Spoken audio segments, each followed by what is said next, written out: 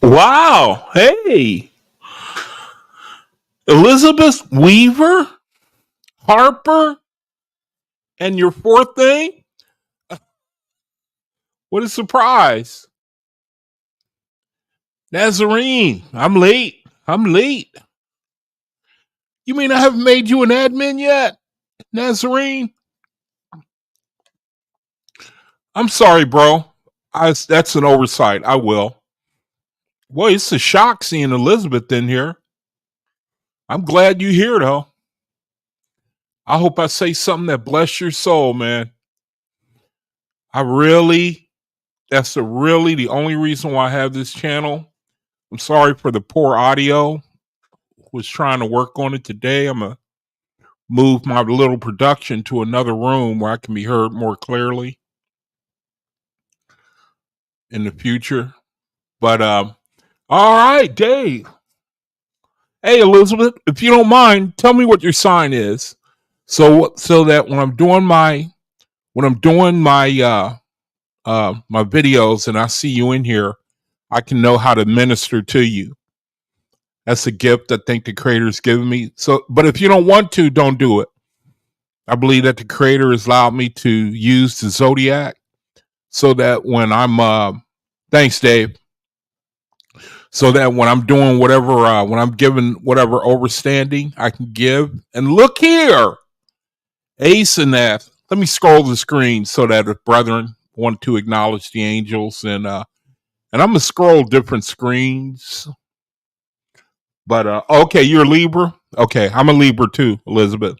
Um, and I asked for brethren, different brethren, their zodiac signs, because the Creator has given me a gift to be able to, when I'm sharing, and I take note of who's in the room. Then He's given me the ability to say things that will go to your vibration.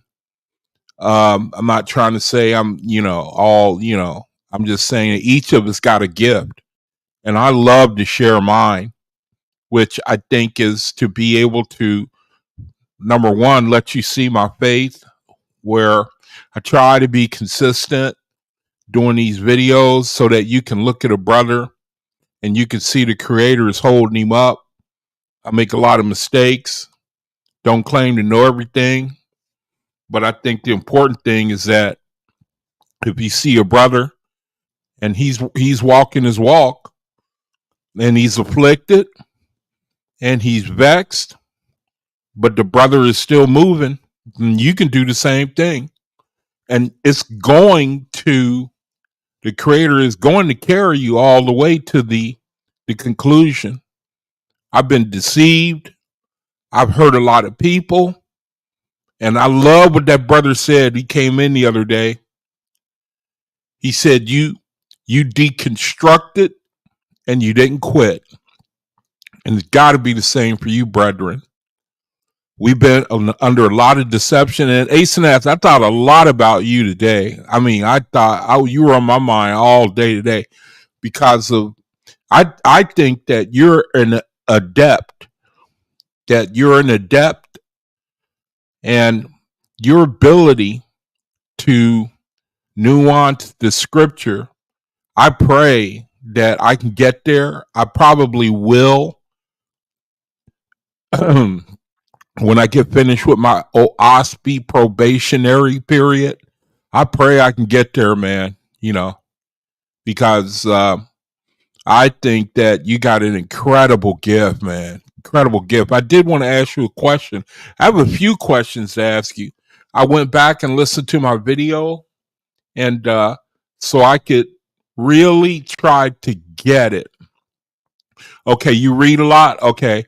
I don't trust everybody. I mean, that's the problem with me so far as what to read. There are people with vivid imaginations in the world, and I'm really afraid of them. That's why I love to just try to stay close to the Father.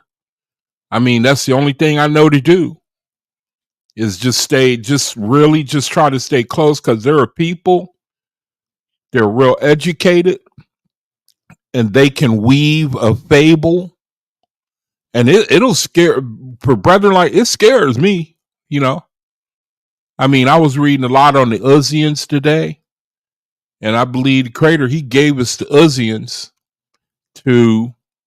so that we could learn a lesson, man, Oh, I forgot to put the link in the room.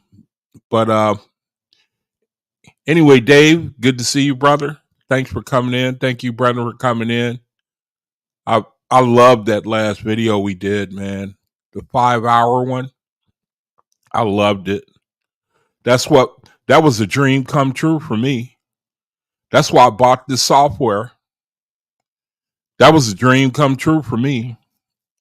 A lot of people came on. We started talking to one another. I had like 4 or 5 people on the panel. I don't expect that every day. I mean, I'm not.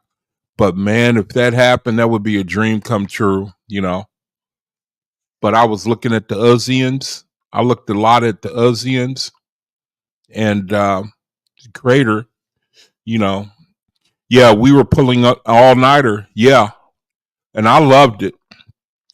There were some problematic things that bothered me, but oh, Dave, I didn't know Dave was Pisces. How do you like that? How do you like that? How do you like that? I didn't know. I did not know. I knew there was something about him, So now I know what's going. Oh, hey, Mahalia. Good to see y'all. Boy, yeah. My dad was a Pisces, man. He was deep. But I couldn't I couldn't mesh with my dad, man. I tried, and I really know that I disappointed him greatly, man. Because with Pisces men, they want their children to procreate. They want grandchildren, man. And I couldn't give my dad any. Come to find out that lead poisoning had a lot to do with it. I acquired lead poisoning, and at the time where I was in a relationship, and we used to wonder why. What was the problem? Why couldn't I get her pregnant? And I didn't know, and I didn't know that I was, you know, um, kind of empty holster, until I learned that when I was in the military, that if you acquire lead poisoning to such a level that you can be made sterile.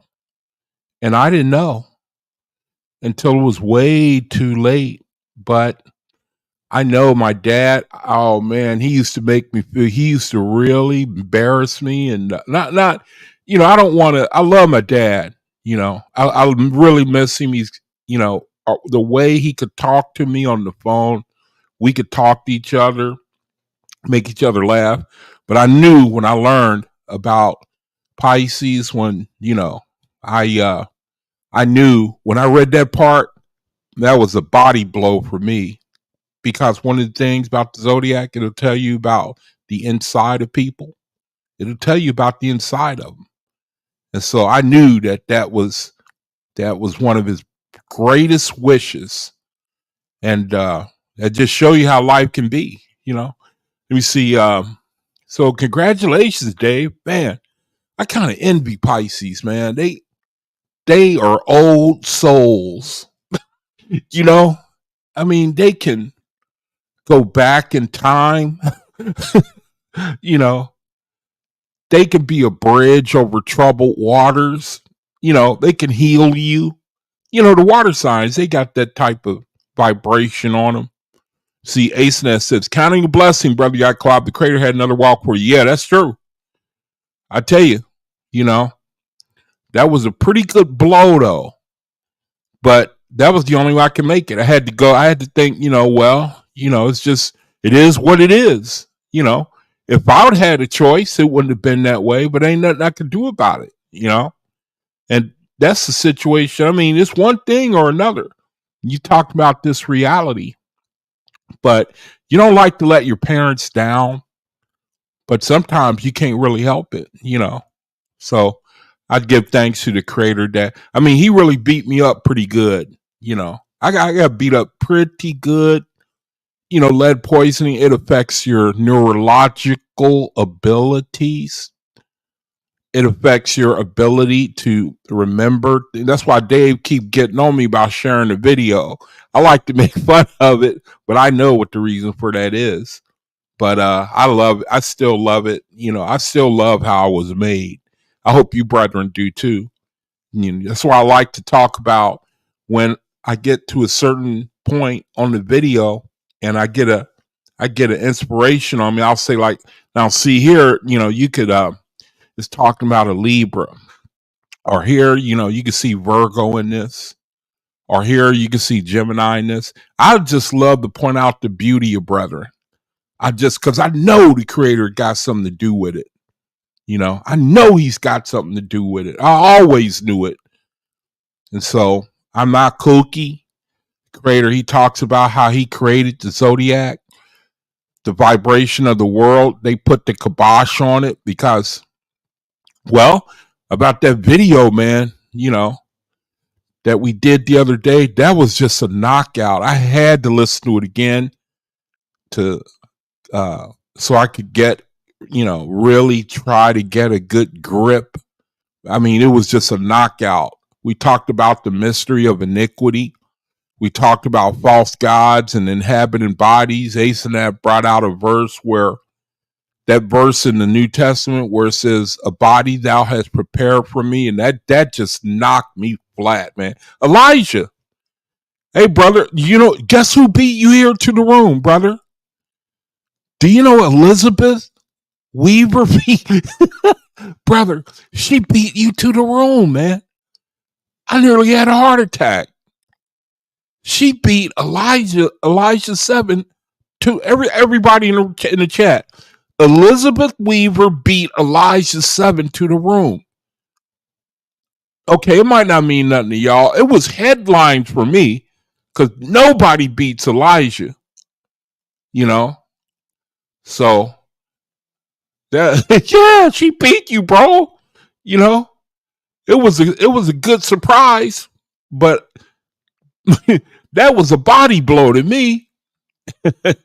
But it's good to see all y'all. Truly, it is, man. It's like I really believe I'm learning what it means when the blessing, the vibration, when you meet with your, you meet with your own kind.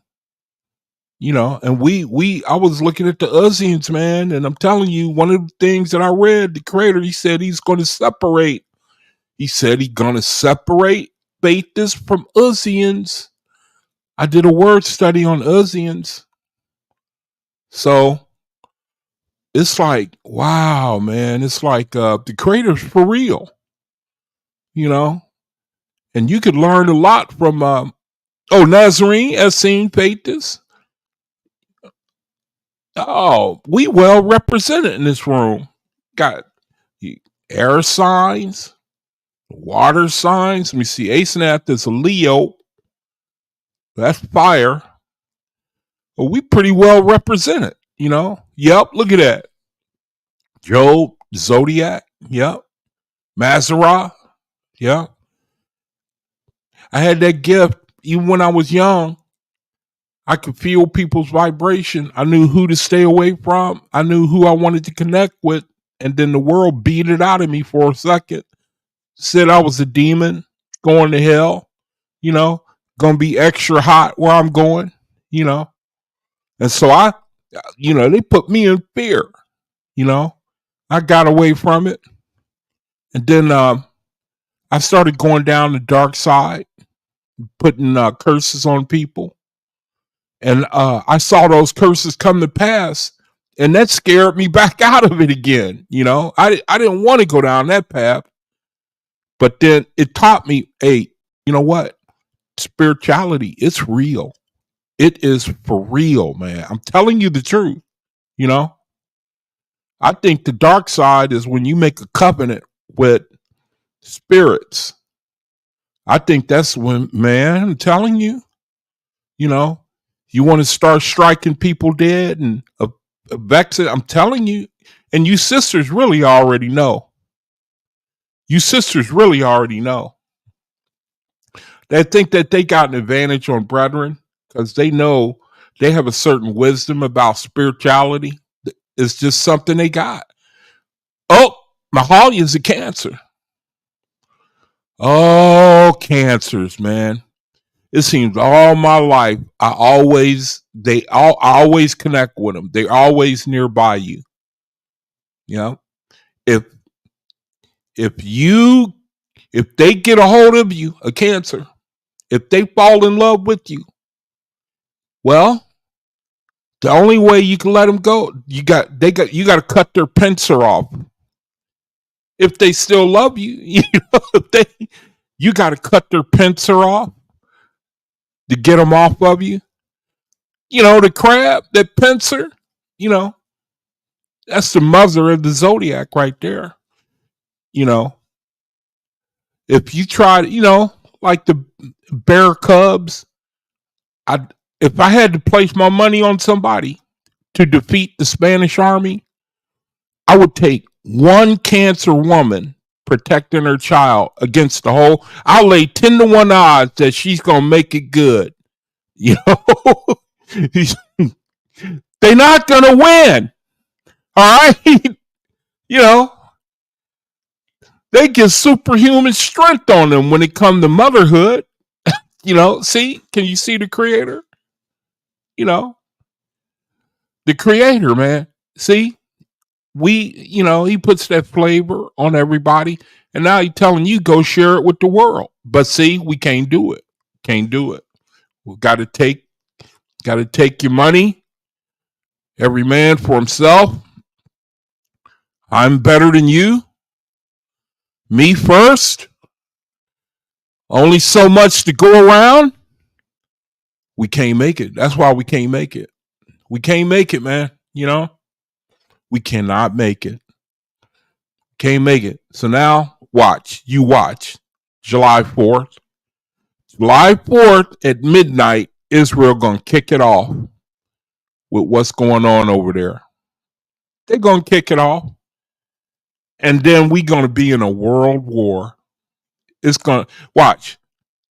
July 4th at 10:45 p.m. Mark my words.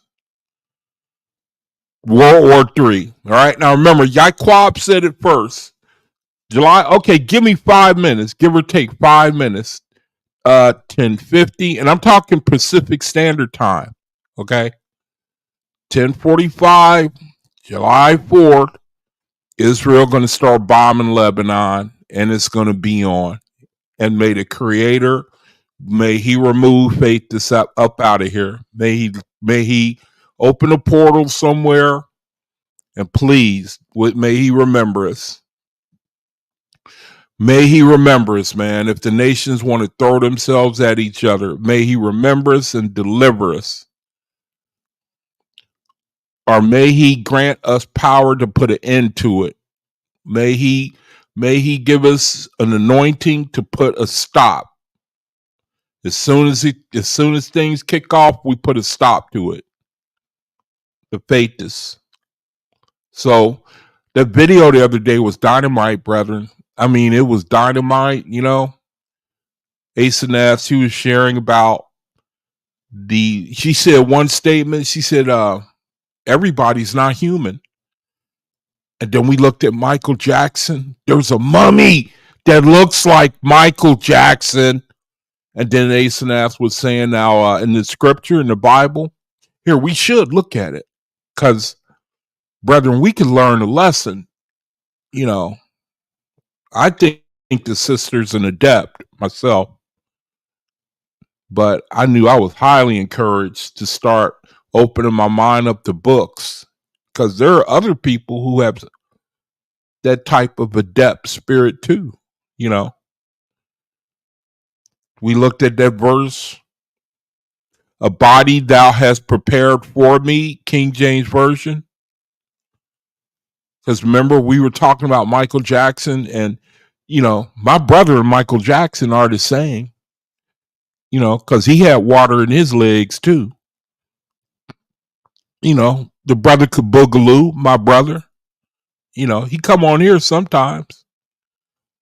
But thank God he wasn't of the line of people where the false gods come back through, man. Thank God for that. Yeah. My brother, he had water in his legs too. You know, he could slip, he could slide, you know. Hebrews 10:6. Hebrews 10:6. So let's look at verse 7. Then said I, lo, I come in the volume of the book. It is written of me to do thy will, O God. And so the world read that, automatically think of the Creator. But it ain't the Bible. It ain't nothing about the Creator. I mean, it ain't inspired of the Creator. I think the Creator, he does speak through it. But I'm convinced now, man, you know, that that is not the word of the Creator, the Old or the New Testament. I think that we have been, it's just not, man. It's just becoming more and more obvious. It seems like the perfect storm to me that the false gods, you know, they got power. I'm telling you, they got power. You brethren are realizing it now in the deception that's in the world. You know, look at this. See, then I said, then I said, Lo, I come in the volume of the book. It is written of me to do thy will, O God. Now, this is not what I wanted. I wanted the part where he says, a body thou hast prepared for me. Might be later on here. Let's see if I can find it. It says, sacrifices and offerings thou wouldest not, but a body thou hast prepared for me. I can't find it. Let's find it real quick. If anybody want to share anything, click. I put the link in the room. Let's find that real quick because I thought, let me see. I might have cut off the screen. Let's see. Okay, let's find that real quick because I want to expound on that a little bit. I just thought that was dynamite what Asenath said to me, and then talking about Michael Jackson and how it just made sense to me how they need a body to come back through, and that explains the otherworldly gifts that okay, Hebrews 10:5. Let me see. Mahalia Natural said, I don't know much about the zodiac signs and qualities. It's cool. It's cool. One thing I learned about the Creator, it's like the old saying, whatever floats your boat, when it comes to blessing brethren,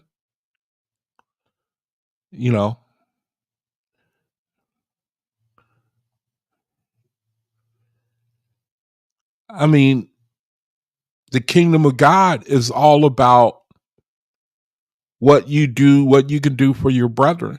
I mean, if you ever read the story about Shalem, I think it's called Jehovah's Kingdom now. It's just it's the most beautiful kingdom on the face of the earth, man. Let me see. Mahalia Natural, she says, but she wants to learn. I don't know if it's something I could be wrong, but it's like there are people who are Suis, there are people who are Sarges. I don't claim to be one of them. I think that we just got all different abilities. And the Creator, he give it to you. Like there might be something that I can subscribe to, but something you may not be able to. But it don't make you any less than me. I'm sure you got, you're a Cancer, which is weird for me, for a water sign not to see the zodiac, but it's possible. Well, see, when it comes to learning about children, that's a sign of the natural mother. Or you could have some other esoteric gift that would be good for the rest of the brethren, rest of us. You all got something, man. That's one of the reasons why I wanted to have this room, because it's an opportunity for you to bring your gift out. See, you bring it out. You talk about your perspective of how you see it. Now, everybody might not agree with you, but that's okay. As long as you coming from spirit and truth, as long as you trying, at least.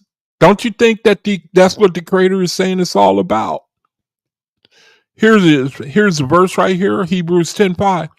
Wherefore, when he cometh into the world, he saith, sacrifice and offering thou wouldest not, but a body thou hast prepared for me. In burnt offerings and sacrifices for sin thou hast no pleasure. Then I said, lo, I come in the volume of books is written of me to do thy will. Okay, so the body, he says, this is, so at this time we were talking about Michael Jackson. Let me see, Dave says, could that verse in Hebrews you just read be speaking about the OAHSPE Bible? In, what did I read? Hebrews 7?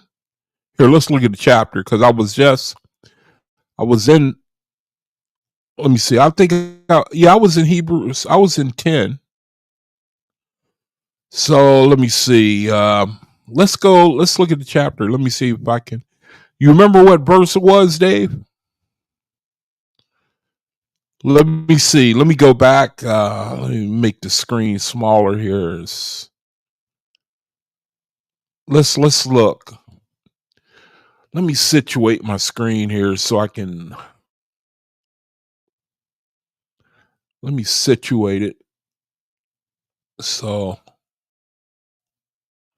I can see the chat and I can see the screen that I want to put up. All right, now hold on a second. Okay. Now, Dave says, could that be referring to the OAHSPE? Now, where was I? Now, I think I was in verse 7. In the volume of the book, it is written of me to do thy will, O God. Above, he said, sacrifice and offerings burn. I don't know what you're referring to, Dave. Hey, you click on the link, Dave. Come on. I only do the lesson or the reading. If nobody wants to come on or say anything, or I just try to keep it going until somebody wants to come and share, or if you just want to hear me talk, then I'll do that. But it says something about coming in another volume in parentheses. Okay, so let's see. It said, in the volume of the book, it is written of me. Okay. What do you see there, Dave? I don't know what are you getting at? Verse 7, it says, lo, I come. In the volume of the book, it is written of me to do thy will, O God. Now, if you ask me now, I'm going to say that O God is Luamong. Because Jesus Christ is very problematic. I think he's a dichotomy. I think he was used to shed a lot of truth. But I think that he was inspired of a false God. Very simple. Now, somebody correct me if I'm wrong. See, Dave says something about coming in another volume. And could that be the OAHSPE? Well, then said I come in the volume of the book it is written of me. I personally think that it's talking about Old and New Testament. Talking about Jesus Christ. Oh, you coming in, brother? Okay, hold on a second. Let me do some dancing on the screen so I can bring in. Good to see you, brother.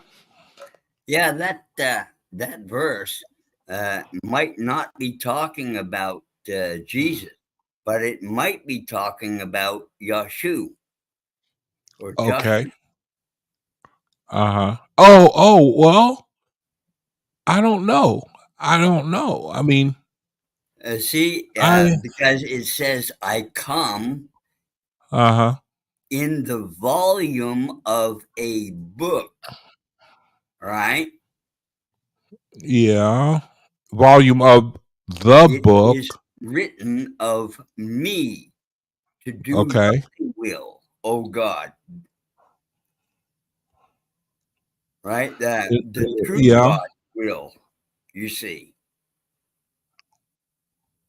And the I don't volume, know. I don't see it that way. I think it's talking about the volume of the book is Old and New Testament. well, it could be, but I mean the way I interpret that would be, see, I go along with the OAHSPE, so I look for stuff that would refer to Uh-huh. Yeah, like you said, I mean, I think you can conjecture it. Maybe. Well, I can't. For me, I think maybe because I've read the Bible, I've studied it, and I've been under a certain vibration, and I've read this a lot of times before. And in my mind, it seems to be talking about the false God, Jesus Christ, and he's written about in the Old and New Testament. I mean, well, in this case, I'm thinking in this case, you look at the verse 8 there, right? Above when he said sacrifice and offerings for thy sin wouldest not had his pleasure therein, right? Yeah. To me, that refers to the true God who's under Jehovah. Yeah, I see. I agree with that. Yeah. Now I agree with that. Yeah, he And had no pleasure therein, and also it's offered by the law, which is yeah, also not the creator. That's not the and creator either. You know, them laws were written by the Levitican Levites, laws. or the Yeah, hangers on that came out of Egypt that married right, Canaanites. right, right. Okay, so doesn't that strengthen? Well, let me see. Asenath said no. The Old and New Testament weren't written yet. So, I mean, I don't know why. I don't know what you're meaning by that, Asenath. I'm talking about the Old and the New Testament, and I'm dealing with what I'm seeing here. I mean, when this was written, then the Old and New Testament were. I'm coming from the standpoint that they were combined. Now I could be wrong. Let's see. Are you coming in? All right. Hold on one second. Let me put the screen. All right, sister. Good to see you. Good to see y'all. Good to Thanks see for you. coming in. See you. Yeah, no, I was responding to when you said that you were thinking that that scripture was talking about Jesus Christ, but brother David Long had said he was asking, could it be in reference to Yeshua? And that's what I was saying. Yes, because you have to remember, like at this time, the Old Testament was the only thing that was written because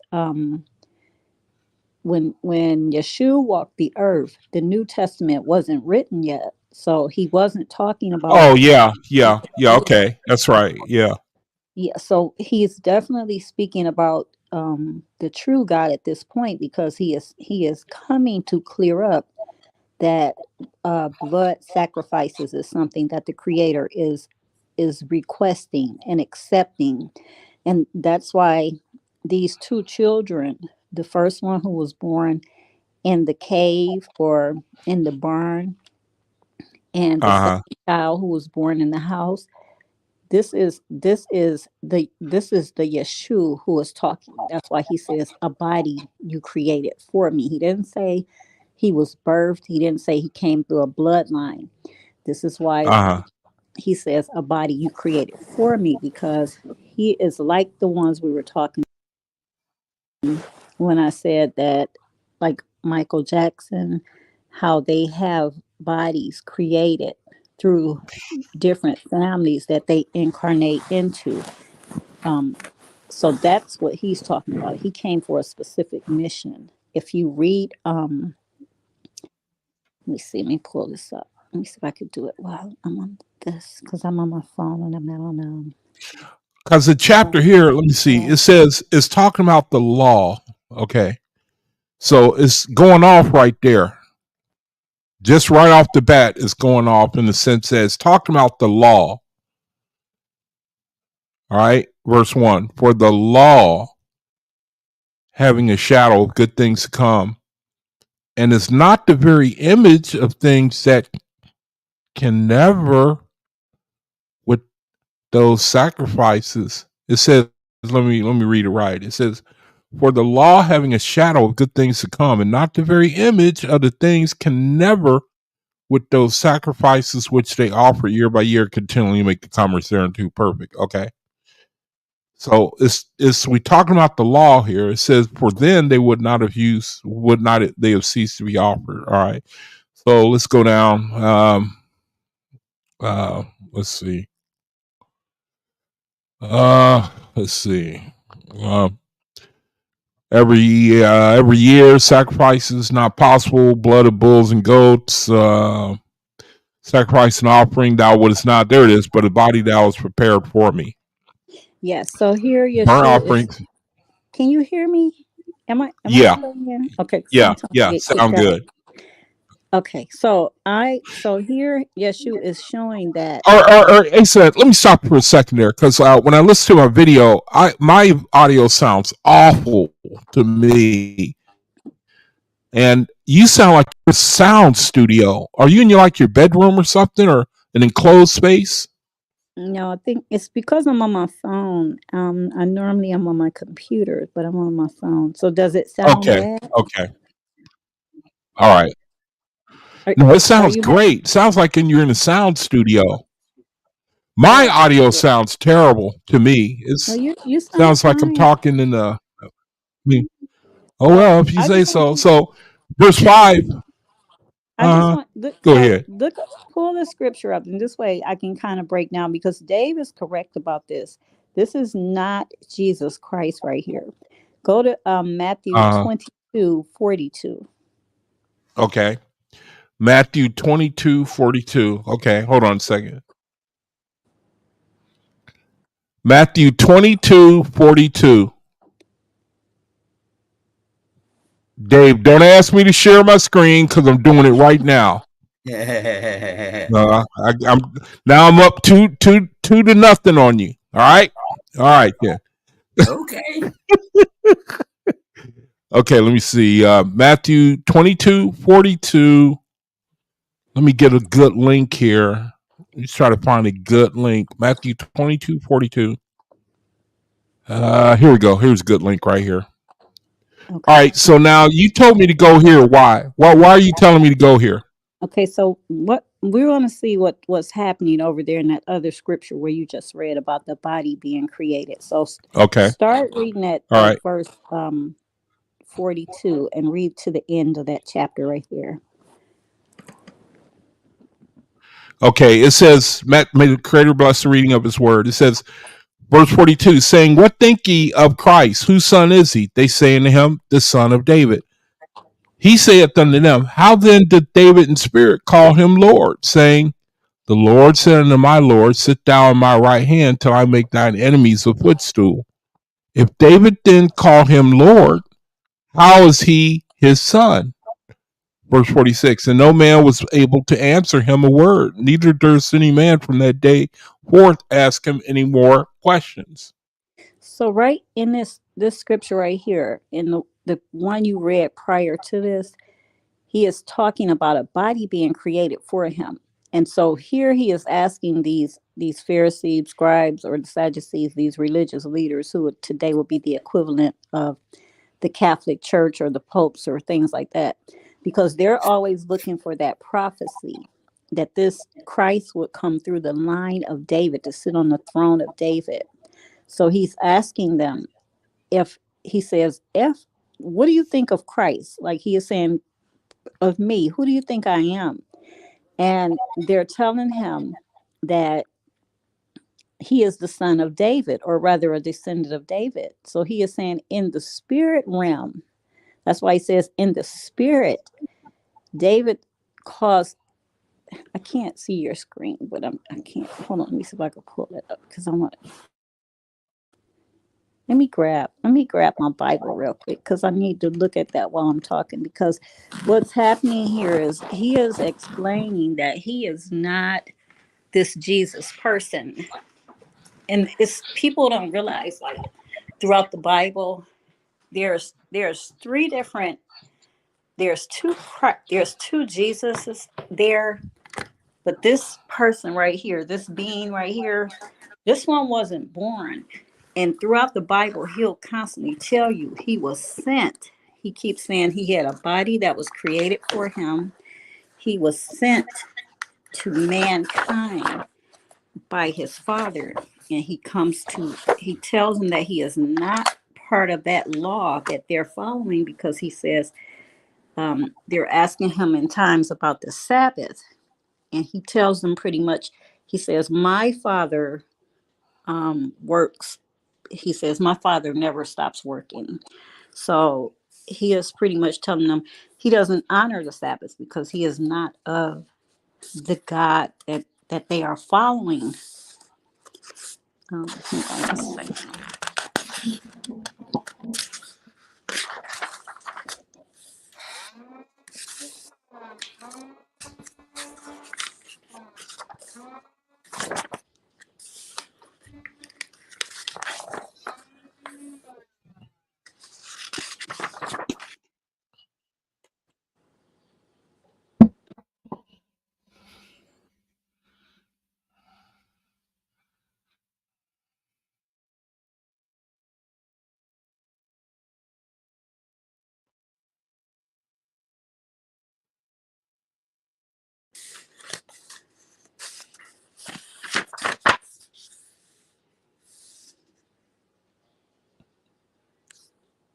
What did I just?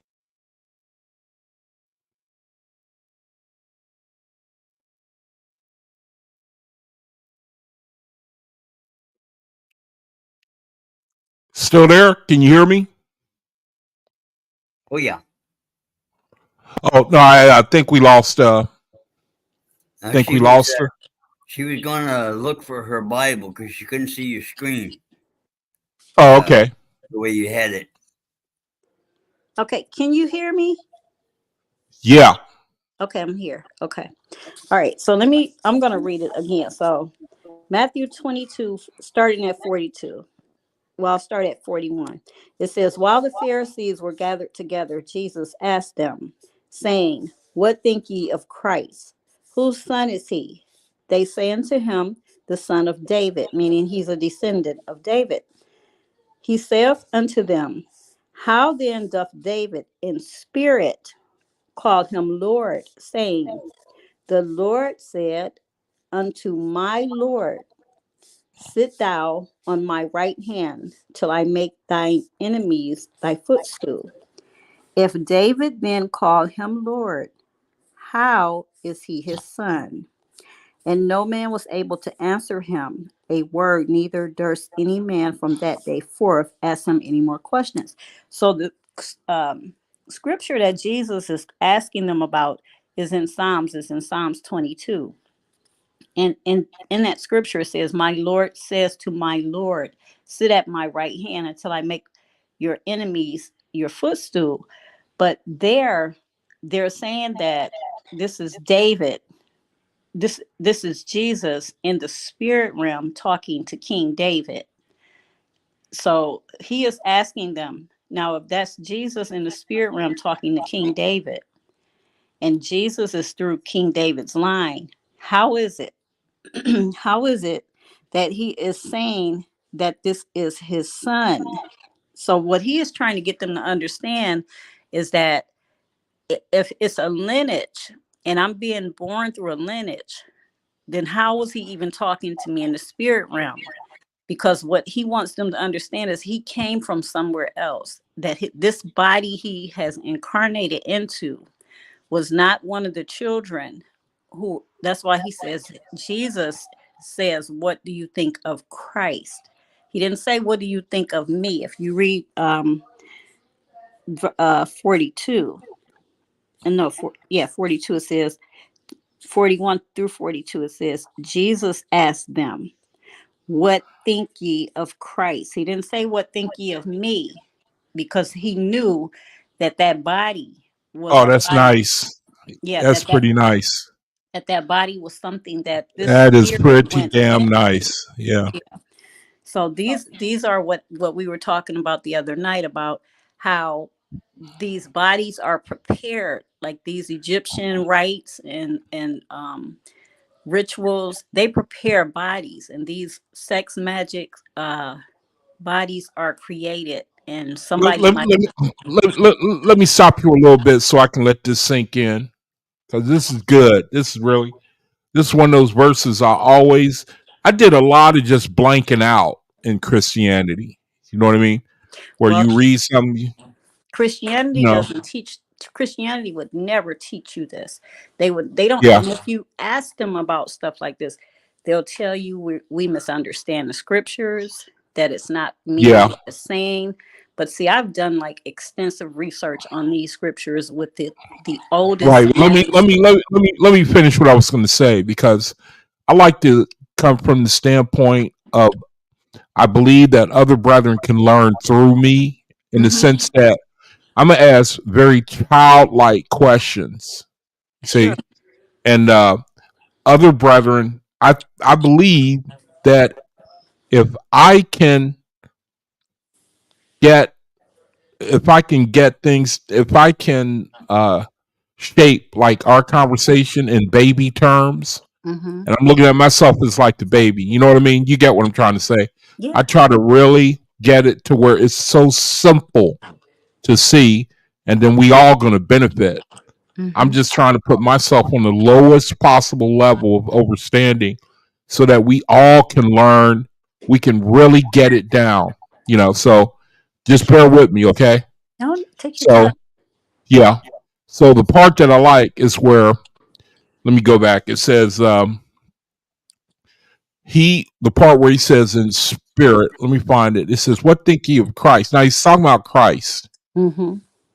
Now I think you mentioned. Let me Now see. Oh, this. there we go. There we go. There we go. Verse 43. Mm-hmm. He saith to them, "How then doth David in spirit?" Yeah. That's the part that grabs me right there. Because Mm-hmm. how does David in spirit Mm-hmm. call him Lord? Now, if you would please expound on that again. Sure. Okay. Let me go back here. It says, "How then," verse 43, So they okay. ask So him, "What think ye of Christ?" Okay, now the proper overstanding is talking about, and really we are called to be Christ. mm-hmm. You know, it's like you could say here, "What think ye of the faithest? Right. Well, Whose this son is is he?" And they now. say, This, go ahead. Go but ahead. then they say, yeah, yeah, okay, go ahead. I'm sorry. No, no, no. Because I want you to understand that because um, Because sometimes this we have is to like do a little translating. yeah, because like you said, in Christianity, they you read things and you go over it and they'll tell you it's this or it's that. But with the Bible, what I learned while I was studying the Bible, studying ancient manuscripts, is everything is explained in Scripture. Everything, and it's 66. It's 33 books in the Old Testament. It's 33 in the New Testament. That's 66 books. 33 is a hierarchy number. It's an occulted number. Christ died at 33. We all are tested at 33. I'm sure if you remember when you were 33 years old, it was probably like one of the hardest years of your life. You went through something. Um, so here it's when it asks, so again, this is Jesus talking to the Pharisees, and he didn't say, "What did you think of me?" It says he asked them, saying, "What think ye of Christ? Whose son is he?" He didn't say, "Whose son am I?" This tempts me to want to look at other translations. Yeah, you Because have to. I'm You sure, definitely have you to, know, because this is how I came to these conclusions.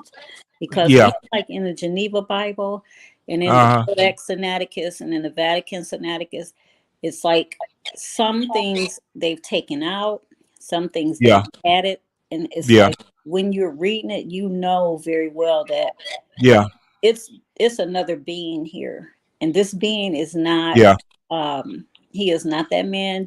Like so those yeah. two. He don't very often speak in the third person like this. Mm-mm, You mm-mm. know, I love it, man. He says, "What think ye of Christ?" Yeah, See, whose son is he? he's when you look at it, he's giving himself away. See, Yeah, because that's how. he's letting you know this is not this. Yeah, You're talking about somebody else. That's why he isn't, said, isn't that something? and this is why when we were talking the other night, and I told the brother, I said, there's a difference between Christ and Christ, Kriste, because that Christ is the spirit, the wisdom of God Himself, like the Creator, and that's why Hmm. He says, "What think ye of Christ? Whose son is he?" Now, if he's Christ, wouldn't he know that Who's the yeah? Pharisees? Who do Yeah, you, who do I? He will point to himself. wouldn't the Pharisees also know that Mary's his mom, Joseph is his dad? Like the community they live in is a small community. Wouldn't they know who Hmm. he was? So Hmm. he said to them, "The son of David." He saith Hmm. unto them, how, so he's not saying, "How did David talk to me in the spirit?" He says, "How doth David in spirit call him Lord?" He didn't say, "Call me Lord." He said, "Call him Lord." So who are they talking about? It's somebody else. And Hmm. he says, if David calls him Lord, how is he his son? So if I wouldn't call my children are. Well, yeah, my children wouldn't call their dad Lord because that would mean Mhm. they're worshiping their dad. So he is saying if David called this being Lord in the spirit realm, David knew this was somebody that was very powerful, that wasn't Mm. one of his ancestors. That's why he said, the son of David. This is not one of my ancestors. I didn't come through this line. No, this is the God. This is the true God. So it's these Pharisees who are versed in religious teachings and who have all of the ancient antiquity and writings from the beginning.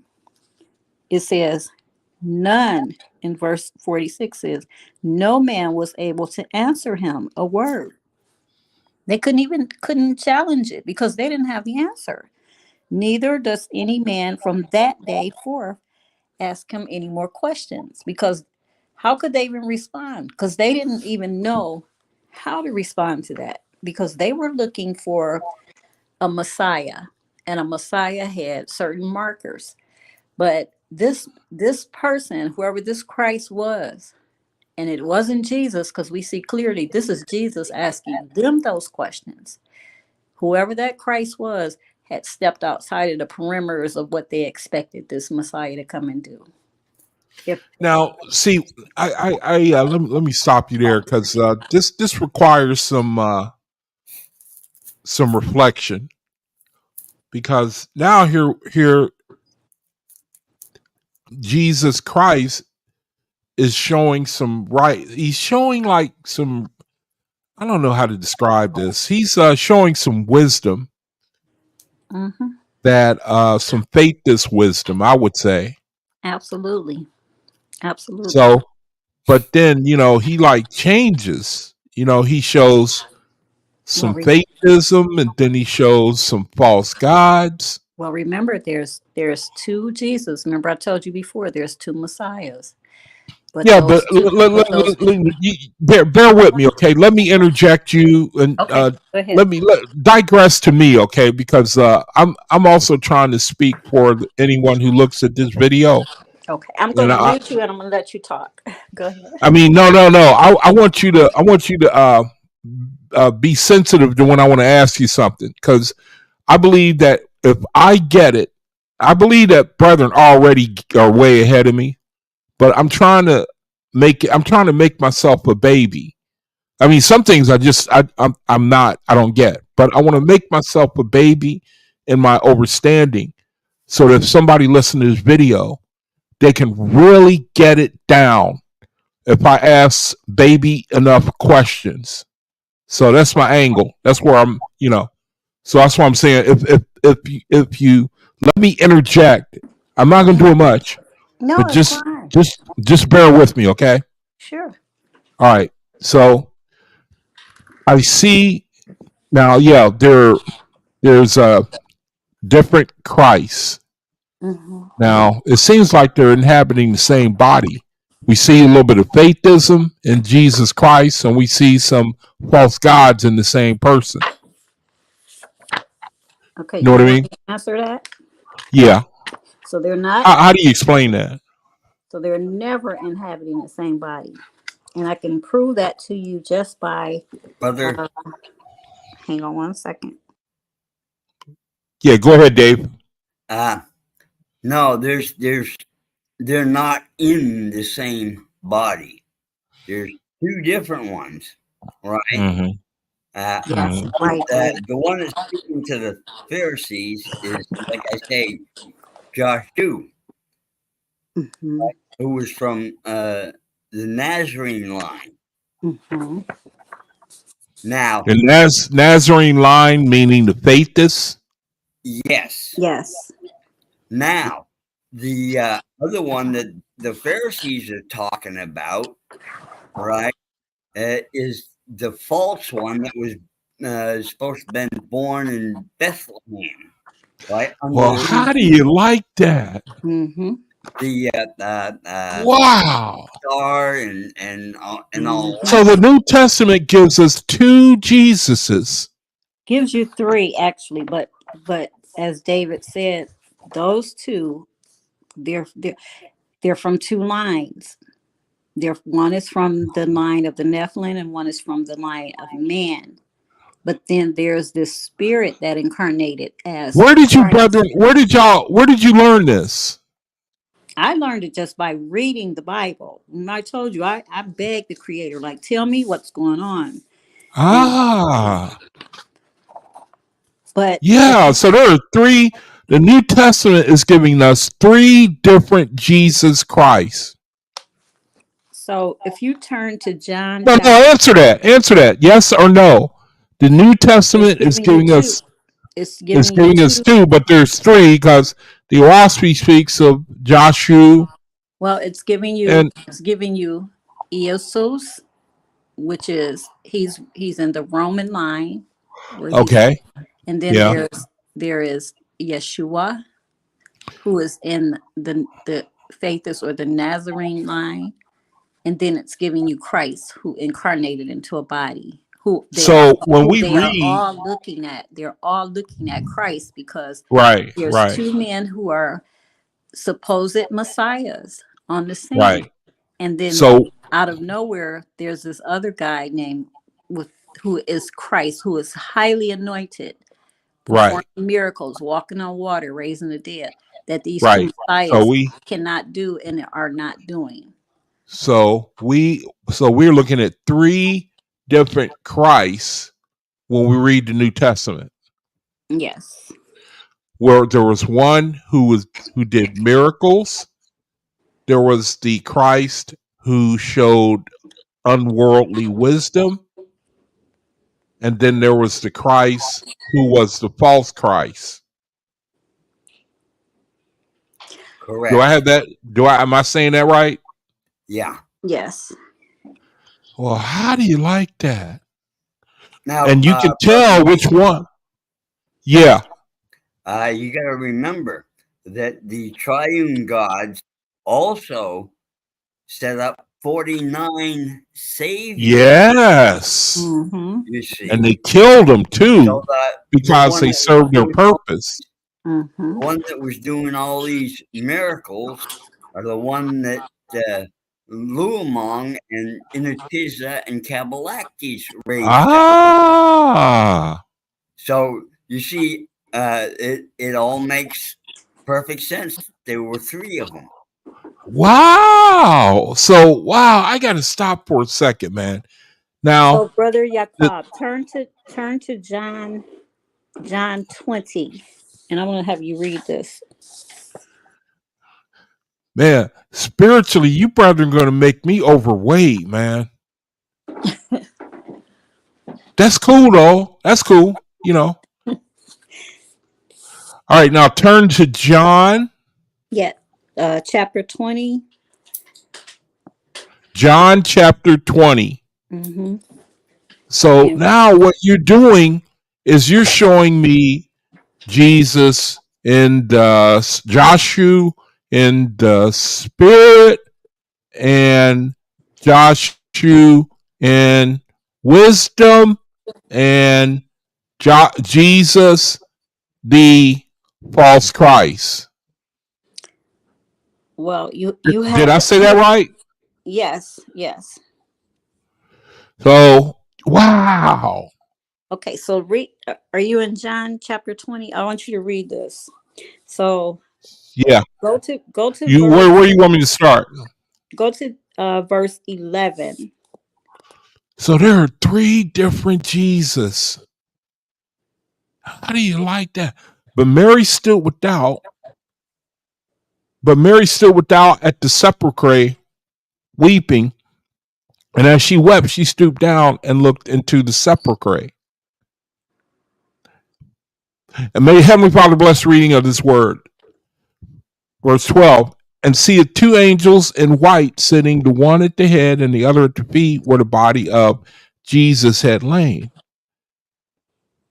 And they said unto her, Woman, why weepest thou? She saith unto them, Because they have taken away my Lord. I do not know where they have laid him. Verse 14. And when she had thus said, she turned herself back and saw Jesus standing, and knew not that it was Jesus. Verse 15. Jesus saith unto her, Woman, why weepest thou? Whom seekest thou? She, supposing him to be the gardener, said unto him, Sir, if thou hast borne him hence, tell me where thou hast laid him, and I will take him away. Verse 16, Jesus saith unto her, Mary, or Mary. She turned herself and saith unto him, Rabboni, which is to say, Master. Verse 17. Okay, Jesus said, you could stop right there because I wanted you to see that. So okay, yeah. if you and me and David and let's say Jamia and Elijah, and we all hung out every day. We ate our meals together. We went out to, hung out, like did everything together. And then one of you left. And when I saw you again, I looked at you and I didn't know it was you. What would you think would be the reason why I didn't recognize it was you? Because here Jesus has been resurrected. And Mary is looking for him, and these angels are saying, who are you looking for? And she's like, my Lord, my teacher. But he's there, and she's talking to him, and it says she supposed him to be a gardener. So what do you think is happening right here? The reason why she didn't recognize him? Because she was under a deception. Well, not only was she under a deception, Dave, what do you want to expound on that? She looked that verse and I couldn't figure it. So obviously, she did not know the spiritual Yahshua. Well, not only that, but again, we've hung out together, we've eaten, we've slept at each other's houses. This is a different man she's looking at. She's looking at somebody totally different who does not look like the Jesus that she knows, because he's been resurrected. But not only that, she didn't even know who he was. So the appearance of this person who is standing in front of her is not the Jesus that she has done all those things with. If you follow me, this is another indicator to show you there's different characters being played by this. So this is a proof verse that shows you the different Jesuses. Because she should be familiar with who Jesus is. Yeah, but this is like proving to you. Yeah. It's like the two disciples who's walking with him on the road. And then it says they're listening to him, but it says they didn't know who he was, but they're listening to him. And then suddenly he's disappeared. And then they ask each other, wasn't your heart burning at these words he's saying? Like, didn't he sound like the Lord? So why didn't he look like the Lord? Who are you looking at? So these is laced throughout the whole Bible. So they are dealing with three different beings at all times. And one of them is the legitimate, he's of Nazareth. And as Dave said, the other one is from Bethlehem. And then there is the Spirit Christ, who is the incarnate of the wisdom of the true God. And he is always doing, or his wisdom to them is always about what faith is belief, feeding people, helping people. Well, going back to praying to the Father, don't worship me. So the one who was not the true Christ was the one who had a lineage. Two of them have a lineage. Two of them. Okay, just bear with me, okay? Because I'm gonna be slow here. I'm gonna be real slow. So, well, I'm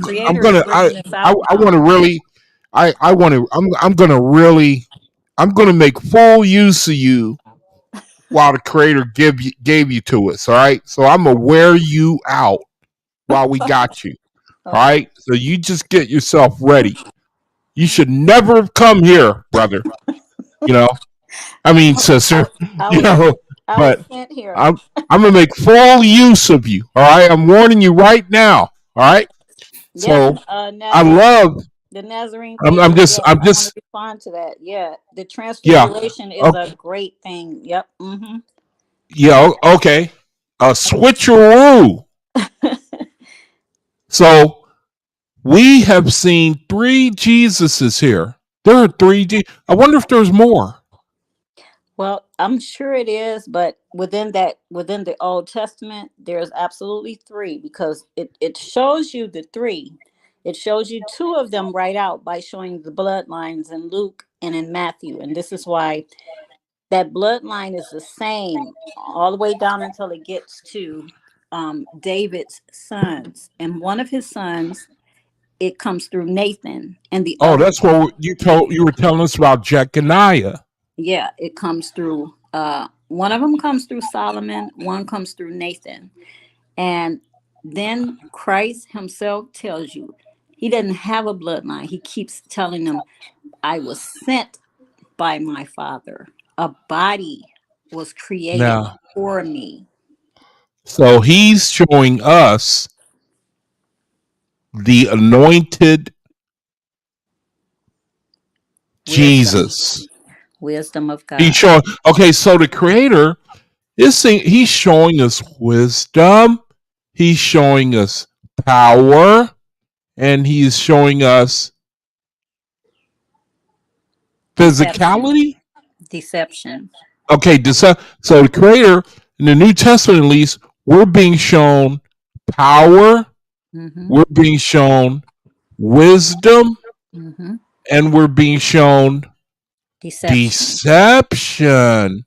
Because the one who is the deceiver is the one who is requesting us to Worship worship him. the Father, his Father. No, he's telling you to worship him. Where? You can't go through me. You can't go to the Father unless you Oh, go okay, through yeah, me. that's a good point.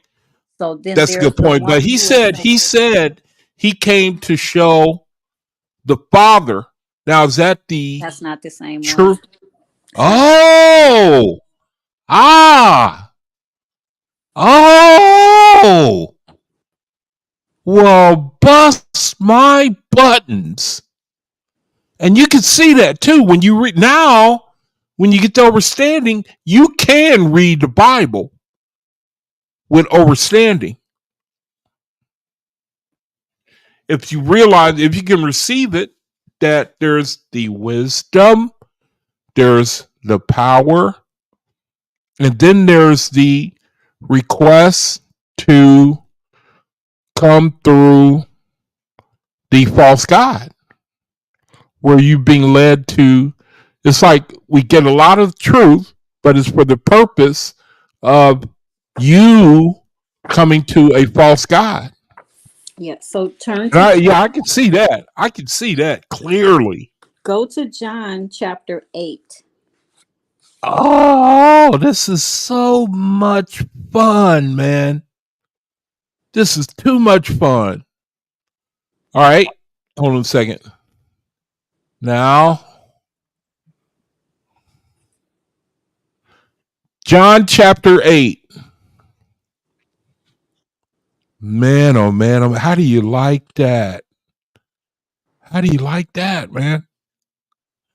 There are three different pictures of Jesus of the well, there are two of the creator and one of deception. Mm-hmm. And when you read, that is, I can receive that because I just can. It harmonizes why he seems to contradict himself. Mm-hmm. It's just You like in know, the Old Testament when we're reading there, and you think that the Father is there, and he's like I said in some passages, he's saying, "Kill these people, kill the kids, take their land." yeah, But then there's the passages that's saying, like, what is wrong with you? Like, where did you get this from? Like, who these thoughts have not even come into my mind. Why would you do that? So it's like this is why you meet people and they say the Bible is full of contradictions. No, because whoever translated the King James Bible from the original scrolls and ancient texts of antiquity, took out the names that would let us know exactly who is speaking, when, where, and why. But the Spirit itself, His Spirit that's in us, that Bible says it bears witness to His Spirit. And it bears witness to the fact that when we read it, we know, like, this is not our Father talking here. It's like you said, when you read the laws, some of those things is just crazy. And you say, we couldn't uphold that. We can't do that. And then we're going to get killed because we can't. So the Creator, why would you make that law? And then when you really read it and you know it's not Him, then it makes all sense. But if you go to John chapter 8 and go to verse 25 and read from there. Okay, hold on one second. Hold on one second. You caught me I was trying to make Nazarene an admin right now. Oh, take your time. I forgot to make him an admin. Okay, I'll do it later. Now, John chapter 8. John chapter 8. Where do you want me to start? At verse 25. Okay, verse 25. Wow, I love Creator. Very simply, thank you. Actually, you could start at verse 23. That this was going to open it up. Okay. Creator Jehovah, thank you. Thank you for this wisdom that's blessing us. Verse 23, and he said unto them, you are from, oh my goodness. Oh man, you're killing the old man. And he said unto them, ye are from beneath. Oh man, I am from above. Ye are of this world. I am not of this world. I said therefore unto you that ye shall die in your sins, for if you believe not that I am he, ye shall die in your sins. Then said they unto him, who art thou? And Jesus saith unto them, even the same that I said unto you from the beginning. Verse 26, I have many things to say unto you and to judge of you, but he that sent me is true. I speak to the world those things which I have heard of them. This talking about the true Father. Yes. Verse 27, they understood not that he spake to them of the Father. Verse 28, yeah, this is real good stuff, ain't it, Nazarene? We should be paying billions of dollars for this. Verse 28, then said Jesus, yeah. Go ahead. Verse 20, okay. Verse 28, then said Jesus unto them, when ye have lifted up the Son of Man, then shall ye know that I am he, and that I do nothing of myself, but as my Father hath taught me, I speak these things. Verse 29, and he that sent me is true. It's he that sent me is with me. The Father hath not left me alone, for I do always those things that please him. Okay. As he spake, okay. That's it. So that right there, okay. This Christ that's speaking right here, this is the Christ that was sent out by Jehovah. This one, that's why he said, I am not of this world. If a child is, so then there's one that says that you must come by water. He says you must be born of water and spirit. So the water and spirit is the life that a newborn baby comes through the womb. That water is the water that breaks in birth. He didn't say that. He said, I was sent here. I was sent by my Father, and I'm not of this world. And we already read, he said, a body was created. But somebody, let me interject for a second. But somebody would say, yeah, he was sent through the water and the blood. No, because just because I was born doesn't mean somebody sent me. I was birthed. But now if I create a body, or if I give you a astronaut suit and I send you to the moon, you have a mission. So yeah, I mean, I'm with you. I'm with you, but I can see how it would be argued against. Well, it's again, like I said, and I know it. I know that because some people, they can't receive it because they haven't understood the esoteric side of what's happening in this Bible, and they have not read other books. Some people refuse to read other books. Some people refuse to hear anything outside of what they can touch with their hands or what they can see with their eyes. Hey, Reg. But it's Good to see you, brother. I'm sorry, Ace now. oh no, it's fine. I hope you're coming along pretty good, man, with the death of your father. I'm glad to see you in the room, brother. We knocking it out. The sister is killing us tonight. She killing us, man. Go ahead, brother. I mean, doggone it, sister. Shoot. Sorry about that. No, it's fine. But I just wanted to open that up to you because like I tell people this all the time. The Jesus we're clapping and dancing to in the churches, that's the one that wants the worship for himself. And so we always must remember it started out with two bloodlines of Cain and Abel. Well, when Abel was killed, the Bible tells us that there was another bloodline that started. So one of these bloodlines is man, one is mankind, and it's going to proceed till the end of the wicked world system. But then these people were fighting over who was who and who's going to sit on this throne and who's going to inherit David's kingdom. And like I said, in those two books, the book of Luke and in the book of Matthew, those two bloodline lineages of how Jesus was born into who, they're the same up until they get to David's sons. And one is in the Nathan is one and Solomon is the other one. And that's where it branches off at. And one goes to the line of Judah and Joseph, and the other one goes to the line of Dan. So yeah, that's right there. So Well, let me see. One goes through the father and the other one through the mother, right? no, so Jewish people only use the mother. They never No. I know they do. I'm just trying to recall. I'm just trying to recall the lineages. Yeah, so this is what they've always taught the world, that one is Joseph's bloodline and one is Mary's bloodline. Yeah. Jewish people never, ever, ever use the father's bloodline. So that cancels that out right there. We know these are not Jewish people that is talking about. They're using a patriarchal bloodline because they're talking about David. So if it's David's bloodline that they're talking about, where in King David's bloodline was the usurpation?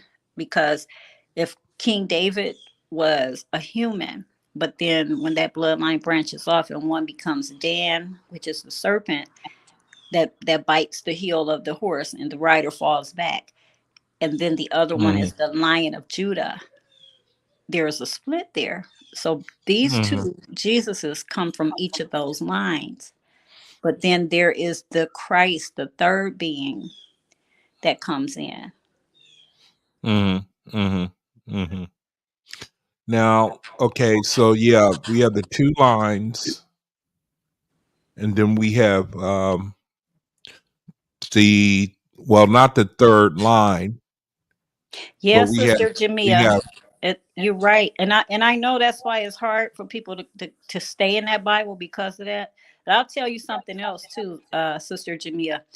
People never ever realize when Joseph says that he had a dream that he said he dreamed that the sun and the moon and the stars were 11 stars were bowing down to him because he had 11 brothers. There was 12 of them.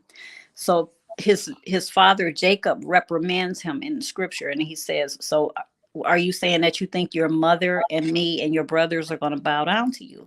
So right there we see there's a hijack in the scripture. There's an error there, because when Joseph had that dream, Joseph was like about 17 years old, and his mom was dead because she died having his younger brother Benjamin.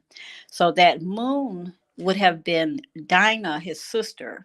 And people don't realize that Dinah had like her own bloodline, her own tribe that went out and did something.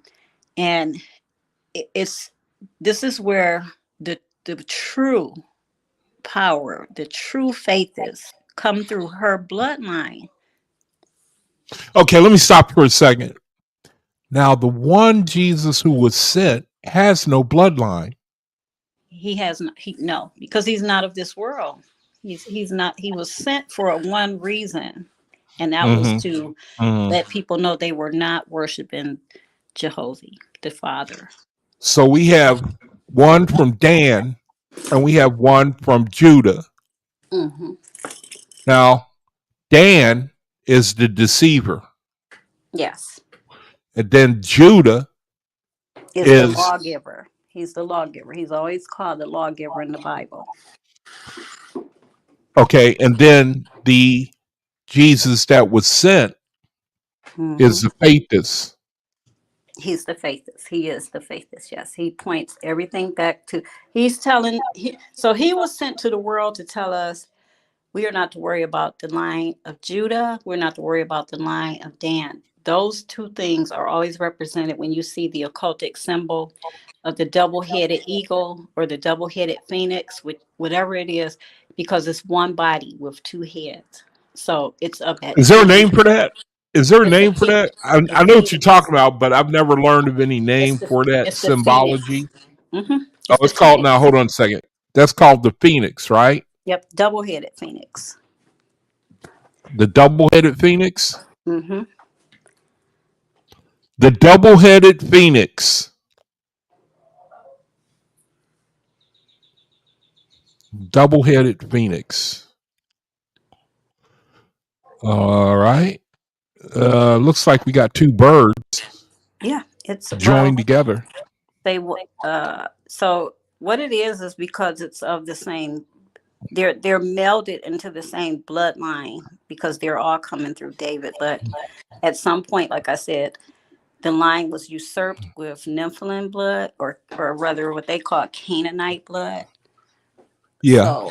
So the true But you Christ said it came. was a lion. You said it was a lion and an eagle, though.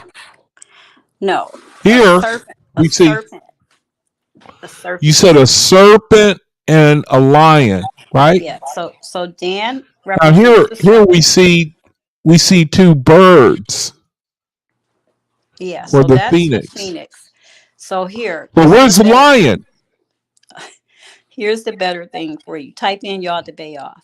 No. I'm asking where is the lion I'm in this type in depiction?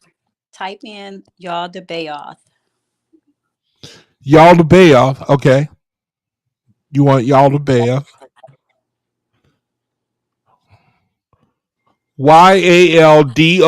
YALDOABOTH. Okay. Now. Okay, yep. You got the lion. You got the lion. All right. We got the lion. We got the lion. Now where's the We can't serpent? we can't see your screen. Switch the Oh tab. shoot. Oh no, she beat you to it, bro. She beat you to it. You don't get credit for that. Now you got two of us on here. Okay, let me see. I mean, I believe you, sis. You know, I'm just I don't see I'm looking for the lion. Scroll back And up to the top. Scroll back up. Scroll back okay. up. All right. Okay. It's right there. You see that serpent and lion mixed together? You mean the body of a serpent and the head of the lion? Mm-hmm. Okay, that's cool. Yeah, I hear you. Good. Yeah, right. Got you. Yeah. Wow. So that's really symbolic of the two lines. It's Yes. the line from Dan and the line of Judah. Correct. But faithists are not in this. This is not our fight. We don't have a dog in that fight. We don't have a stake in anything that has anything to do with King David. I don't care even if our bloodlines are tapped into theirs or if our bloodlines are tapped into Nephilim bloodlines. When we choose the creator, when we choose his path, all of that it no longer applies to us. That's one of the things that always gotten me. That God said he loved David, right? Mm-hmm. And he was a man after his own heart or something like that. Mm-hmm. and he went and killed one of his captains, Uriah, I think it was. David was Oh, a the guy that he yeah. slept It with was his wife. Yeah, Uriah. yeah. It was Uriah. David was full of blood. Yeah, Uriah the Hittite. Yeah, that's right. Yeah, he So, was full of. I mean, David was a man after God's own heart. Mm-hmm. Yeah, that You know can't be. That's that always something didn't go ding ding ding. It went clunk clunk clunk. Mm-hmm. And he was protected through a lot of his corruption. David was protected through he when he took Bathsheba, he raped her. See, they make it like, oh, he took her to his castle and this and that. No, you took a married woman, you raped her, got her pregnant, sent her back home, went and got her husband, tried to make him sleep with her, he wouldn't. So you had him killed. Then you took and brought this girl to your palace, and then you had three sons with her.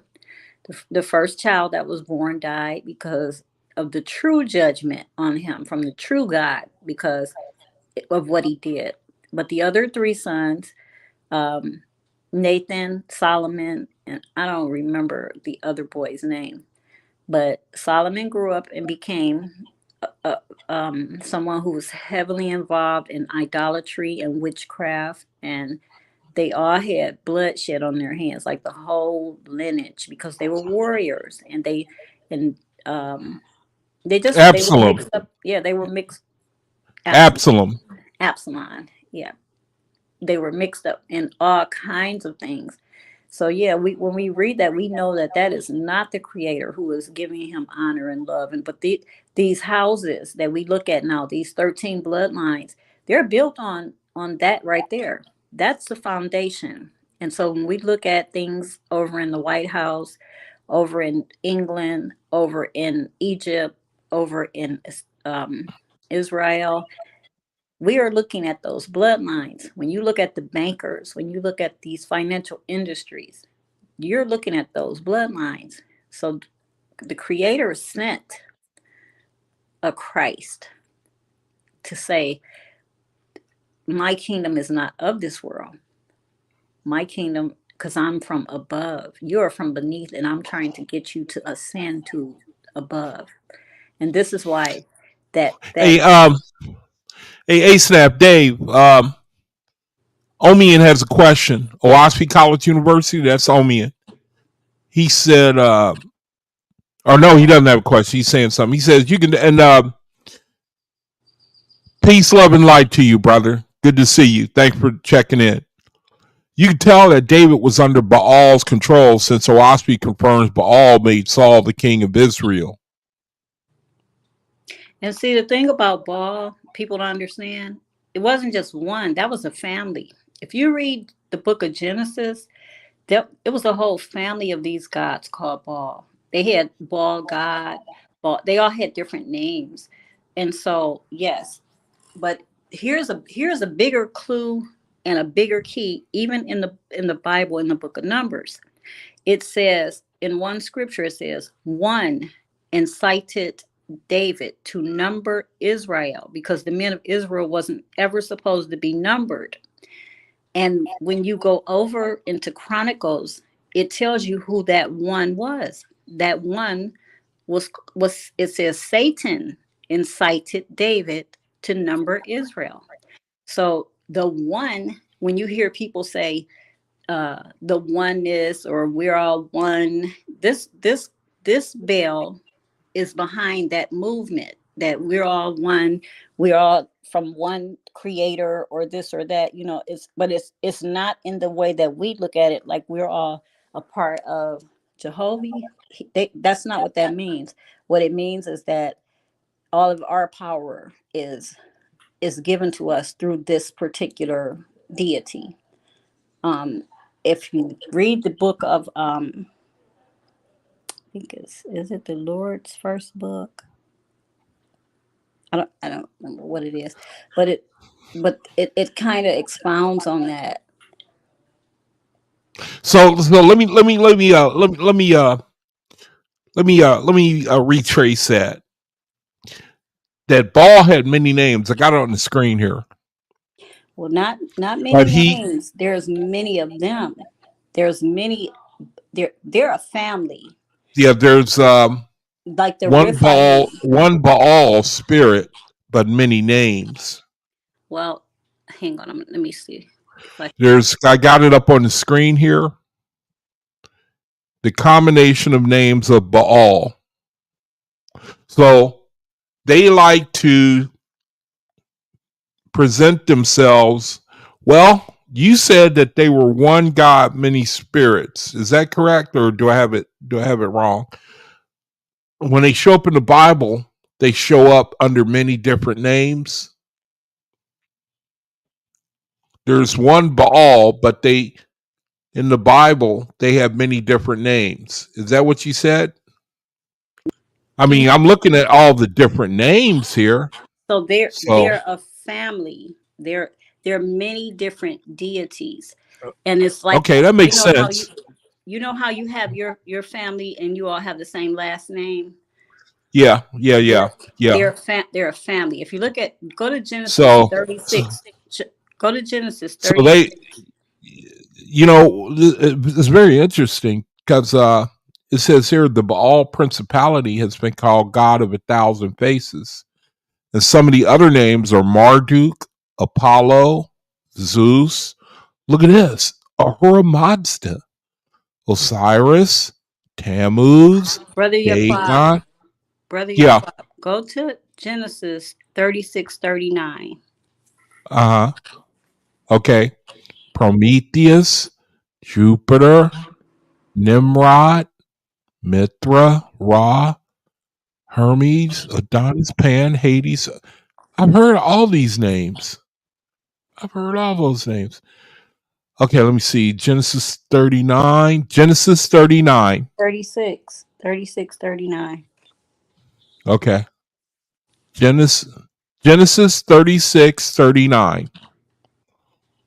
So now we've established that Baal is many names, but it's a family of gods.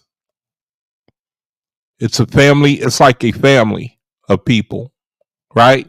That's what you're proposing?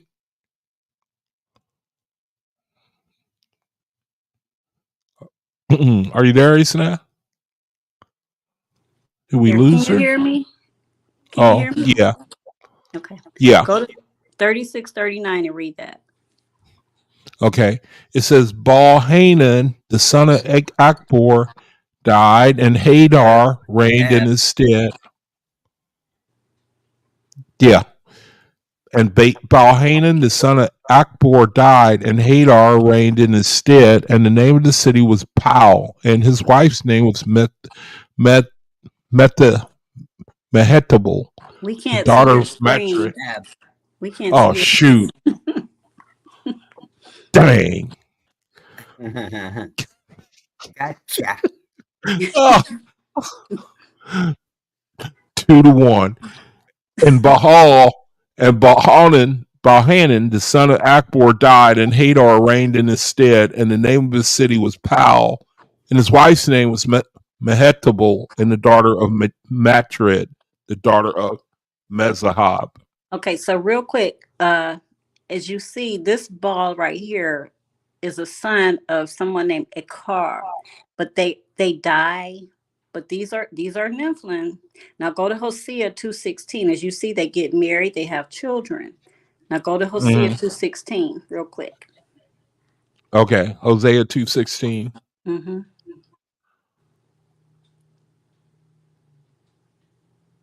Okay, Hosea 2:16. All right. Let me see. Hosea 2:16, King James Version. And share your screen with us. No, I beat you to it, man. See? You tried to cheat, man. I beat you to it. You don't get any credit for that. Okay. And it should be at that day. See, sometimes I might sucker y'all. Right when I know y'all getting ready to say share the screen, then I punch it in. So see, you gotta watch your Iquab, all right? He still got a little bit of, Hosea 2:16. And it shall be at that day, saith the Lord, that thou shalt call me We Ishi. don't see your And shall, screen though. We don't see Yep. the screen. oh, you might got me now. Okay, I now got see, you again. doggone it. Oh man, see there. Look. Oh, oh my goodness, man! I thought I had y'all there. Mm-hmm. Okay, here we go. Hosea, shoot. I was getting proud there for a second too. You can get humbled that fast. And shall in that day, and it shall be in that day that saith the Lord that thou shalt call me Ishi and shalt call me no more Bali. Yep. So as you Famous, see, famous scripture. this is the God of Israel, and Uh huh. Uh huh. he is a ball too, and that's why he's saying in this day you're going to call him Ishi, which means Mm-hmm. master, or rather because it'll mean their master, because you shall no longer call me. It says belly here, but it's Bali. Um, but it that that word just means Lord. So these families there were many of them under the name of Baal. But if you read Genesis and Numbers and Chronicles, you'll see that they were marrying human women. They were having kids. So these bloodlines come through them, and so they are of the houses of the dragons and of the serpents. If you look at a lot of the flags around the world, you'll see a lot of them have dragons on it. They kind of are like their ensigns that the book of Deuteronomy said they will have ensigns, and you'll know who they were on their flags.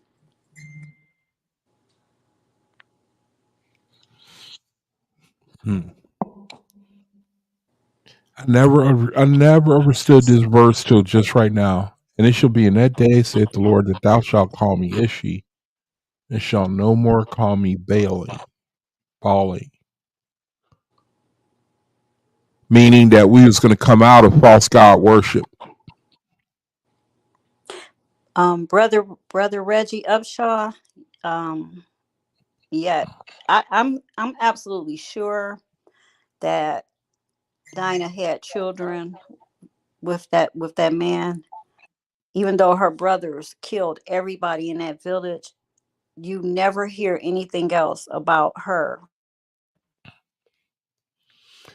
So you're saying that she was a progenitor of the Thetis, Dinah.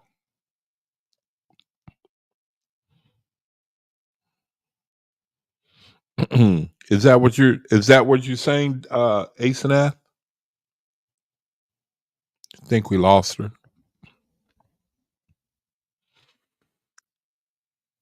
So there are different, it seems like there are different there's different lines that are in the Bible. Even the unlineage line, the spiritual line, is what I think the sister is saying. Especially in the New Testament, there was the Jesus that was sent. He was sent. A body was prepared for the Jesus that was sent. Can you hear me, Dave? Do I have you on, or it could be Oh yeah. me? Okay. So there was the Jesus that was sent. There was the line of Judah, and then there was the line of Dan.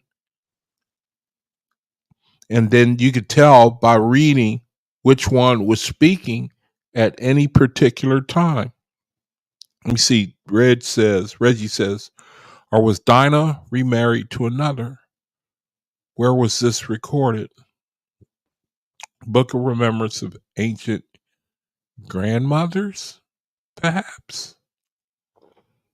You got me, Reg. Let's wait for Asenath to come back on. I think she might have had to charge her phone. This is really interesting, man. Really. I mean, I did not know that the New Testament, it gives you different pictures. And I think that Christianity, the strength of it was that it gives you a tunnel vision. Good night, man. Now, now we can go ahead, brother. here's something a little interesting. Uh-huh. In the Americas, right? The sign for Quetzalcoatl is the serpent and the eagle. Really? And they raised up Luamon, Cabalactes, and Inarchisa, raised up, like I say, 49 saviors. And guess what? One of them's name was Quetzalcoatl. Now, I forget who Quetzalcoatl was. Isn't that another name for? Okay, we got her back. Hold on a second. Let me bring ASAP back in.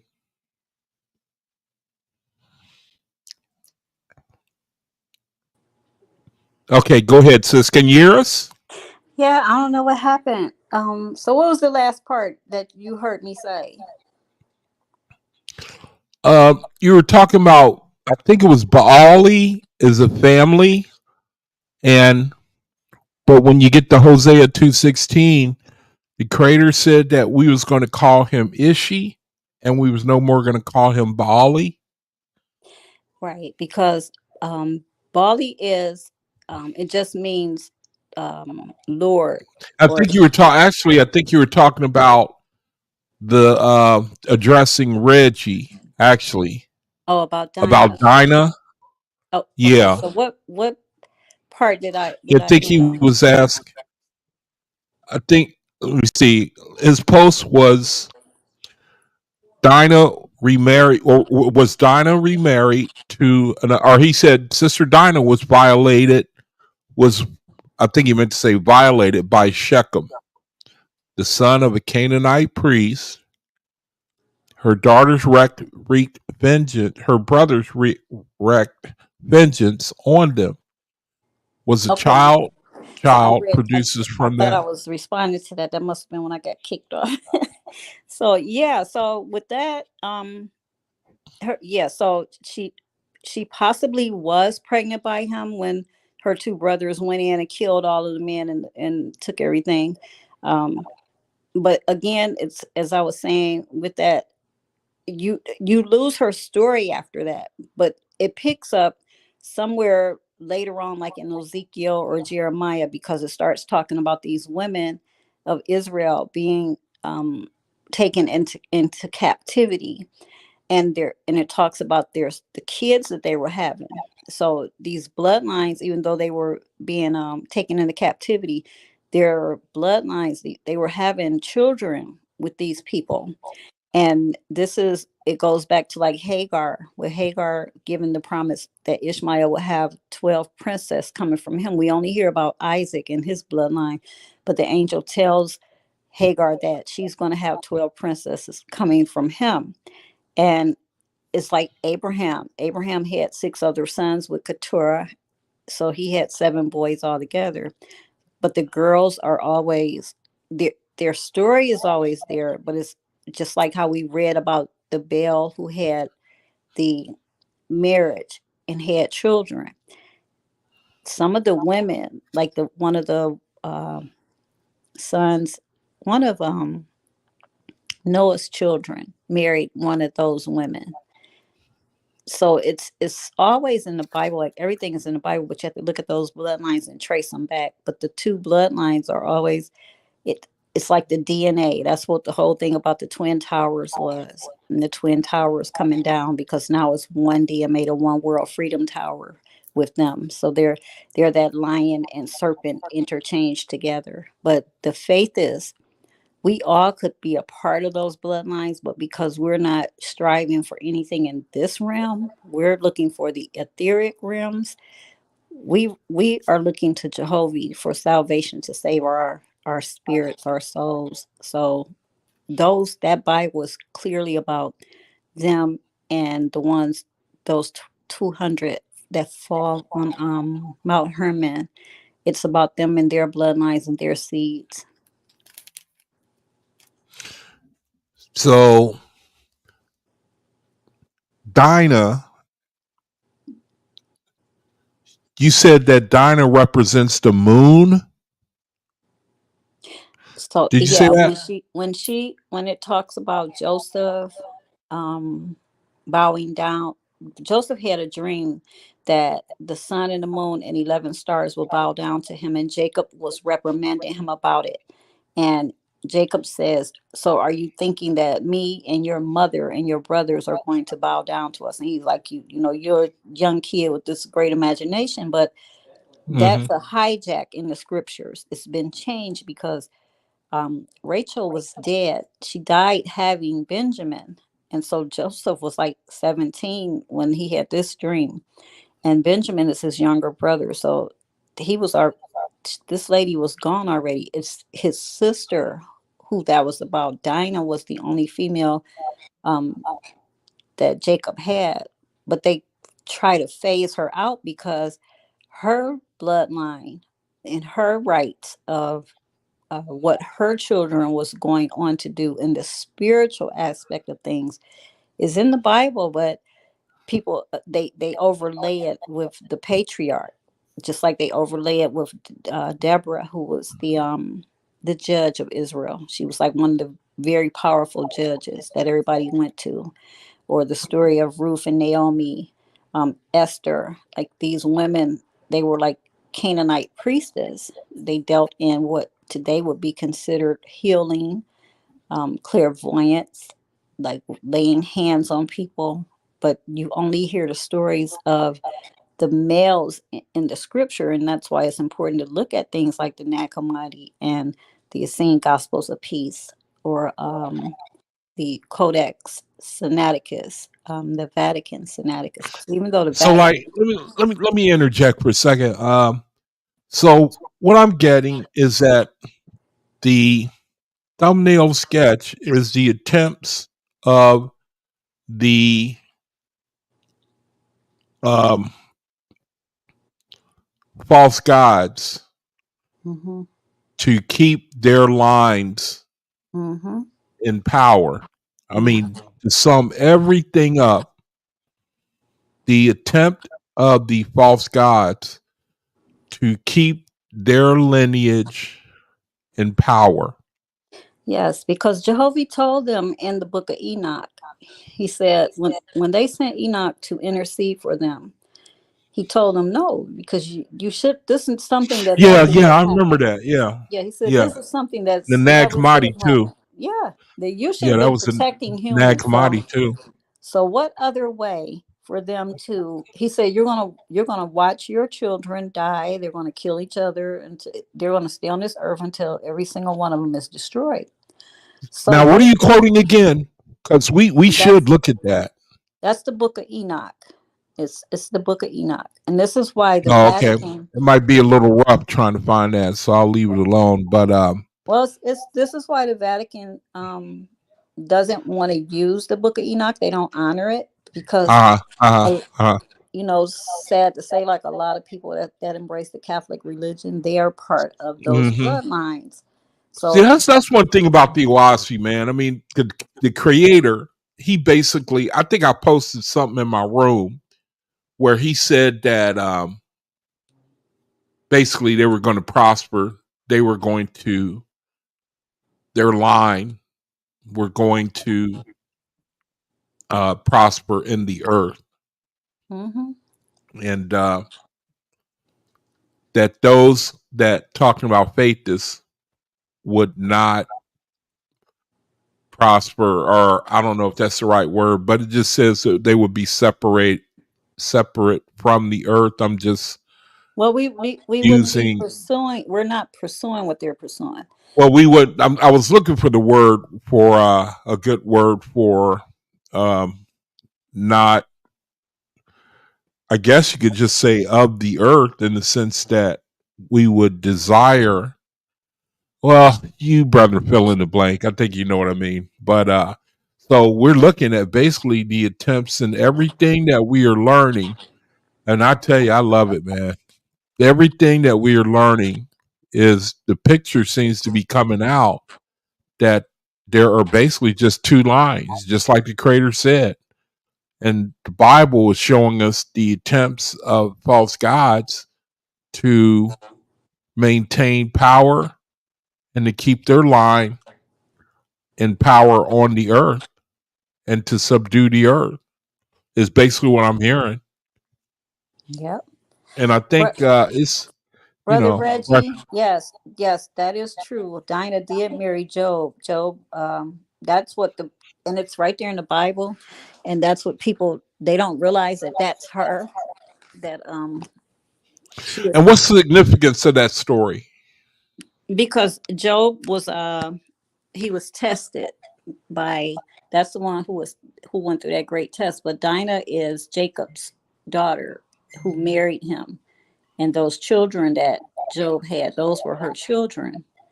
But it's they gloss over it. Like, if you read the Bible, a lot of times you don't realize, like, these people are living in a small community. They're traveling maybe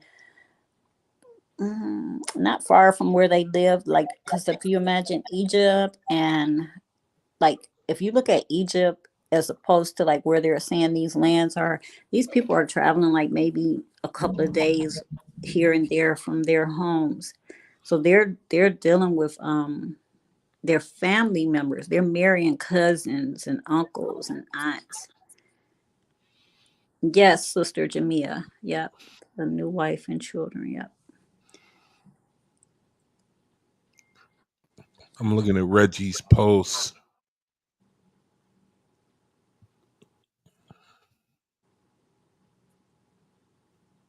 So the story of Jacob and Dinah.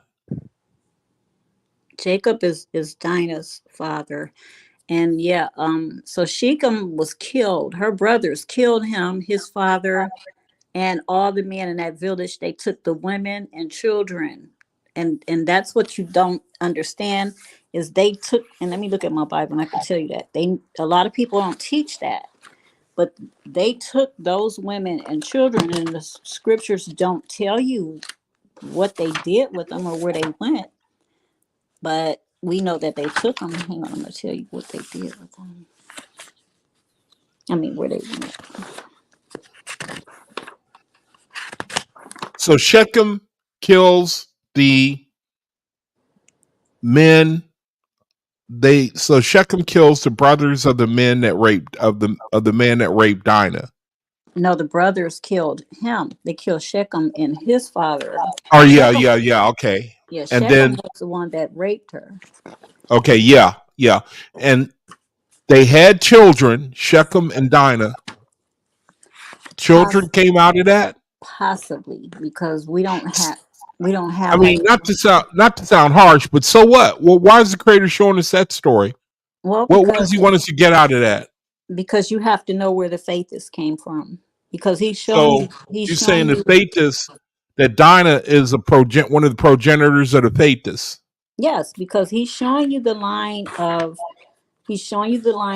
both of the houses of Esau and but the children are not documented. So it's kind of like saying faithists are not documented either. You can't tie them to a lineage. Right, but again, they are documented. We just don't know where, because it's like I was saying, a lot of these books have been taken. We know they're documented in the Mormons' works, but they've changed who they are. Right. You can't let that information get out. The question I would have is that if we're in the spirit and not in the flesh, how do you document something like that? The same way how Christ said that David talked to him in the spirit, because everything in the spirit happens over there so that it comes here. It happens here so that it's manifested here, because here is where we're trying to save people out of these delusions of the false gods. Okay, so that would mark the faithist then. Because, I mean, I have my own, explanations. I'm just asking, just trying to, for the sake of understanding. So faithists, they can get I mean, I know the OAHSPE says there are two ways a man can learn: through reasoning and through spirit. And then we have the third benefit of the librarical records, which is the OAHSPE for right now. I mean, so I'm subscribing to what you're saying. I'm just trying to see if what if there's anything I'm missing. And we're talking about the Bible and the hidden lineage of the faithists. I get that, and it explains a lot. Dave, were you going to say something? Yeah. Don't forget about the Lewis. Right. Because the Lewis is the one that keeps the faithist line going. Yeah. Because they put our parents together. Correct. And knowing that they would produce children who would be faithists. Yep. So that explains our parents, why they were put together. Yeah, even if it's just one out of a family, and that's also in the Bible where the true God says, He says, "I will pull one from a family and two from a city," because He knew it would be a remnant. Now see there, that's just fantastic, man. Let me get that. Let's put that up on the video. Yeah. That is beautiful, sister. Yeah, He says it'll be that is very beautiful. One from a family, two from a city, because He knew that it would not be. And I shall bring one from a city and two from a family. King James Version. Return, O faithless children. We had to look at that. Let me find a good link for it. Let's read this. Turn, talking to us. Turn, O backsliding children, saith the Lord, for I'm married unto you, and I will take you one of a city and two of a family. Let's look at some more of this. That sounds fun, man. That sounds a lot of fun. Jeremiah chapter 3. Okay, let me go down. We're in verse 14. It says, turn, O backslide, turn, only acknowledge thine iniquity, verse 13, that thou hast transgressed against the Lord thy God. Okay, what do you make, Dave or Asnaf, what do y'all make of the Lord thy God here in Jeremiah 3? Only acknowledge thine iniquity, that thou hast transgressed against the Lord thy God, and hast scattered thy ways to the strangers under every green tree, and ye have not obeyed my voice, saith the Lord. Who do you brethren think that he's talking to? He's definitely talking to us, but you must understand too that at times the Lord is not the creator. Even though he uses this entity to speak, because it's just like when he was using him when Balaam. So we willingly turned against the creator. Yeah, because he said, that's why he said, turn back. We've been doing it all throughout the scriptures. But throughout scripture, it's always been about false worship and food. And I'm going to show you why it's food. And sometimes it's because sometimes when he's talking, like I said, he will step away. He'll step away, and then you're dealing with that angel that's called the Lord of Hosts. The Lord of Hosts comes in, and he doesn't have any compassion. He will kill you. He will murder you. He doesn't care. He's the one who killed the man for just picking up sticks. So he doesn't have any compassion for you. Look at it. Turn, O backsliding children, saith the Lord. For I'm married. So the prophets oftentimes were speaking of faithists. This is why the prophets were being killed. This is why they were being killed. Turn, O backsliding children, saith the Lord, for I'm married unto you, and I will take you one of a city. Now, you said that could point to like one parent. I'm sorry, what did you say? It could point to what? In Jeremiah 3:14, you said that could point to like one parent, one of a city.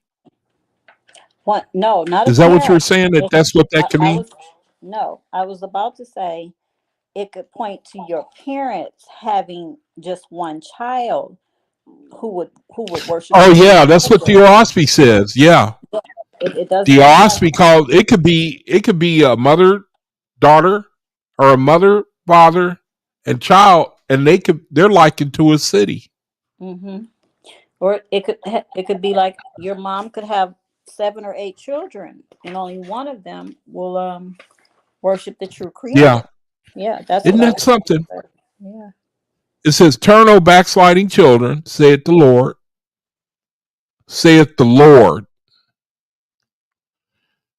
For I am married unto you, and I will take you one of a city and two of a family, and I will bring you to Zion. And there is a separation there.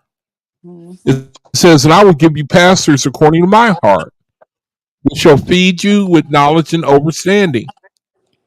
And it shall come to pass when ye be multiplied and increased in the land in those days, saith the Lord, they shall say no more the ark of the covenant of the Lord. Neither shall it come to mind, neither shall they remember it, neither shall they visit it, neither shall see the old things are passed away. Neither shall that be done anymore. That's tradition that we have been taught. Mm-hmm. At that time they shall call Jerusalem the throne of the Lord, and all the nations shall be gathered unto it, to the name of the Lord, which is the Creator, to Jerusalem. Neither shall they walk any more after the imagination of their evil heart.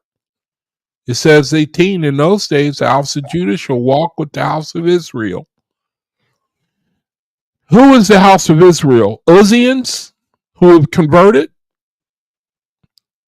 and they shall come together out of the land of the north and the land that I've given them for an inheritance to your fathers. Dave or Asnath, can y'all comment on verse 18? In those days, is that the Cosmic era? The house of Judah shall walk with the house of Israel. It appears to be. Who would you say the house of Israel is? Would that be Jerusalem from below, who come out of the beast, and they shall come together and walk?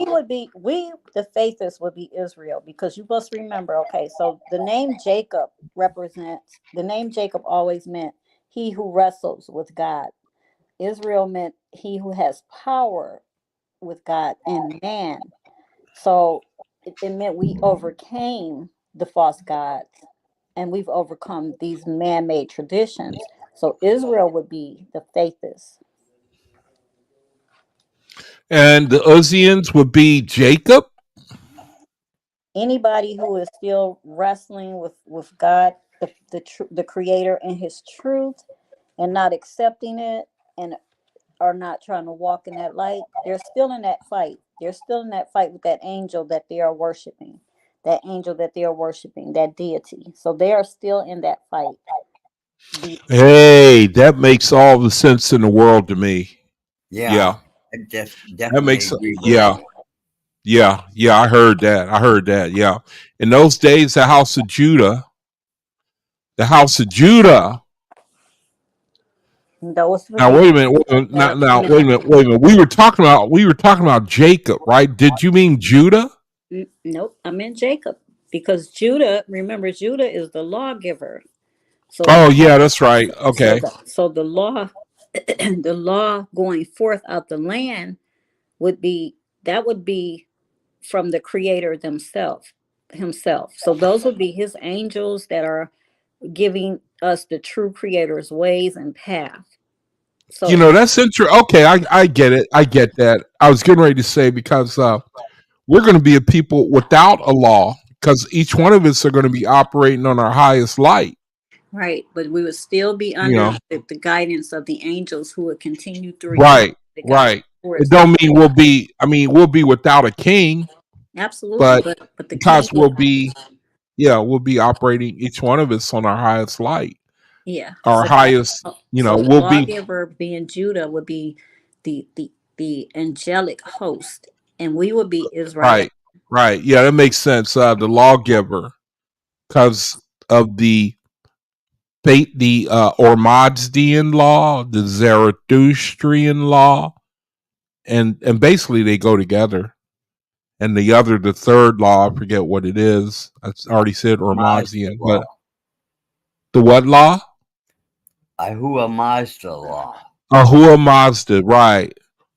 Verse 19. But I said, how shall I put thee among the children? How should I put thee? How should I put thee among the children and give thee a pleasant land, a goodly inheritance of the host of nations? And I said, Thou shalt call me my father, and shalt not turn away from me. Surely as a wife treacherously departed from her husband, so have ye dealt a treacherous. Wow, man. I do receive that it's talking about us. Wow, man. He says he described this as treacherously. I mean, under the Cosman era, I guess a lot of the things that we seeing are going to be hard to. It's going to be hard to understand how we could be that way. Although we've always been here, from what I understand, faith has always been here, and we did these things, and we're under this different vibration now. It's hard for me to see it, but I believe it. But what we are under, we haven't always been that way. A voice was heard upon the high places, weeping and supplications of the children of Israel, for they have perverted their way, and they have forgotten the Lord their God. How do you like that? How do you like that? Return, ye backsliding children. Hey, I love that understanding about Jacob, because I think that's the world struggling with the Creator, especially now that we have this new revelation. And it's going to be hard. It's going to be hard. Christianity is going to be hard. Mohammedanism, them especially, because they're more devout than really anybody. They are super devout. And so to try to pull them away from that. Yes, brother Reggie Upshaw. And here's the thing. So Wikipedia, they give a little information, but we can edit it. So you have to be careful of that. But this is where when Asenath and Joseph got married, they have the two tribes that Ephraim and Manasseh were their sons. They replaced Reuben and Simeon. Jacob told Joseph that he was giving his two sons an inheritance and disinheriting Simeon and Reuben because of them, their tempers of going in, killing those men. And then one of them had slept with one of Jacob's wives. I'm not sure which one it was, but this goes back to the Canaanite priesthood. And this is why right now the world is in this struggle right now between this whole paradigm of black and white, and who's the true people of the book, and all that. It comes from that because Joseph got a double portion, which means Ephraim and Manasseh got a double portion of Jacob's blessing, which meant that they got an inheritance with their uncles as brothers. So they got a first right. If you read in the book of Revelation, Dan is not there because Dan was disinherited somewhere along the lines. I think from marrying into another lineage or something like that. But this is why Africa has been under attack, and England and Africa. Oh my goodness. Can I stop you there? Can you hold that thought? Sure. Hold that thought. Let me see. You were talking about Africa. I'm sorry to interrupt. I have to say this because I'll forget it. I'm going to forget it. It's fine. Now, a thought came to my mind that, do you think that that's why they come under heavy captivity? Because at one point they were closer to the Creator than anybody else. Well, and they had that connection to the land closer than anybody else. And do you think that's it's that, but it's also it's also just plain corruption. It's corruption, but it's also about power, because he who has the land makes the rules. He who has the gold makes the rules. So if they have all the land, it's been a struggle forever about land. If you look at throughout the Bible, they were always saying, don't move back the markers. We're fighting over the wells. Right. You go this way, you inherit that land, take your sheep. Right, but see, bear with me. I know where you're going. Let me, I'm approaching it from a different spiritual standpoint. Mm-hmm. I'm trying to ask, that I think the brother that came in the other day was talking about, or was it you or the brother who? I mean, you were saying something I never even knew before. One of y'all was saying that they had a closer connection. In essence, the dark people, I'll say, you Yeah. know, they had a closer The connection, and they, melanin. or he was reading from a book Yes. called Dark "Manly: The matter. Secret of the Ages." Yeah, yeah, yeah. And I was sitting here wondering, they came under all of this colonialization and subjugation because of the. Now I was sitting here thinking, was he was talking about voodoo and the power they had, and I'm saying, well, they my question was, why did they lose that? If you have that type of power, then you can protect yourself from colonialization and invasion and captivity. You know what I But mean? but I listen, mean, so you answered your own question when you asked that. okay. Why did they lose it? If they had that kind of power, what Uh happened? Because I hear a lot of people saying things like, well, if the ancestors are real, why didn't they protect them? So again, now you said it yourself. This is spiritual. And when you're mhm. dealing with spirits, your gods only have a certain amount of power they can give you because the creator has the true power. So if you're not really getting your power from the creator, your power is limited because now your two gods are fighting, which is what's happening in the world right now. There's these gods who are still fighting to hold their thrones up, just like Jesus Christ said. He said in the last Mhm. days, he said they will fight to keep their kingdoms. And that's what they're doing. But he was like, this world has, he said, you're no part of this world. You have nothing to do with this. Let them fight. Okay, Because so your answer is that these are the the these false this gods Yeah, at because you're war with one committing another.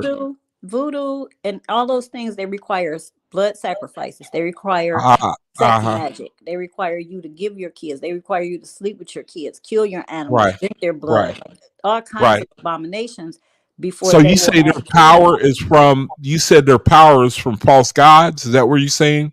All voodoo is from false gods, and you must understand, like these first of all, these gods, they're the fallen angels. So it goes back to these angels of the book of Enoch, which again, they're fighting for their own children. So if you contact one of them and they're not in your ancestral lineage, do you think they're going to help you? Yeah, they're going to make it look like they're helping you, and they're going to take you I down. mean, the brother was saying yesterday that that was one of the reasons why they never had a what was it, a prophet? I think You know. Africa never, because I think it was you, Asenet, that was talking about the broken crown, right? Mhm, If you mhm. look at the image of Africa, and It's then like it looks like, and it does broken look like, skull. It's like a yeah, skull. yeah. Yeah. If you look at the image of it, you know what? Oh, this is so But see, embarrassing, it's brethren. because, but I that's gotta, I because gotta, I gotta. Let me. I'm interrupting because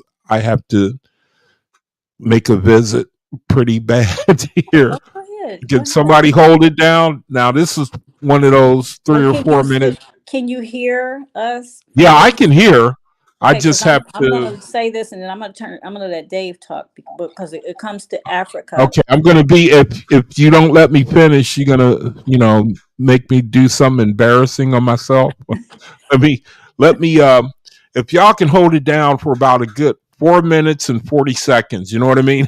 I Okay, appreciate it. go All take right. your time. I can hear those, but just hold it down for me. Okay, I'll be right back. So it's what I was talking about when I said Africa looks like a skull from the side, and it's a broken skull.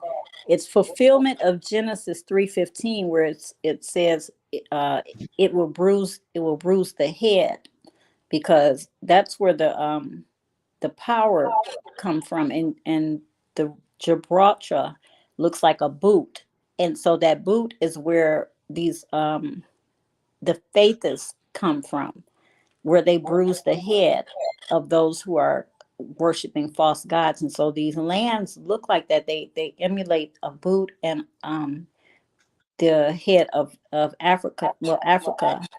And they say the horn of Africa because it looks like it has a horn growing out the top of the head. If you look at it, it looks like a skull. So Yeah, That's what he stated.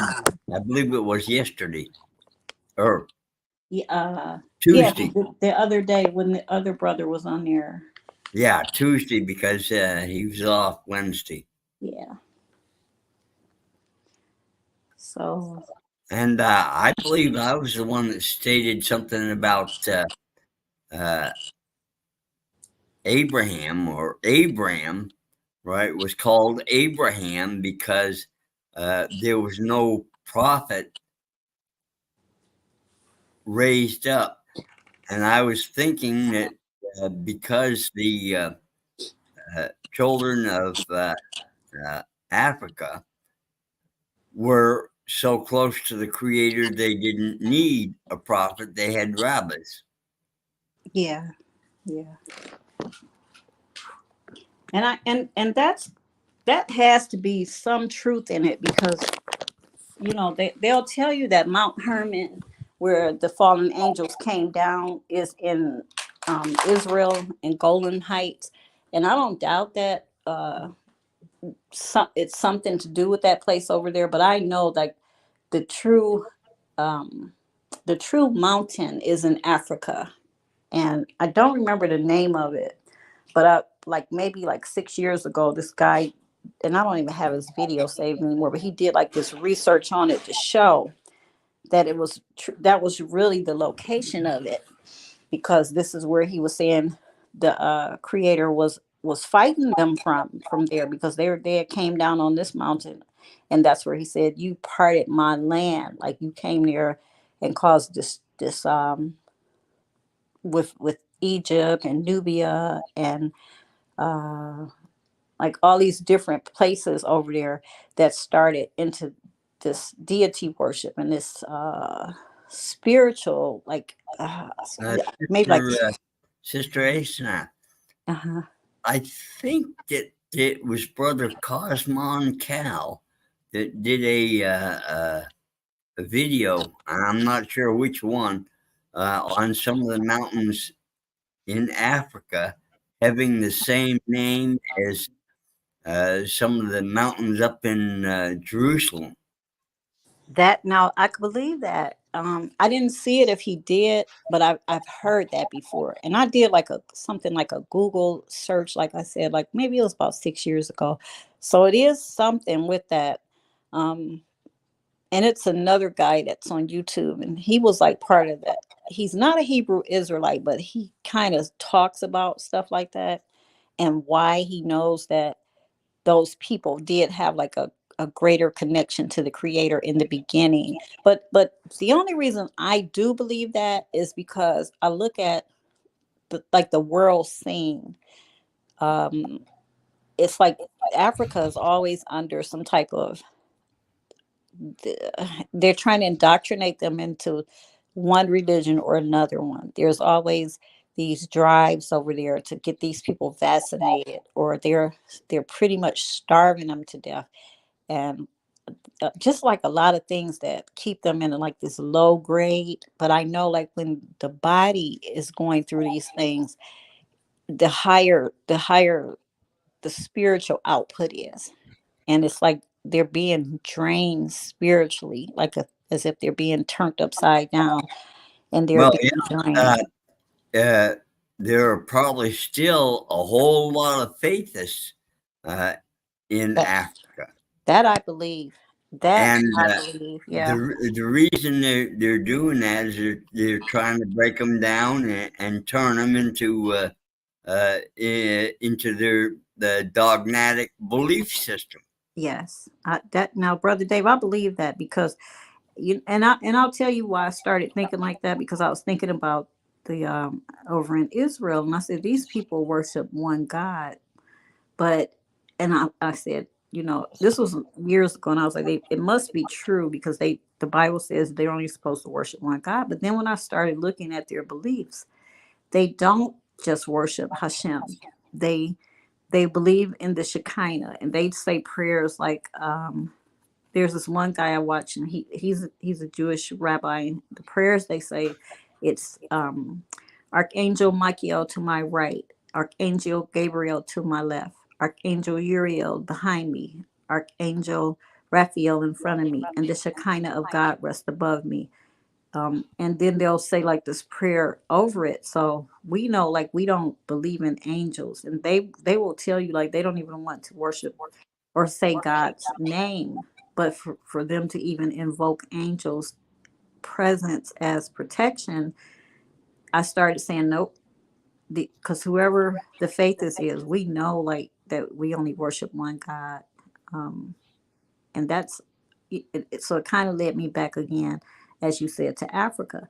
And I know Jamaican people, they call the creator Jah, like they're the Rastafarians, like that's it, like. So it has definitely has something to do with the land, with the, I feel like it may be a portal or like one of the major gates there in Africa. um it has to be. Hey, Asadad, I just had to you man, that was a really great point, man. That was a really great point about Africa. I got it up on the screen now about the boot. Thou shalt thou shalt bruise, he shall bruise your, thou shalt bruise his head, and you shall bruise his heel.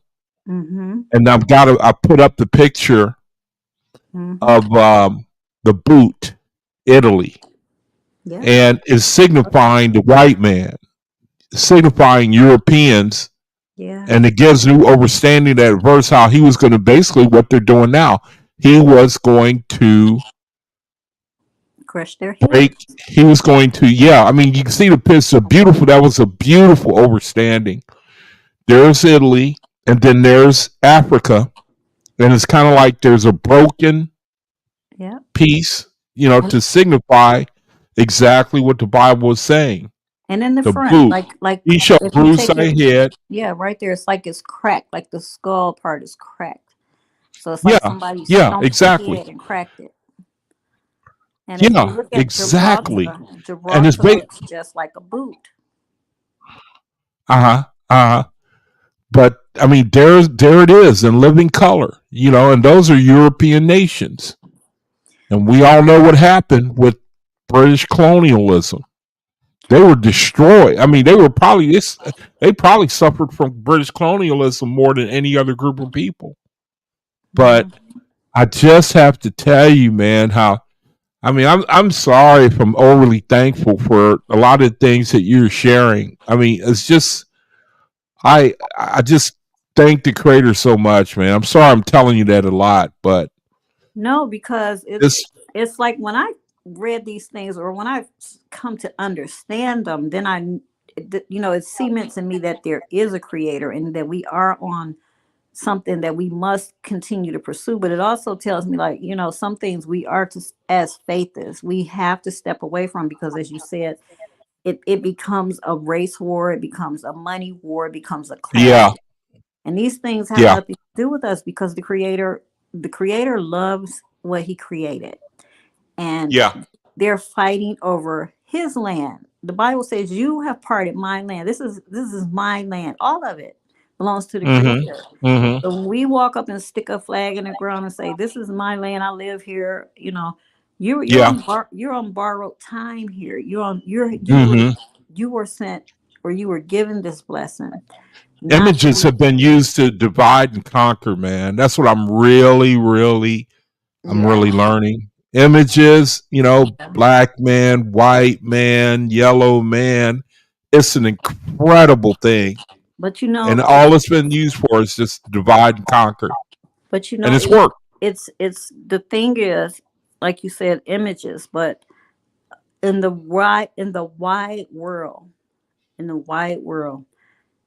I don't care what race you are or what you do. When it comes to black and white people, those are the people that are most pitted against one another. Yeah. And I say that Mhm. because the Satans know. And Satan is not just one being. Satan is a faction. It's like a category of fallen angels, just like the Lucifers are a category of other Yeah. angels. But the Satans know, should those two tribes those two people ever come together. That's why everything is like the what's that Chinese thing where it's a circle and one is white and one is black on one side? Oh, the yin and the Yin yang. yang. Yeah. If you No, look at I the beat you to it, bro. Hey, I beat you to that. so it's like the yin and the yang, and the Masons know it too. That's why they have the black and white checkerboard. Every singer and rapper knows it. The rappers know it because they wear the black pants and the white t-shirt. The singers like Michael Jackson, they wear the black pants and the white shirt. The Oh, that's a Jewish good people, point, the man. Jewish people know it because they know should these colors ever come together, Hmm. that's going to be the He true made a work. song too, didn't he? Yeah, but I'm saying it's going to be the true Merkaba of the universe because Hmm. those two powers are like when you were in science class and you're trying to put the magnets together and they keep pushing apart. But in the universal spiritual realm, when those two powers come together, Yeah. that's when heaven will meet the earth. When Jehovah says, "I'm going to create a new heaven and a new earth," he knows that when that power comes together, it is going to explode these false gods. It's going to be like those have you ever seen like movies where somebody will run into like a force field or something and they don't see it and they just like get blown back because those are the two most powerful colors on the earth because they're not colors, but they've been Right. reduced to be colors, and the people that are the avatars of these beings are being used for to fight those wars. But if we as people in these bodies, these host bodies, that's why the being in the Bible say he's the Lord of hosts. We're host bodies. They use us sometimes as walk-ins. If we don't understand what they're doing, they'll walk in and they'll use us Hmm. to carry out some nefarious agenda. But once we all start laying down our swords and saying, no, I'm not part of this anymore, those colors will they'll come together, Hmm. and there won't be anything that we can't do. Hmm. Hmm. Hmm. Yeah, that's what I'm beginning to see. I mean, the false gods are. I love the way you brought out about the Nag Hammadi, where it said that they would never be able to regain entrance No, into the realm that they had fell from. Because Sophia, I forget who were the fallen asking to pray for them. they I were forget who it was, huh? they were asking Enoch. But the Nag Hammadi said they were asking somebody. It was they were appealing to somebody else, Oh, I know what you're talking about. I don't remember who they were asking, but and it's like I said before. When it comes to that, it's because it's not that they what they just did. Like they didn't just come down and like become like um bad yeah, ambassadors. mhm. They openly wage war Yeah. against There Jehovah's. was a rebellion in the Yeah, spiritual they where they thought that openly they could. wage war against Jehovah, Yeah. his Uh huh. authority, as Yeah. to say we're creators too. We can do this too. But once you're set off and cut off from the light, then you must use other light to keep yourself going. And this is why Yeah. where humans come in at because they Yeah. drain us. They drain um our source of light to keep them going. Hmm. Hmm. I thought that was a powerful point because I mean vampire spirits. Hmm. You know, I think that they are, in my mind, they're more of a reality than. Well, I've only really just learned about them, but I just seem to think that they are way more than I thought. I mean, just way, far and away the majority of people in this world. And I was sharing about my own personal experience. I personally believe I have drawn a lot of vampire spirits now that I have a better understanding of who they are. Yeah. And I'm telling you, man, you know, it, it's wow, man. It's what's a good word for vexing? Well, you know, You know. even like in the Bible, if you ever read the Gospels and read the Gospel of Thomas and Hmm. the what's the other one in the Nag Hammadi? I think it's it's about Jesus. I'm not sure what it's called, but if you ever just look at the characters of the Pharisees and the Hmm. Sadducees, how they Hmm. follow Jesus around, just asking Yeah. questions and picking on him, they were vampiric. They were trying to drain his energy. Yeah.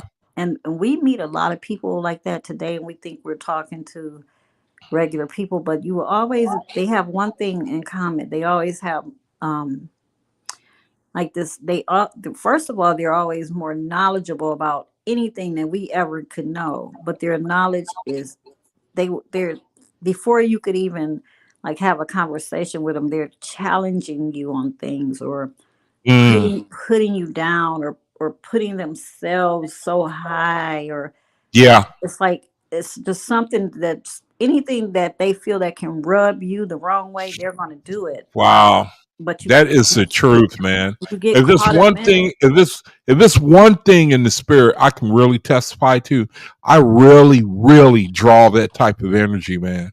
That's one thing I know in my heart. I don't know why, but I certainly draw that type of energy. I don't know if you brethren can testify to that, but I say that because I mean to really validate what you're saying. And they can, you know, you meet them, you talk to them, and they seem to immediately be able to go right to your trigger button, Yeah. or that part in you that weakness, or you know, that where you just feel like afterwards you just running in place and not really going anywhere. I don't know if They're I'm this. they're they're trying to feed off uh, anything that can make you angry. Mm-hmm. That's what they're trying to feed off of. I mean, They yeah, can that's a great description. if they can get you angry, then you kind of lose your protection because Yeah, you just threw off the whole armor right there. yeah, yeah. That's what I'm learning. That's what I'm learning. I'm certainly, you know, the creator. He's really, I don't know. Maybe when you, as you get older, you just mellow out a little more too.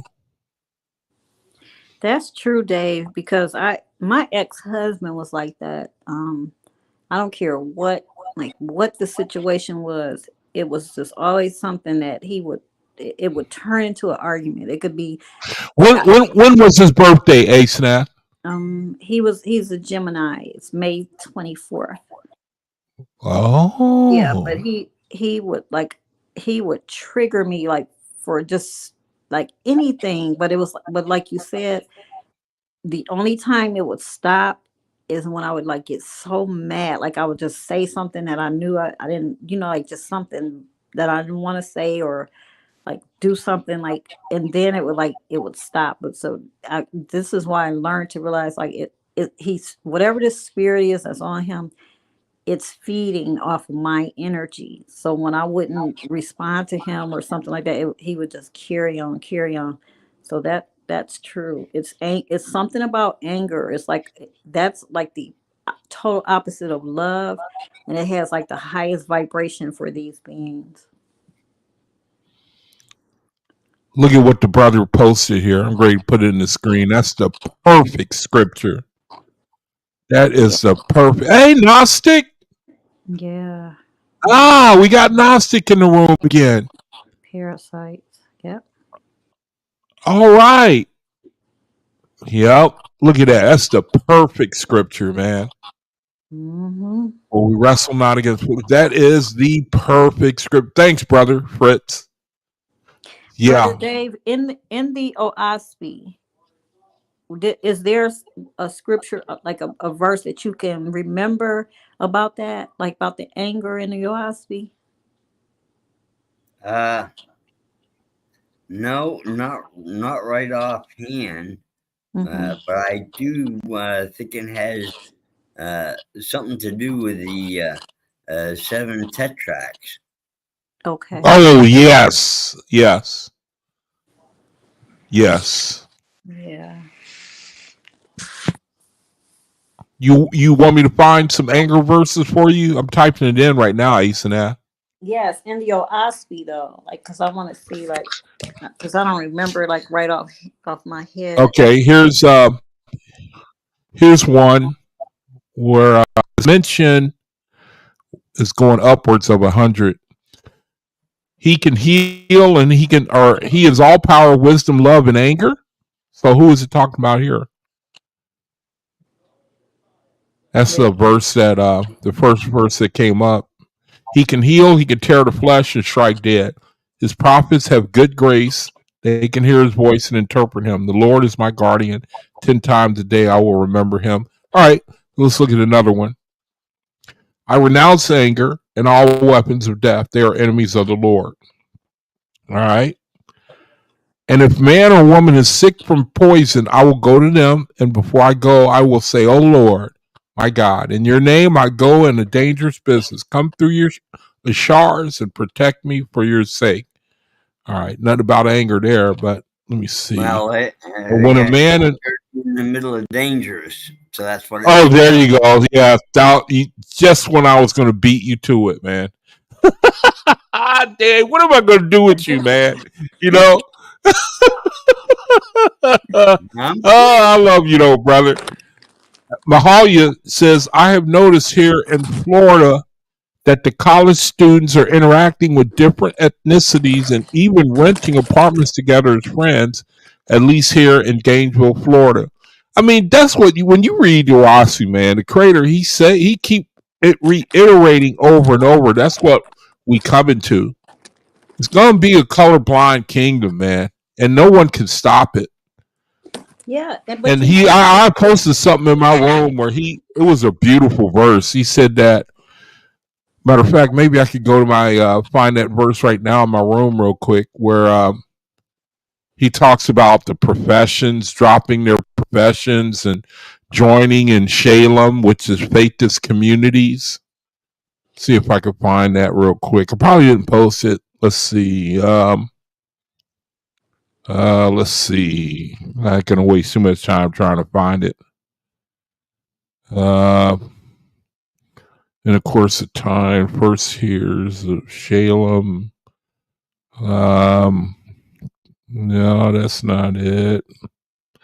All right. Well, let's see. I probably won't be able to find it right away. Okay, maybe not. All right. Well, let me go back to what I was anger. And let's see. Anger. it has to happen. There is a central light. It has to happen because it's the Yeah. universal. It's the universal plan. And even in the Right. and even in the Bible, it's like Joseph's coat of colors. Those represent people. The rainbows represent Right. people. Uh-huh. It seems Now, I was trying to find rivers represent men. I was trying to find where rivers represent men. which in what in the Bible? 11:363 right there. Are you looking? Are you saying There's in the Bible? the central light within man. There is a central light within man, seen clearly. But the 4 dark corners of the world, ignorance, lust, selfishness, and anger, beset him on all sides. And the Lord made an instrument called a gal, which is a triangle with a plumb line in the upper corner across the plumb line. Okay, so yeah, verse 63. There's a central light within man, seeing clearly. That's kind of like your eye being single. But the 4 dark corners of the world, ignorance, lust, selfishness, and anger, beset him on all sides. And that's talking about man. So, okay, that's stranger, danger, anger. Oh, and this is a rite or a ceremony, I think, that is talking about anger. Apollo. All right. Well, let me see. Go over a couple more. It's time to shut it down. However, I do not come in anger, but to deliver you. Neither will I write anymore, nor teach written words. Where you know what? That's something else I was reading today. I thought was just so great, man. Basically, how the creator he says that faith is. Now, let me see. Shoot, I don't know if I posted it. I try to uh, paraphrase it, where it talked about the written word was for the Uzians and the internal word was for faithists. Do y'all remember anything like that? Do you recall, you brethren, recall reading anything like that, where it talked about the internal word was for faithists That's and the writ? that's what Moses did. Okay, yeah, There was he wrote a law for the. there was written for the Levites, and then there was Yeah, oral law that was for the inner temple for the rabbis. right.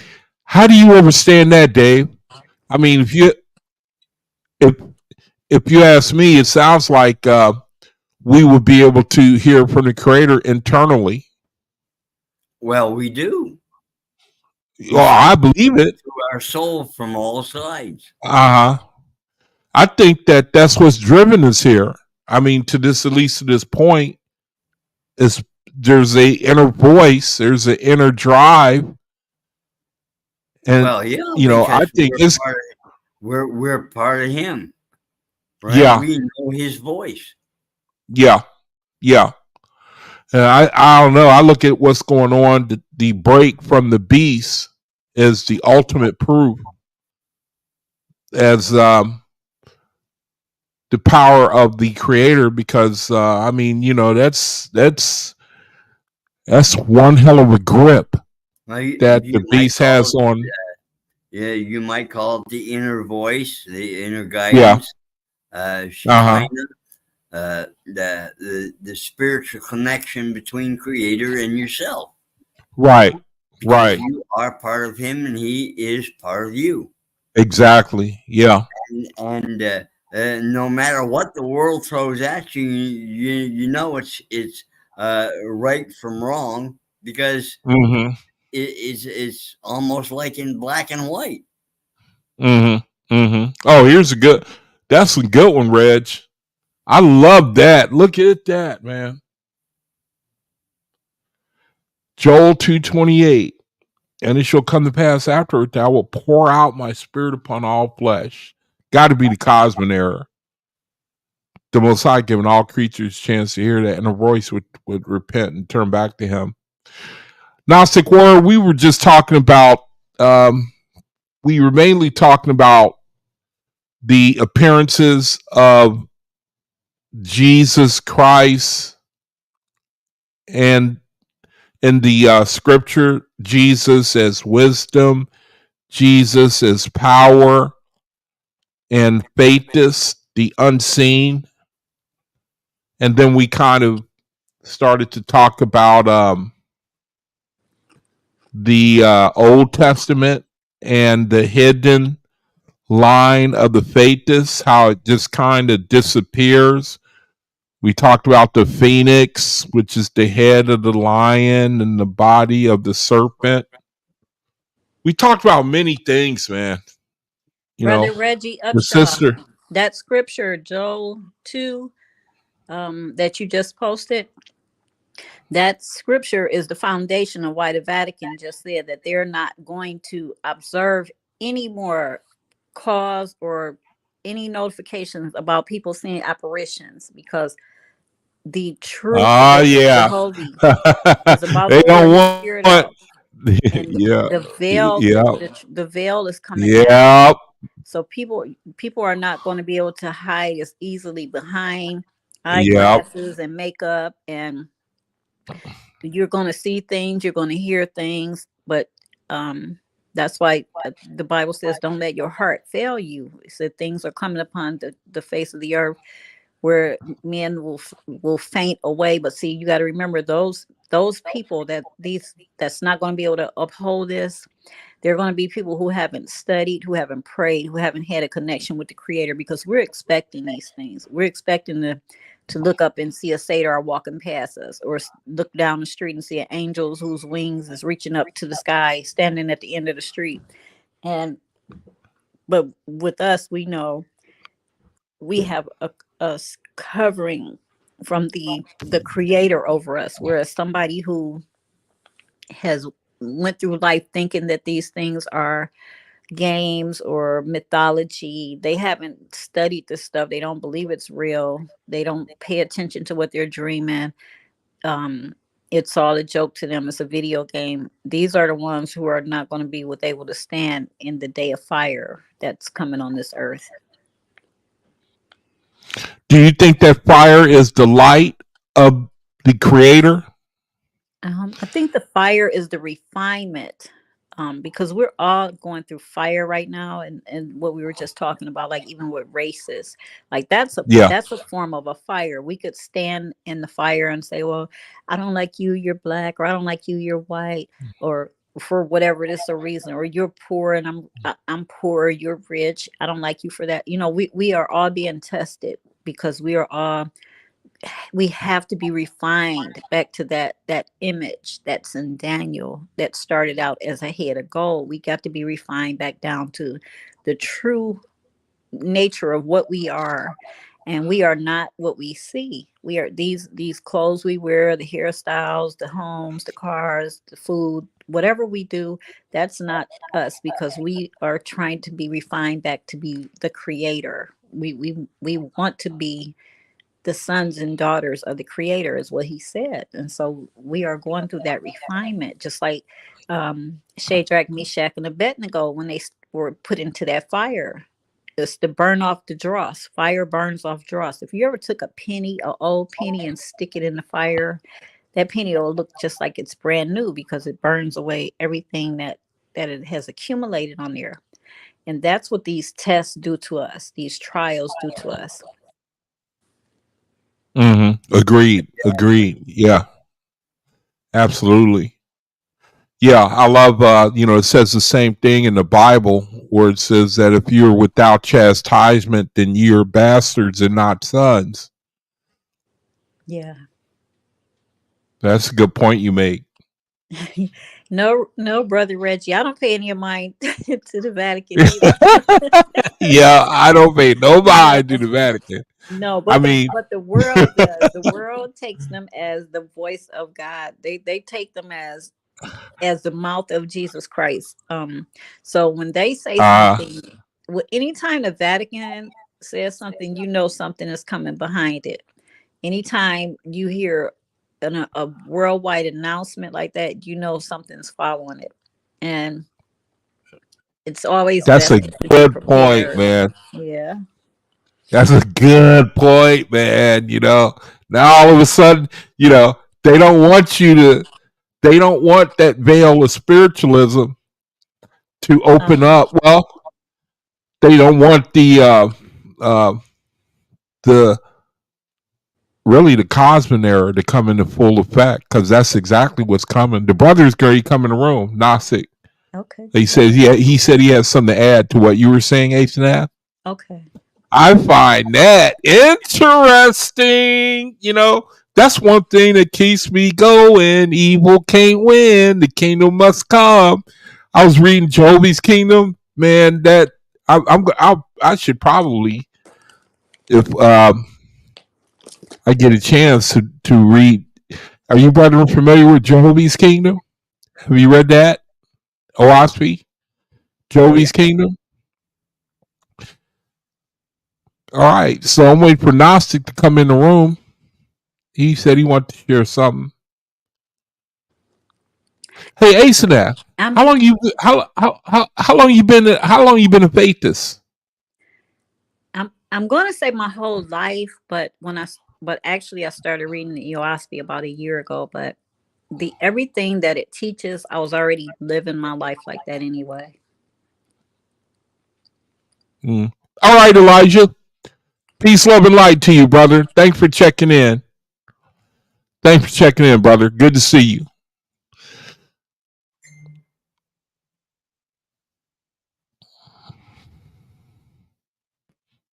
Oh, I didn't mean to put that up. So you say your whole life, Asenath? You think? Or when did you get plugged in, would you say? I keep muting you because I'm eating chips. I don't want to be crying. Okay, I all right, I'll let you go then. No, it's But fine. I Yeah, it's it's go ahead. You can eat the chips. I know how it is when you want to eat. no, it's So fine. hey, It's you're been my whole so life how because long have you been a vegan? um so I'm not a vegan. I try like to eat like I would say I'm more of a vegetarian than a vegan, but there are times where I do eat chicken. Um just because of my strength. I have to eat something like that because I'm not finding myself being able to eat like a diet that is Uh huh. consistent just with vegetables and things like that that give me strength. Mm-hmm. And my sugar will drop like really, really low. So, Mm-hmm. but I'm not a vegan, but I'm like I don't eat meat. Like it'll be like 3 or 4 or 5 or 6 months or something. Then I might eat like a small piece of a chicken breast or something. Mm-hmm. To do that. But yeah, but Mm. that's been like Well, the creator, I mean, you sure have been. You'll notice that every time you give a word, you know, either you or Dave give a word on my channel, you see how the viewership goes up. I just don't understand how you don't have a channel where I mean, you have certainly got a gift, and I you're don't really have confounding me the way why don't you want to have a channel of your own? because I know I asked you before, but and I'll probably keep. I don't think like I don't have anything to share. Like I can like talk to you guys about stuff that I know, but I don't have like I don't know how to like get on there and talk about something. Like they'll shut me down, like put me off real fast. I mean, you know what? You know what? I can see that too, man. That power, the things that you've been sharing, that the creator is giving you to share. I mean, I really benefited. I think that I've grown just in these few months, like a few years, just so from the things that the creator is letting you share. You know, one of the big things that you shared that has really helped me is when you were talking about, you said that everybody are not humans.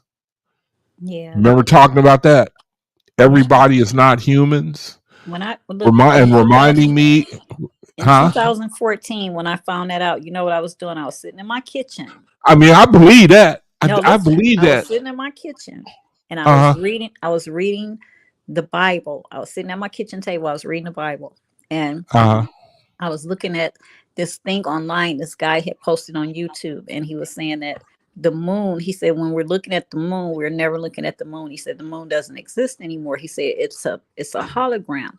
And he had this video up and it looks like he was like it's a wave like going across it. So it's like he's like they're shooting a video on the But sky. see, how can we know that it wasn't manipulated? Well, it may have been but that that was what I was watching. So I was reading the book of Ezra though when I was watching that. Behold the moon and it shineth not. Huh? Behold the moon and it shineth not.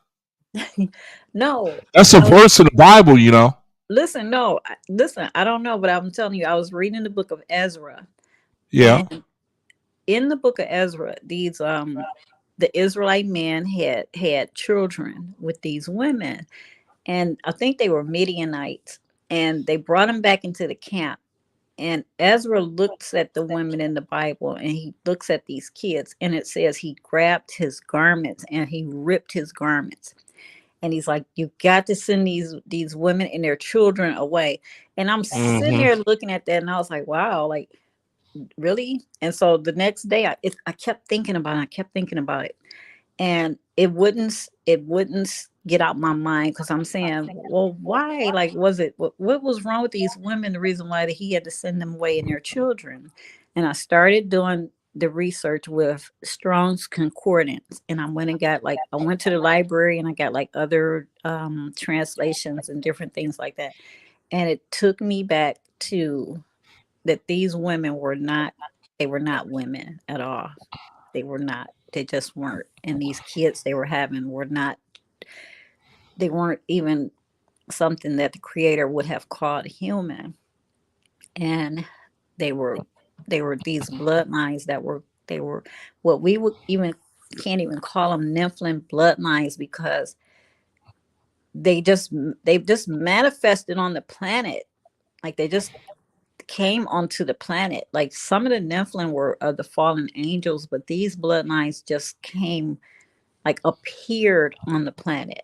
And so then I didn't know anything about the false gods back then, and I didn't know that how they created things, or edited our DNA and things like that.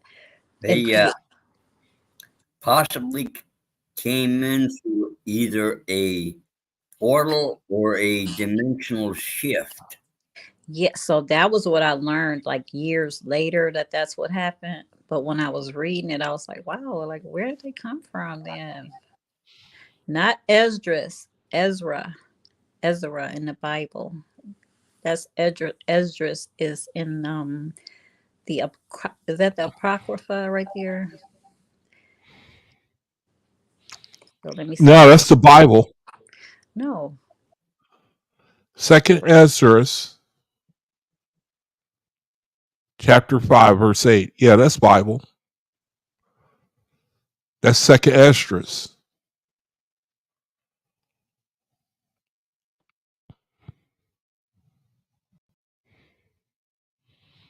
Yeah, I think we lost her. You didn't. I can't Oh, I can't look at, like, try to search it out when I get this pulled up. So that's Esdras. I'm looking at Ezra, Ezra. oh, okay, okay. But hang on, let me see if I can Ezra, find that yeah. scripture. Did Gnostic warrior ever come in? No, I don't see him. I don't see him. He might have had to do something. No. The link is there. You drop the link. I've been waiting on him to pop in, but he hadn't seemed to pop in yet. Mm. So in Ezra, he seen that these women were not humans, that they had taken wives who weren't even like humans.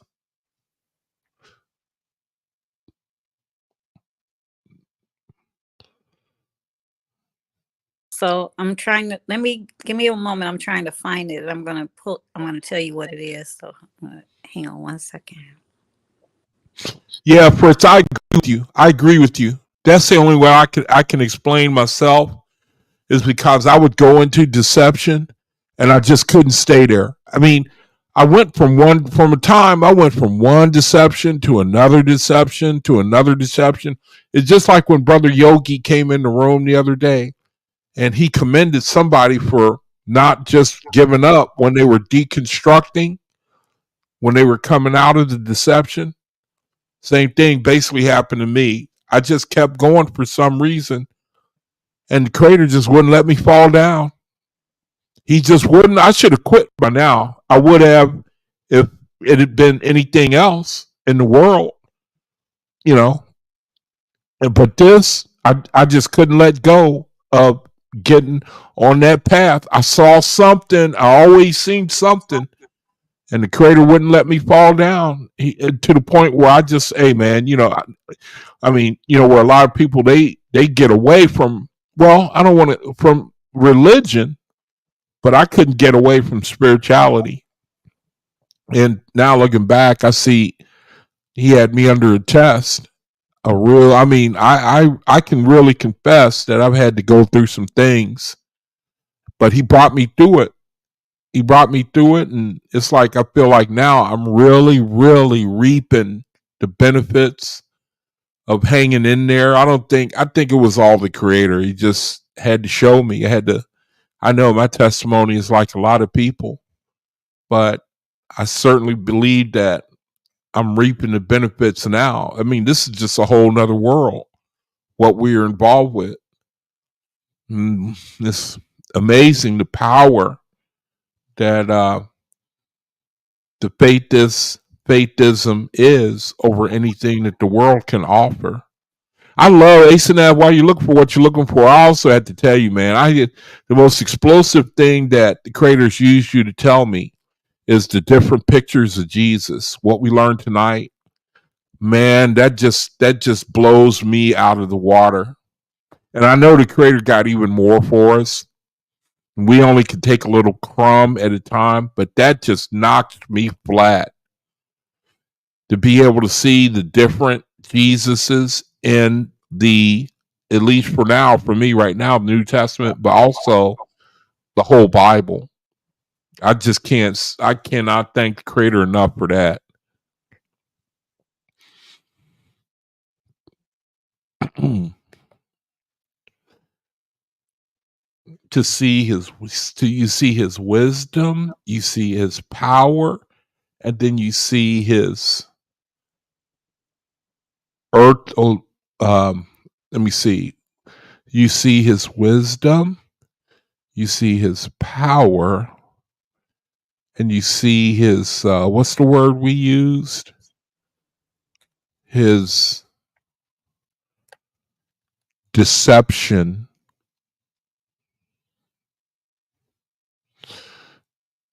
So, did you find what you were looking for, Ace and F? Guess we dropped her. She Now the 4 words we use are are peace, love, wisdom, and power. Yeah, I'm talking about what she was sharing about the picture that the New Testament that it gives us about Jesus Christ. It gives us a picture of the deception. It gives us a picture of the power, a picture of his wisdom. I can see what you're saying. Let me bring her back in. Bring her back in. Hey, sis. Hey, every time I try to come out and look at something, it kicks me out. Can you hear me? Yeah. Okay. Hear you good. It's Ezra chapter 10. So this is what I was reading when I started researching it. Not Esdras. Type in Ezra chapter 10. Okay. Ezra chapter 10. And share your screen with the rest of the family. No, you didn't beat me to it, man. See, I was supposed to get at least about 45-second lead time or something. See, that's no fair, man. You know? You trying to beat up on me now. That's no fair. Now, see, 35, 36, 37, 38, 30. Oh, nope. See, there it is right there. Mm-hmm. Share the screen. I did it right there.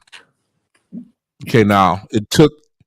Let me see. Ezra. Let me see. Give us a good link. All right. So Ezra the priest. Oh, what verse do you want me to read? Where you want me to start? It's this whole chapter. You don't have to read it, but this is what I was reading, because when he kept talking about it, when you get to the end down there, let me see. Go back. Let me see. What's the end? Go all the way to the end, where he says, all these had taken strange wives, and some of them had wives by whom they had children. So I started researching what strange meant, like what the strange wives meant, and it was taking me to these different lineages, and the lineages was linked Mm-hmm. to like the Rephaim, um, the Hittites, all it was linking to all these Nephilim tribes, and these women were from those tribes, and Mm. that's when Ezra, he had, when they brought him back to him, he was like, no, he was like, he'd get up and he rips his garment. I don't know if that's in chapter 10, but this is what I was reading in there. And when he rips his garment, I'm like, well, why was he so upset that they just married outside of their tribes? I'm thinking like, well, maybe they were like, maybe like they were race, like a different race they couldn't marry. But it wasn't even that. It was these women weren't human. And that's when it kind of like started me on like that research about that. Mm-hmm. Mm-hmm. Gnostic warrior is trying to get in. Oh, really? Oh, okay. I don't see him backstage. You got to put a link out again. Okay, hold on. Hold on 1 second. Okay.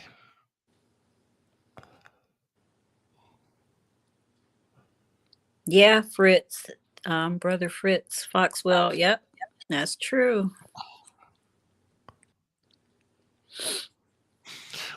What was true about? Um, about what those Yeah, the jab. yeah, yeah, yeah. What, trying to change people's DNA? Mm-hmm. All right, there's the link. Gnostic, if you wherever you are. Yeah, that's one. I think that there's something afoot with that. The jab is starting to bear fruit, I believe, so far as depopulation. Got to be careful because YouTube is they looking Well, for people to, you it's know. not deep. It's not depopulation, and I'm going to tell you this because I took 2 of those shots. It's not depopulation, but what it is, it's it's to stifle what's rising in you. It's it's you. We are becoming, for a better word, ascended. And I can tell you that after I took those shots, like a lot of what I my ascension, it was stifled. It's not as high as it used to be because I used to be able to do like some amazing things, and I can Hmm. still do some things, but I can't do everything that I was able to do. So I know that. Well, I might have to disagree with you there because I know that the people who are instrumental in that are eugenicists, and Yeah, their agenda yeah, is for depopulation. I yeah. don't. I mean, I can hear what you're saying too. Who knows what the hell agenda is behind this thing? I mean, I believe that it implements an operating system in people, causes them to, uh, to affect their vibration. I mean, that's just what I believe. Yeah, They're definitely doing their it for a vibration. reason. Bill Gates, he's banned from going to India because of that. They'll Well, arrest him, well, here's the and thing. Like the the reason why I truth say is it's not coming out. the reason why I say it's not depopulation. I'll say it because those people still need a slave race. So they're not going to Mhm. depopulate the world. They need a slave race. They need people that's going to still do the work because they're not going to do it. Their offspring is not going to do it. But what they will do is, it's certain ones like us who are not tapped into their religions, their politics, and things like that. And when you're not Mhm. tapped in and you plug totally into the creator, you get downloads. You get downloads that they don't get. We're not eating the poisons that they're eating, and you're not drinking the things that they're drinking. So your downloads come in quicker. So Well, you're going to say another thing with the eugenicists. They're targeting the retired people who don't produce anymore. That's what I. That's why I was saying that it's a Yeah, I've heard of that. depopulation. Yeah. Is part. I mean, at best, is part depop. It's like Fritz was saying, is multifunctional, man. You know, the elite, the powers that be, they feel like there's an idea governable size of the earth. I mean, ideal for them to rule over. That was part of the Georgia Guidestones that Yeah. they Yeah. tore it down. They tore it down. They didn't want that to get out, Oh and no, they so didn't. They but it didn't got tear it down. the creator, well. the creator took They that down. they took they destroyed the statues. I don't think that I think they still live by that charter, but I certainly believe that it's part depopulation, Yeah. part man, part robot. I know that the scientists have said it can make you subject to the state. I mean, basically, like, you know, I'm going to force you to take this job here, or if you don't, I'm going to send a shockwave. You know, that's the Well, perfect, that's the perfect. this is my thing, and this is not a theory. So, like I said, I took two of them, and I know they have a series of like four or six or something. Because before all this happened, like my sister, she took like some, and then she took boosters and everything. Um, so I know this, and I don't know if you'll understand what I'm about to say, but when when you have like a high range of spirituality, like there's nothing that can hurt you, and I don't care what it is. And I'm gonna share something with you, and I put my blog link in the chat like the other day. So in 2022, I had a heart attack, and I didn't know well, I knew I was having one. I'm not even gonna lie. So let me tell you how it happened. So I was braiding my nephew's hair, and we were talking about spiritual things, and we were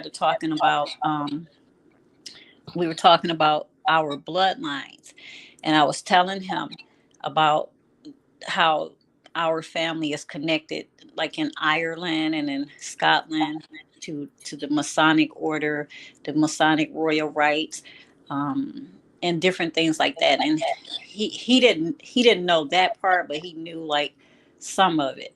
But I started telling him. Um, I started saying, I'm not gonna say what I said here, but what I was doing was, at the time, I didn't realize like I was attacking false gods.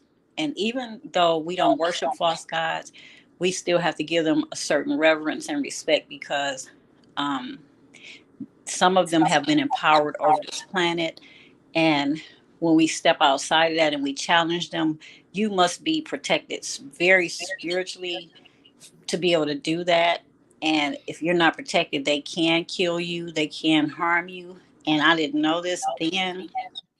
So while I was talking to him and braiding his hair, I started like having like really bad heartburn, like, and it kept coming and coming and coming.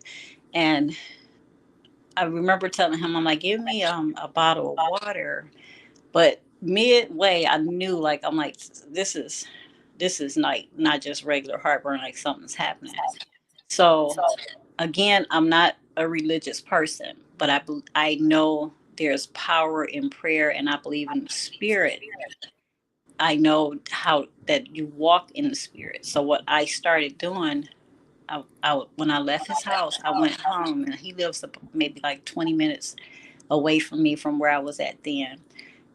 From that point till I got home, I started quoting the scripture in the Bible where Jesus says, I didn't call him Jesus, because like in 2019 and 16, like on back there, I just knew like that name didn't have no power in it. But what I started doing was saying this.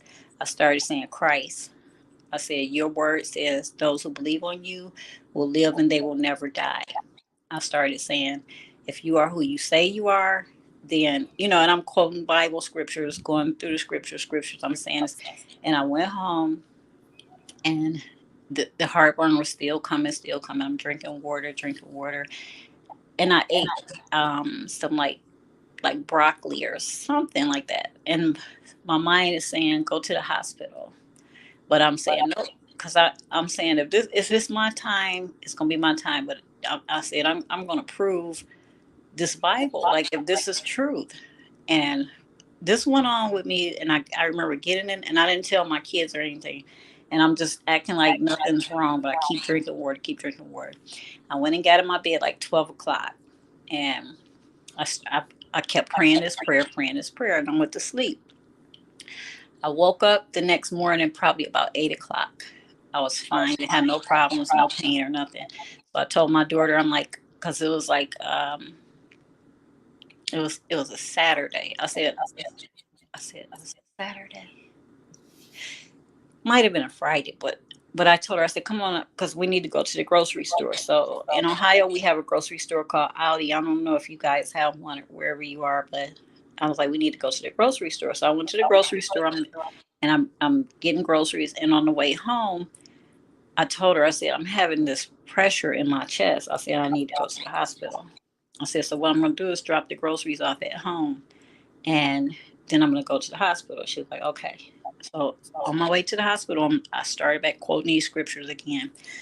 Long story short, when I got to the ER, they running all these tests and everything. And the doctor, he left the room and he came back. He said, I'm happy you came in here. He said, because you had a heart attack. And I was like, really? And I'm crying now, because I'm like, I knew I was having one, but for him to confirm it, he's like, yeah. He said, but your heart, he said, is fine. He said, but what we need to do, he said, your sugar is elevated so high. So the next, he said, we're going to admit you. So they started giving me like insulin shots. So they admitted me, and they transferred me to another hospital in Cleveland Clinic. So here I was in the hospital. The cardiologist came in, and he told me, he said, in the morning, we're going to take you down to do a catheterization. And now this guy's name is Mark Angel. And I was like, okay, so like I'm not listening to him. I'm quoting scripture. I'm talking to Jehovah. I'm like everything. And the next day before I went down, I said a prayer. I don't, Jehovah, I don't want any human touching me. I said, I want you to perform this surgery. I said, whatever it is they're about to do to me, I said, I want you to do it. I said, and I don't want, like, I said, and I need to know specifically that it's you. I said, it's got to be something specific that you show me that it's you. And I'm laying in the bed, and my niece was sitting in like a little chair on the side of me. And these two nurses came into the room. And the first one, I'm looking at her, and she looked like she might have been like Middle Eastern, but she was very like dark skin, but she might have been Middle Eastern though. But I was looking at her, but what I looked at, she had this necklace on her neck, and it looks like some type of ancient. Uh, it looked, if the best way I could describe it, it looked like a rosary, like the little thing with Mary hanging on it, but it wasn't that. It was something, but it was really old. And she walked up to me, and her and the other nurse didn't say nothing to me. She didn't look at me, but this lady, she looked in my eyes. She said, hi. She said, my name is Isa. She said, and I'm going to be the one taking care of you. And I bust out and started crying. My niece was looking at me, and she's like, what's wrong? It's going to be okay. This and that. And she didn't understand, because Isa is Jesus, or Isu in Arabic. So that was my first, well, my second, because the cardiologist, his name is Mark, and Mark was one of the apostles, but Mark Angel, his name, he was Angel. So I already knew like that part of it, but then when she said that, like, and I'm shaking now because I'm just thinking about how this happened. So she took me down, and I'm laying on the table, and they're walking me through it, and she's telling me like I could hear her in like the operating room, because they didn't put me to sleep. They kept me woke and so that they could look at it. But she's walking around like the table, and she's saying things like, "Don't worry, I'm right here. I'm with you. I got you. Don't be scared." Like saying stuff that I don't remember everything she was saying, but it was things that I know like the creator would be saying if he was the one really performing the surgery. And so when I got back upstairs to my bed, everything, and sorry guys, because I was like shaking, like I'm freezing, because it's like you'll understand like this spiritual thing that happened. So when the next the next day, when he came to give me like my information about what happened, he came into the room and he sat down and he said, "We didn't find anything." He was like, "Your heart is in perfect condition." He was like, "You have no blood clots. You have like nothing wrong with you or anything." Um, oh my goodness. Okay. Um, he was like, "You don't have anything wrong with you." He was like, "So we just think like you might have been under some stress or something." So I asked him, I said, "Is that normal? Like, do people like have this?" And this, he looked at me, he was like, "No, not really."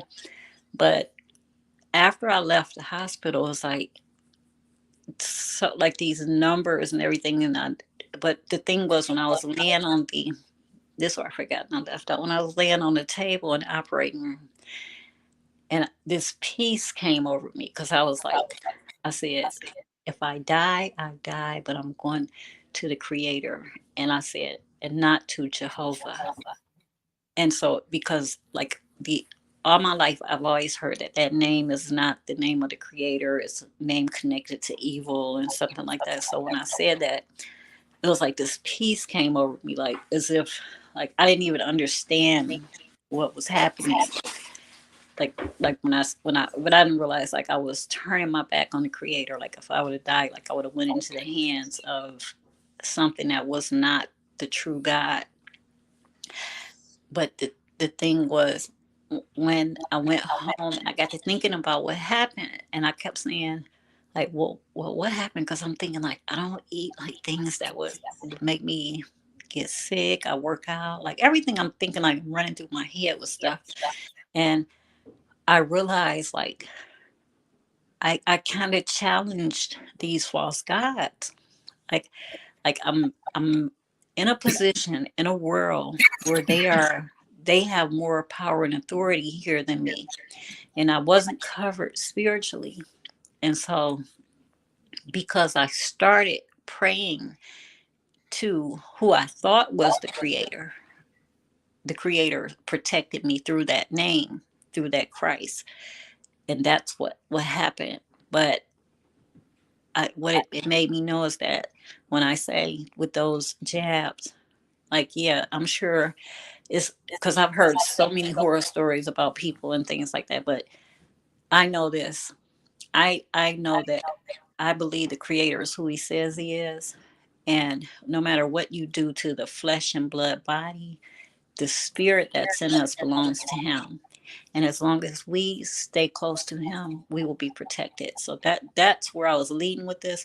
But I wanted to say, because I was calling, or I was standing on these words that were sent to us through the creator, through that Christ, and I was standing on it.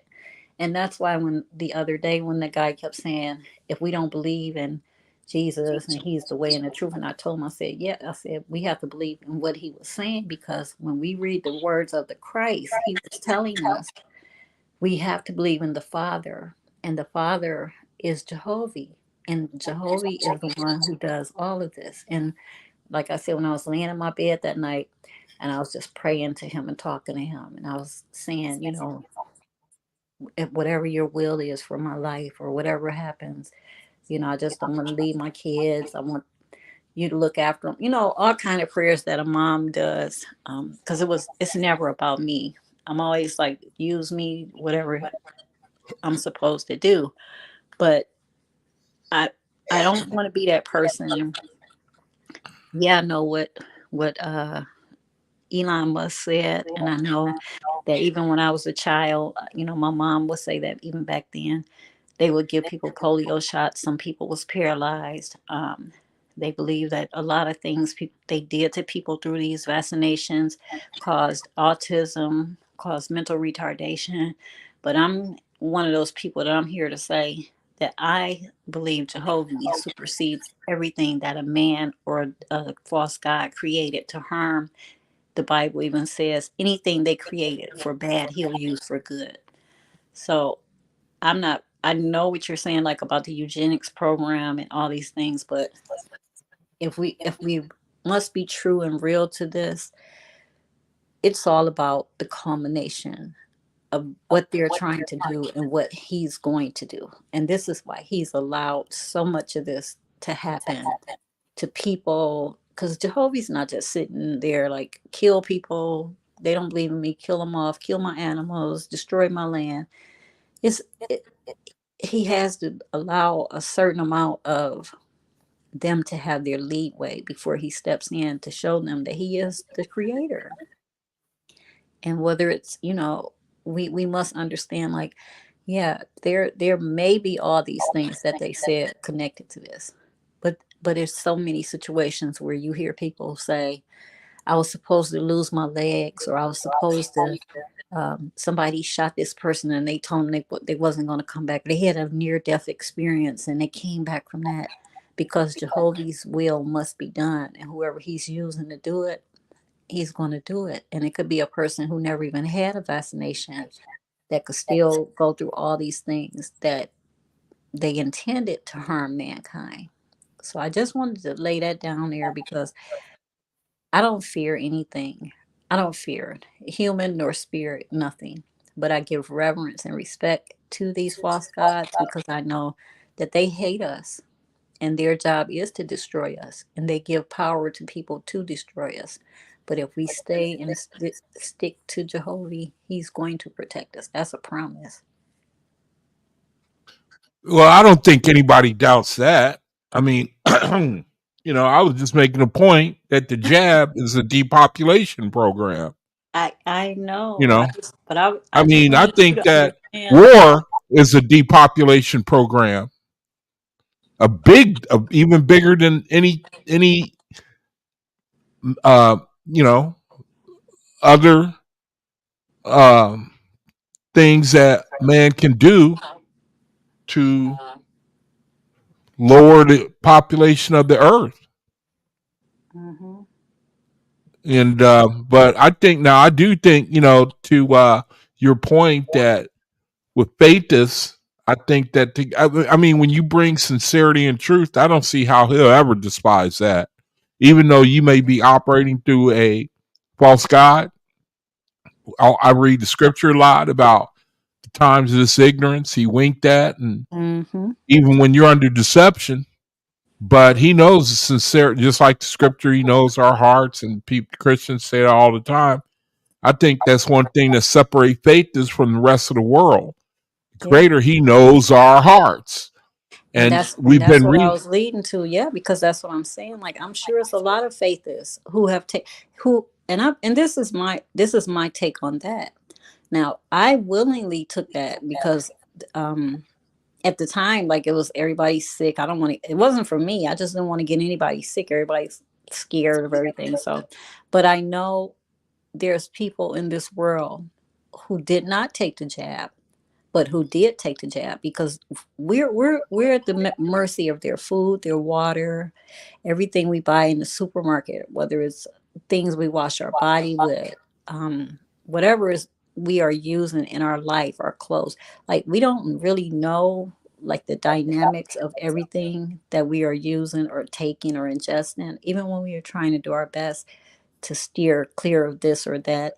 I used to love to drink Coca-Cola, and I did some research on it after this guy named Santos Bonacci. I think that's how you say his name, Santos Bonacci.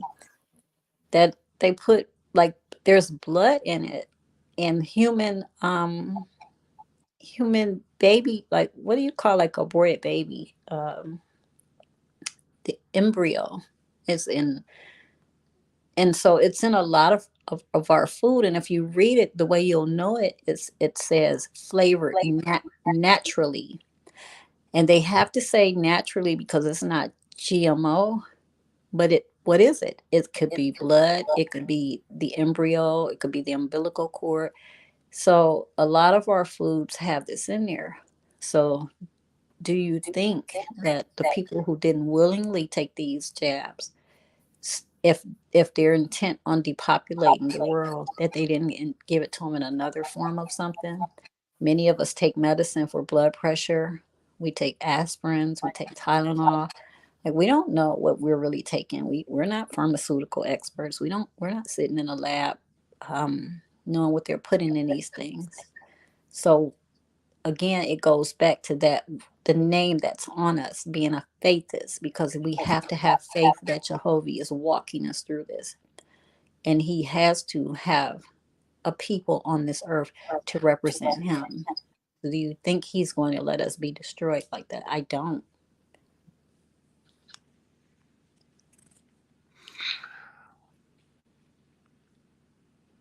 All right. Well, yeah, I'm with you. I think that when you set your mind to be when you set your mind to be sincerity and truth, then there's no way that you can lose, even though you may be deceived. And I'm sure that that type testimony, a lot of us have. I mean, we have been delivered. I know, without a shadow of a doubt.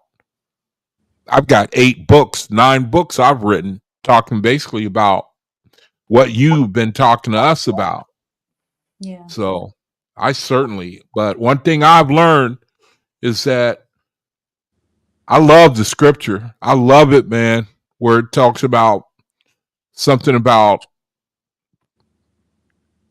guard your heart, for out of it are the issues of life.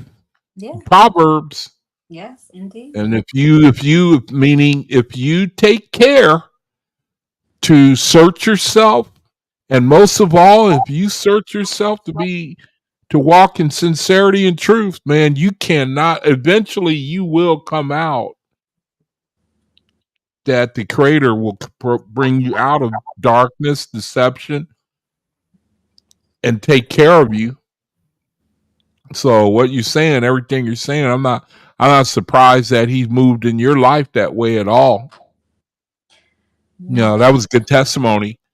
And So it's about time for me to end the video. If anyone wants to come on and give a final word or anything about what the sister shared or I was anything going to that's, know what happened to the Gnostic warrior. I wanted to hear what he had to say about the DNA. I don't know. I don't know. I put the link in the room. He might have had technical difficulty or something. Were you going to say something, Dave? No, I'm just going to say peace and blessings, brothers and sisters. Oh, okay. And I'm about out of here myself. Okay, well, might as well go ahead and shut it. Taking up all of the whole night, but I felt like I need. No, that's what that's what I mean. Hopefully, that's what the channel brethren will come in and do the same thing, share, and that's what I bought the software for. Hopefully, brethren will come in, and I mean, we certainly need to talk to each other and be heard. Oh, now he's coming in just when I'm closing the video. Hey, Nasik, you just now, I don't know what happened, but I'm great to close up. So if you want to give a word, then go right ahead, and then I'm gonna shut it down. I'm sorry about the night. That's all right. Good to see you. Are you gonna be on tomorrow or whenever next time you're gonna be on? No, I go like Monday, Tuesday, Thursday, and Friday. Monday, Tuesday, Thursday, Friday. So, and then Saturday and Sunday I take the weekend off. So you can go ahead and give a word and just be brief and just come check back in with us to finish up if you want tomorrow. It'll be fine. I'm gonna forget. Well, when the sister was talking about the DNA, I'll just say for this right now, if you can go to my YouTube channel, and there was a video I did on a movie that came out back in 2008 called The Titan, and It's called what? it's called The Titan. The Titan. Okay. Yeah, Titan. And I did a video on that, and I came across something very, very, very strange. Like when they put these movies out, uh, they're telling you the truth in the movies, but you have to decipher it. It's like when the sisters talk about DNA. When I did the video in that movie, um, you have to watch the movie and you'll see what the plot is about. And then when I was watching it, I came across something very peculiar. Like when these Hollywood producers put these movies out, they putting stuff out there in our faces, but they trying to see if anybody gonna catch on what they're doing. So I was watching the movie, and the movie's about these people. This guy, he's in the military, right? And they're doing like genetic experiments because the planet is dying. So they're trying to see, well, what human race will be able to survive to go to another planet and start another life, all right? And in the movie, they're going through these genetic experiments, and they call us as human beings Homo sapiens or Homo sapiens sapiens. In the movie, this being that they're trying to create, they call it Homo titanius. All right. So as they're doing the schematics, now they're starting to do the experiments with different people that's in the military. They're injecting them with this serum, right? And certain people are dying, and certain people are staying alive. So the wife's husband, he's going through the trials and he's surviving the test runs and things like that.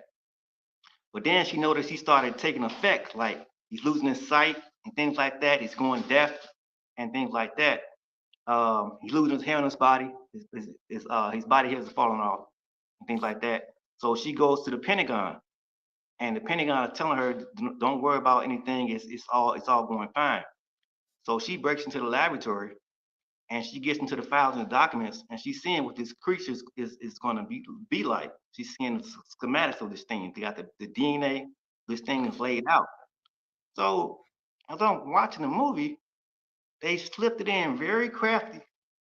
So if you ever have you ever like if you taking notes down, like you ever had like a sticky notepad, things like that, like a yellow sticky notepad, and this is what they have. They have the schematics things now, right? And taking notes, and they have they have the periodic table like potassium, magnesium, phosphorus, things like that, right? So I'm looking at this, and then they slip in there, they put in there African American. I said, wait a minute, what they just do?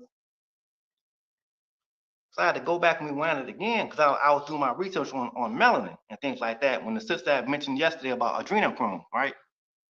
And I said, oh, okay, I see what they're doing now. They're studying Black people's DNA, right? I said, why would they put one particular race on this sticky notepad out of all the races on the world? They put African American in there.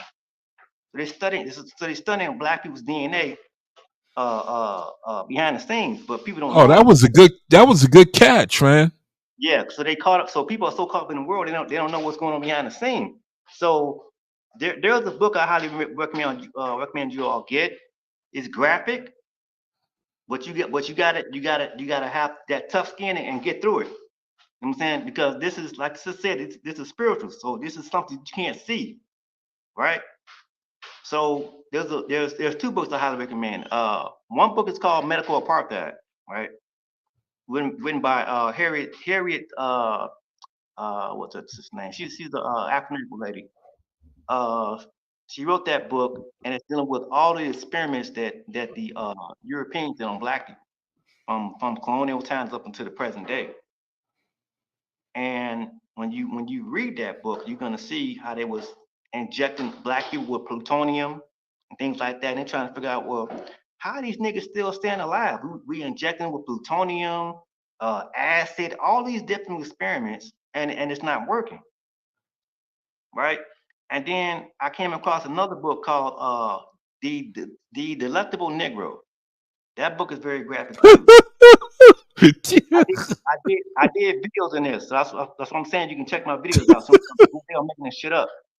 And in that book, the electrical Negro, it shows that how when black people were in slavery, the Europeans would kill them and they would start eating them.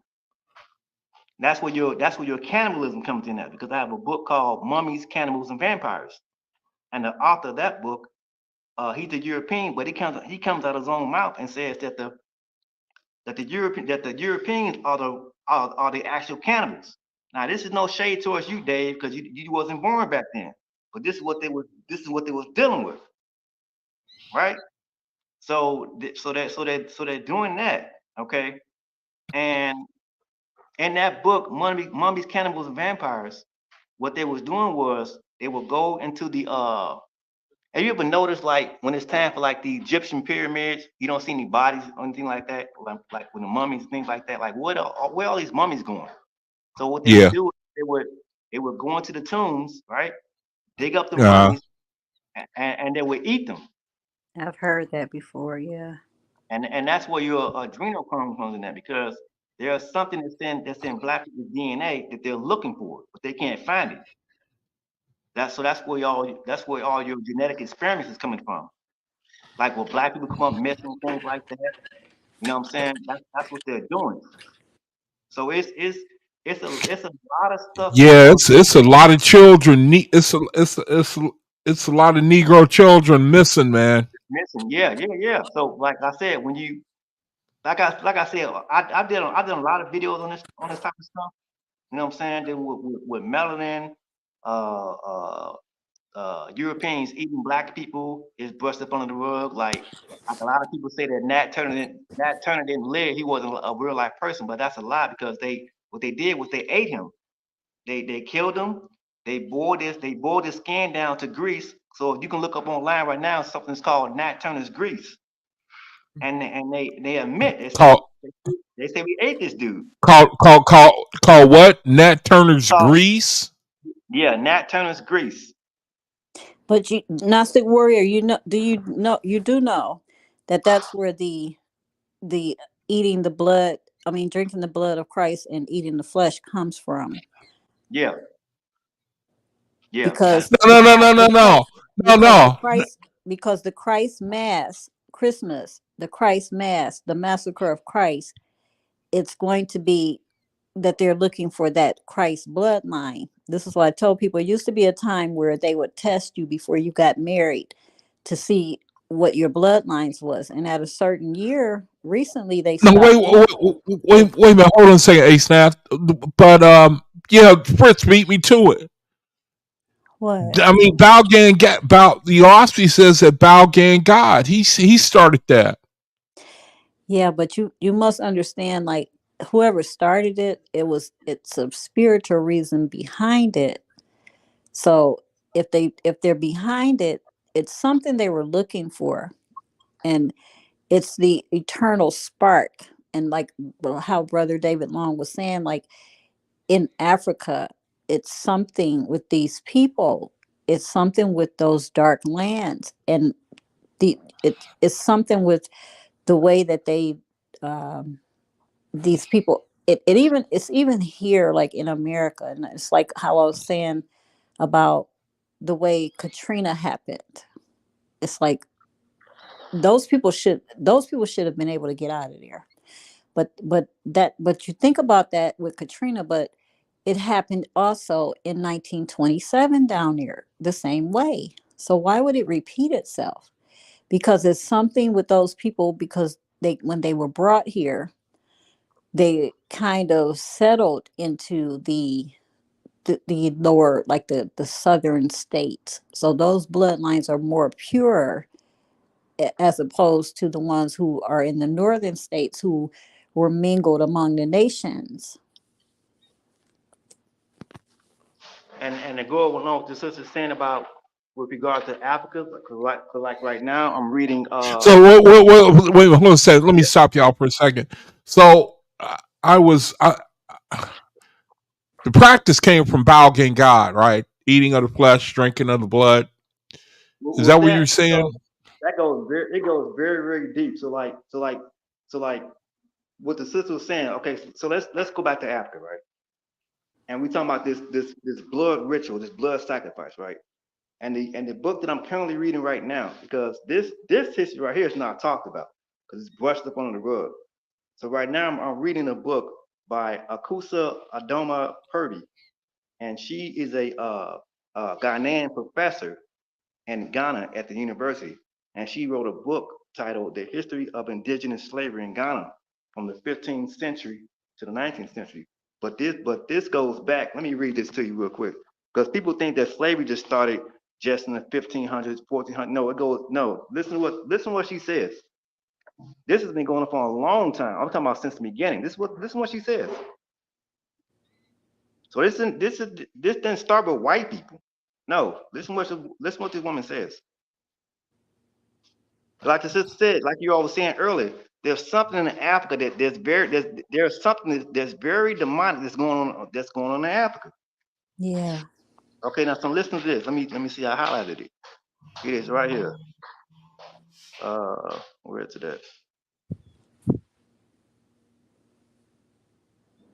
Okay, this here right here.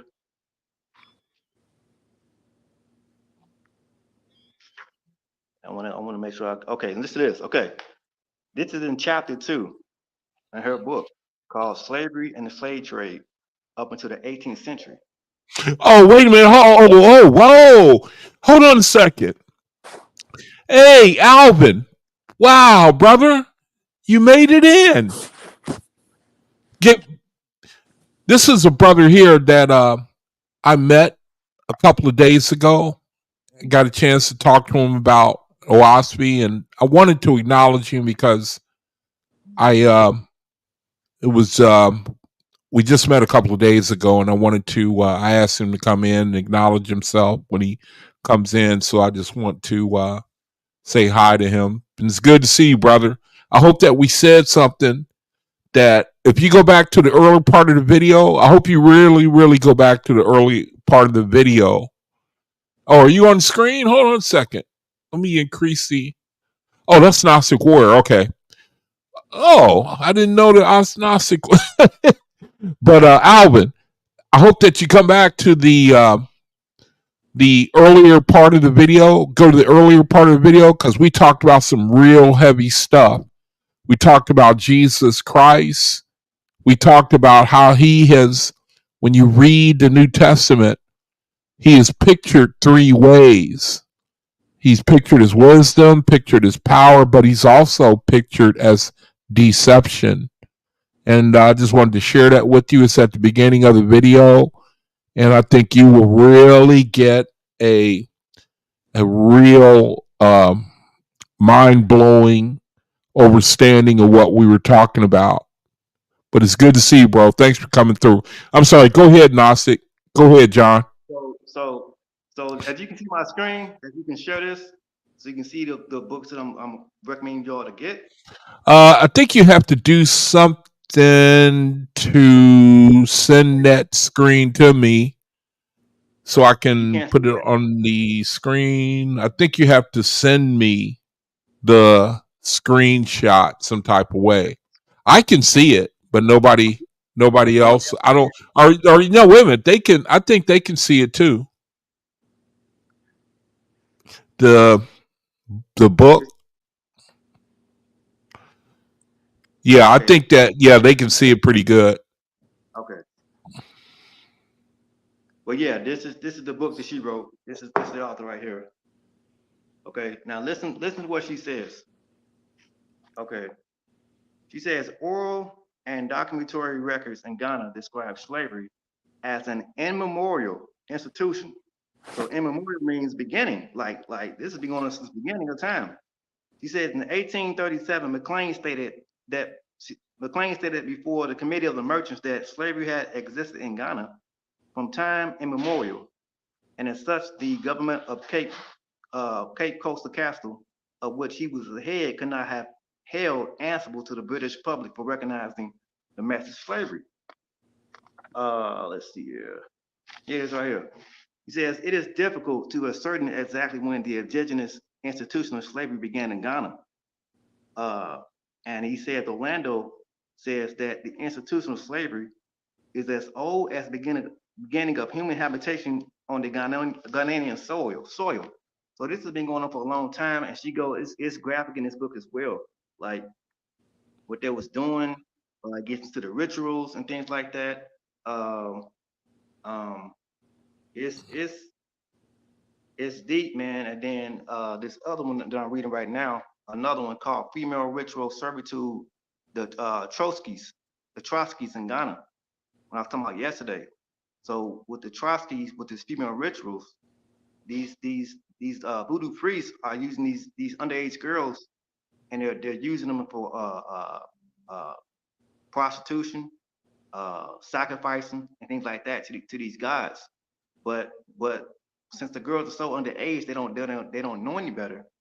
They're saying that, okay, we need you for these gods, but it's the whole time it's these voodoo priests so they can rape these young women, and they're put into slavery. It can be from damn near probably 2 years old up until they're grown women, and they're set there for life to die. There's no way they can get out, but they're trying to put a ban on it. You know what I'm saying? They outlawed it, but they still doing it behind the scenes. So like if they even get caught still practicing this ritual, probably like the longest prison term they probably get like probably 3 years, and after that they'll be released. But yeah, man, it's this. It's because they want these women, well, these children. They try to get them between the ages of 10 and 11 because what they do is they use their menstrual blood in these rituals. They drink it. They call it starfire because they believe the purity of it gives them eternal life. So it's mixed in with like the fear because the body creates the adrenochrome from fear, and then Yeah, they drink that blood. yeah, and it was that in the Bible even says that life is in the blood.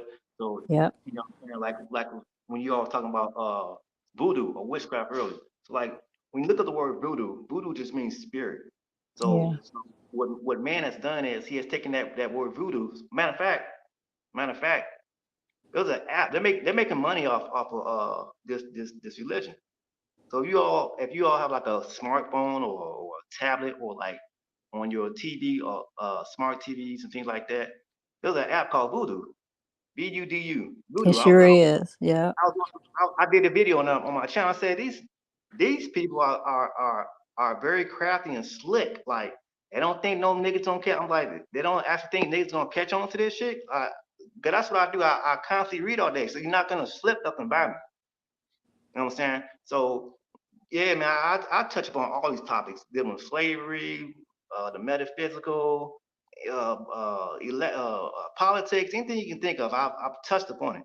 You know what I'm I saying? tried to send you a video today about petrified people. Like people think like these statues are statues, but they're people. But I couldn't find like somewhere like how how the creator comments on a video. I didn't see that you did that on any of yours, so I wasn't able to send it directly to you. Oh, you talking about petrification, like stone, they turn to stone. Yes. Yeah, I I was, did a video. I did videos on that as well. did you? I was looking through yours. I didn't see it. Like people think like we talk about dinosaurs and things like that. Like they feel as though dinosaurs wasn't real, but I did a video on that proving that there was a book that a guy named Michael Cremo wrote back in the day called Forbidden Archaeology, right? Hmm. And in his research, he found that he's dating human beings going back 2.5 billion years ago, walking amongst dinosaurs. Matter of fact, 2.5 billion years ago, they're predating dinosaurs. And they found this metal spear groove with some markers on it. And they said, well, who could have done this? Because with the evolutionary theory, they say we come from monkeys and apes and shit. But they said ain't no damn monkey or ape did this because this is highly intelligent Pacific engraving writings. So they said somebody had to do it. So as I'm doing my research, I said, well, what race has been on the planet for a long time? That's the only people I can think of as black folks. So we're predating dinosaurs. You know what I'm saying? So this is going a little bit towards your. And they said that Earth is what 4.5 billion years old, but we predate that. Nobody knows how old this Earth is or how old the universe is. You know what I'm saying? They're just guessing and speculating. They're just giving dates and things like that. So I said, okay, well, I'll go along with the dates. Whatever date they give, I'll go along with it. Let me see if I can extract something from it. So I said, well, shit. If man is predating dinosaurs and they're dating the universe of 14.5 billion years ago, and they're finding human skeletons dating at 2.5 billion years ago, well, that's not too far off the mark. That means that somebody's walking around here predating dinosaurs. Who the hell is that? So I don't, you know what I'm saying? So like I said, I'm not racist, but I see I see through the smoke screen. I see what they're doing. Like it's bad enough that they already erased black people's history. You know what I'm saying? They say our history starts with the slave trade, but that's a goddamn lie. That's a lie. Their own scientists even say that's a lie. You know what I'm saying? So it's so much stuff that they have hidden from us. You know what I'm saying? And like I said, I don't just gravitate towards one book because you're not going to find your answers in one book. You have to go outside of the book and then come across other information. Then whatever book you have gravitated towards, saying this is the source of all information. Then you gather all your information together and compile it together and see, judge and critique, say, okay, I see this stuff is starting to line up now. You know what I'm saying? So that's what I do on my channel. So you know what I'm saying? I'm real iffy about do I want to come back and start making videos again, because I know for a matter of fact they're gonna ban me. They've done it twice already. So if I come back on YouTube and start making videos again, and the stuff that I have now that I've gathered over the years since I've been gone, they gonna ban my ass. You know what I'm saying? Because it's a lot of stuff that people have they're not talking about. You know what I'm saying? It's like when I go on people's channels, I hear the same old regurgitated stuff. The Bible, the Quran. They put on debates. I'm like, what are these debates? What are these debates proving? What are they doing for the so-called community? How is putting on a debate feeding your family?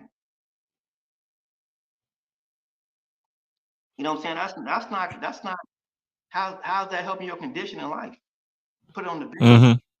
On a constant day basis. I'm like, this shit is boring. Let me that's why I took time out. Like, this shit is boring. Let me find something else to look into. That's when I started delving into the metaphysical realm. Like, let me see what I can pull out of that. What are they hiding in the occult? Now, what's your angle? You looking at the history of black people? I'm looking at not just black people, all races. Uh-huh. You know what I'm saying? I'm pulling extraction from all races, saying what's been hidden behind the scenes. Like what are these people actually? What is their goal? What is their end game goal? What are they trying to accomplish? Because, like I said, when we get down to we talk about UFOs, I found the truth behind that. Like, every time we talk about UFOs, it's always white people. But wait a minute, I came across the information like, okay, well, when we talk about these so-called gray aliens, I found out that's nothing but white supremacy, and the people that's been contacted by these so-called grays, they come out their own mouths and say these are black folks. Have you ever heard about something called remote viewing? You ever heard of that? Yeah. Yeah. There's a guy who wrote a book. There was a guy who wrote a book. these people actually think that black folks don't read. So this guy, he's a remote viewer. He worked for the CIA, right? And when you do remote viewing, that means you can there's something in that's in your gene that can allow you to go back in the past. So many years, like probably millions of years. The Right? Akashic record. Yeah, Akashic records, right? So this guy, he's doing this remote viewing for the CIA, and he's going back to they talk about these planets with different life forms on them, with Mars and Jupiter, all this type of shit or whatever. So this guy, he goes back to the planet Mars. And if you all have ever, I'm quite sure you all are aware about you heard about Elijah Muhammad, about his his theory about what the mother plane and things like that, and his Yeah. teaching for Muhammad, and he talks Mm-hmm. about his books on theology of time and the message to the black man that Yeah, Farah Quab created the white race. yeah, that, and he talked about there's life on Mars, and there's black people on Mars, but they don't look like us, but they're similar to us.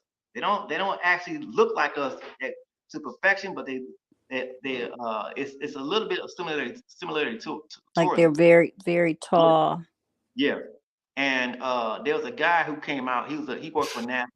So these all these sources that you're quoting, I mean, are these? I mean, they are all. I mean, they're claiming things that So like with the they're UFOs, right? It's like with the UFOs. huh? So like we talk about the UFO. Like if we talk about Roswell, we all know about Roswell. What happened in 1947 with the crash and things like Yeah. that. And they say those are aliens. But the people who's having these experiences and they get in contact with the government, they can't come out their mouth and say what really took place because their lives is on the line. They'll be killed. So they have to give you the bullshit Hollywood screen, say these are gray aliens. But that's not the case. They found out who it was. And I got information on who it was. See, So this stuff is classified. All right, this stuff is classified. So uh huh. the people who have been so caught up in the Hollywood when they put out the gray aliens and things like that and the reptilians, they're looking at this from a fictional standpoint. Like like you don't think that Hollywood when they make these movies are they're not you don't think that they're advanced enough to make a suit to So let me see if I can say this. So you're saying that black people don't know the half of the story. no, no, because if they did they would know they would really know who's flying these craft because these white folks have went to their graves. These white folks have went on their deathbeds and No, came what out. I'm saying when I say that we don't know the half, I mean you are saying basically in a nutshell that the that we only know a fraction of our history. We only know a fraction of it. Black people We always don't know about the power we had. We don't know about our spirituality. We don't know all that because stuff. I do remember reading about Haitian voodoo or something, and this man that stopped the plane in midair because he knew they wanted to kill him. Have you Yeah, heard that? I hear so They, it's they, it's been covered up. and other things too. I mean, there does seem to be a blackout, a news blackout on that type of information. You have to really search for it in Yeah, order to. I mean, you know, and like Fencer, they've really done a job on us. Like I yeah, say, yeah. Now I agree with that. I so like do we talk agree with about that. words, like right. So for example, us as African Americans, our name has been changed so many times. We've been called black people, Negroes, colors, African Americans, things like that, right? But Yeah. when you go into these dictionaries, and when you go like when I had announced yesterday, I said go to there's a website called etymologyonline.com, right? And Uh, when you type in the word black, so we call ourselves black people. Well, we don't call ourselves black people, but the European placed that name upon us. And when you say the word black, you can look it up right now. That word black goes back to the 1300s. That word comes from the Portuguese.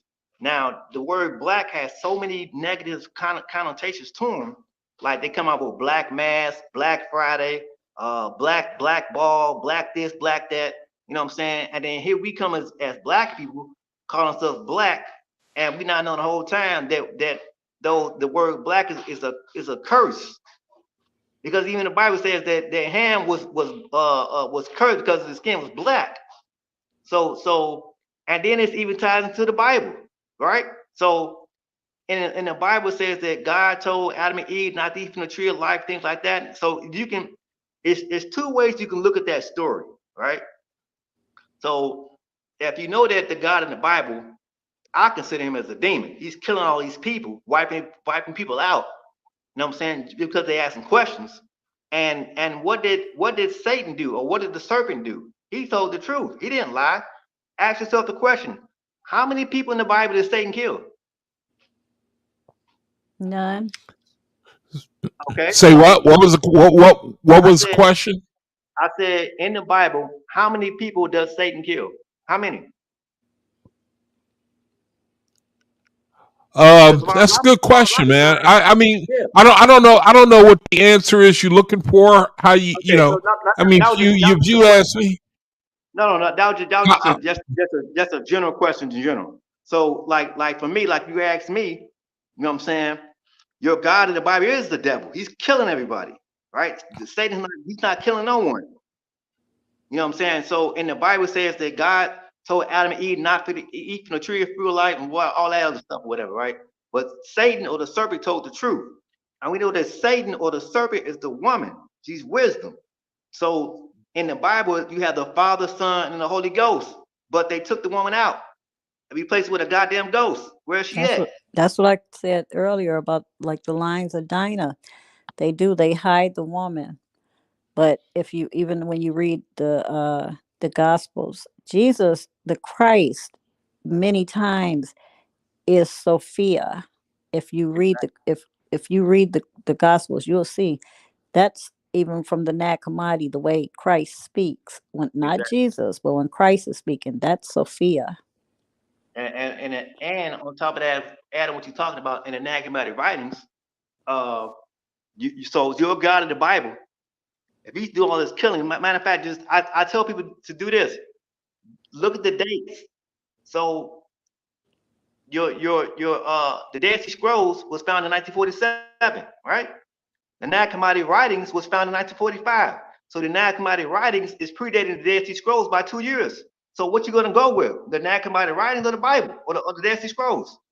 So you're going to the Nag Hammadi writings, you see that this God of the Bible is Yadobath. Yadobath is a creature that's up for your head. So he got pissed off, say, hey man, there's no other God besides me. I'm the one who made all this shit. But no, you came from somebody. You came from a woman. And that's the so you thing. saying the line of the fallen? I mean, because you got I mean, Yaldabaoth not even mentioned in the OAHSPE. No, he's not. He's So not missing that, but you, you have to decode that. You know what I'm saying? You can. He's in but there but somewhere. You but got the to look him up. other false gods and are mentioned in the OAHSPE. I mean, the line of them, the Yeah. Well, the even with span. the OASP, even with the Bible, like the OASP, even it's truth, but there's still things that is not perfected in the OASP. Matter of So fact, Yeah, I in the book of Enoch, when you so like if you want to know I, what so I, I mean, so let me ask this. I mean, because that begs the question.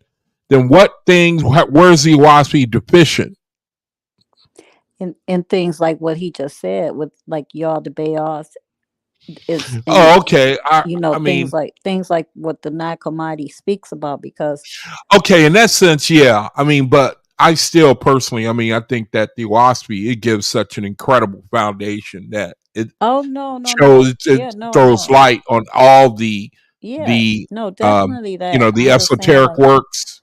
there's You yeah. but know, I'm just saying So like like in every book like it's certain stuff that's not going to be in there because it would like take forever to write like yeah. so yeah.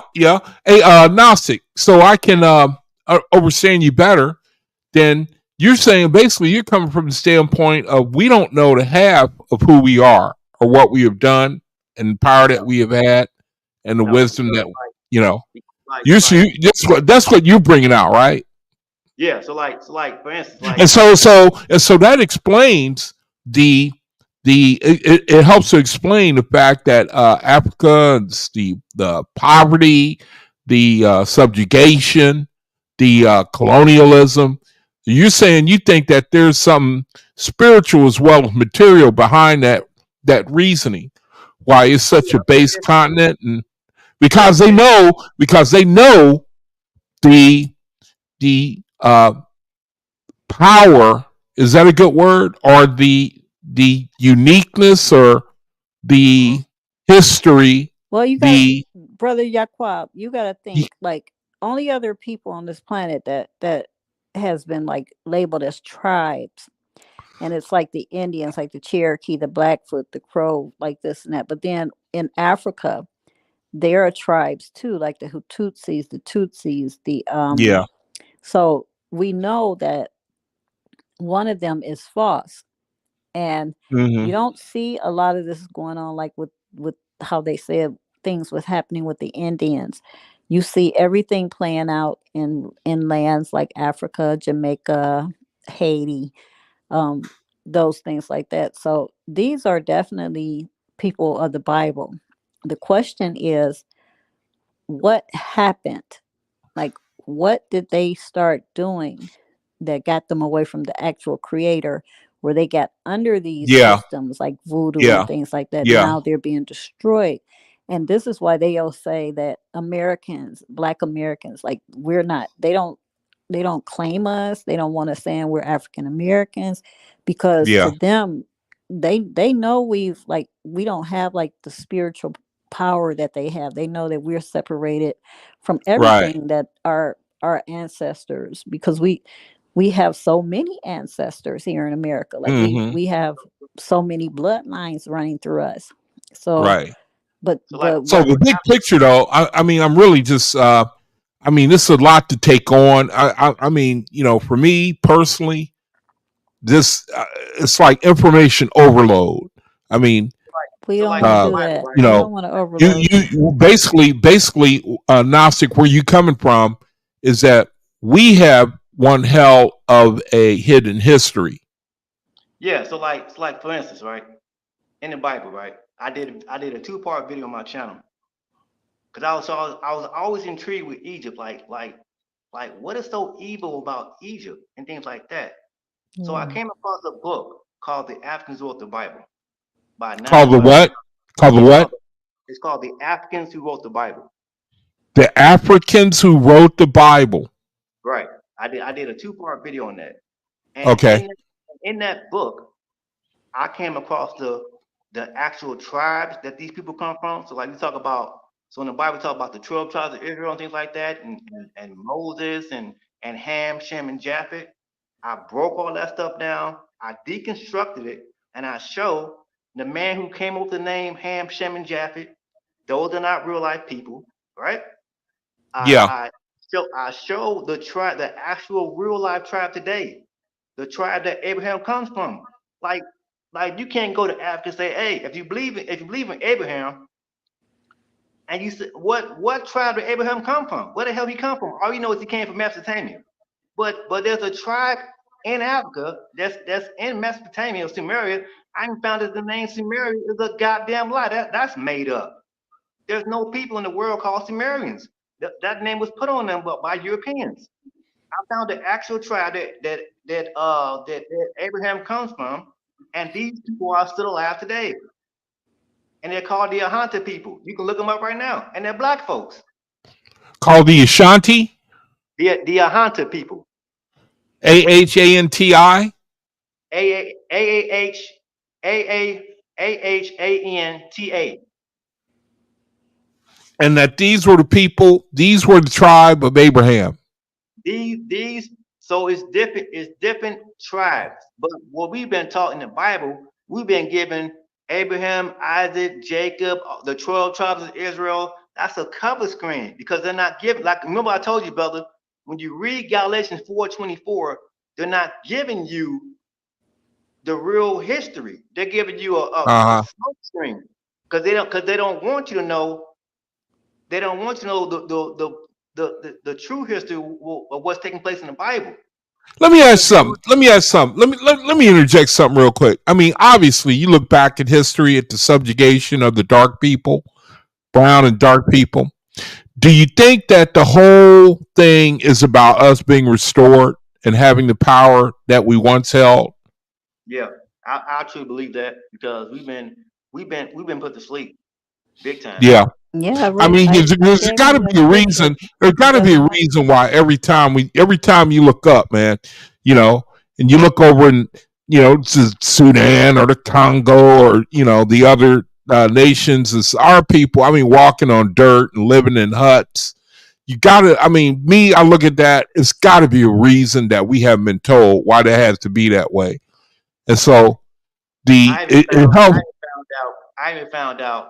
So like when the scripture was talking about the petrification or people turning to stone or giants, right? I did Yeah.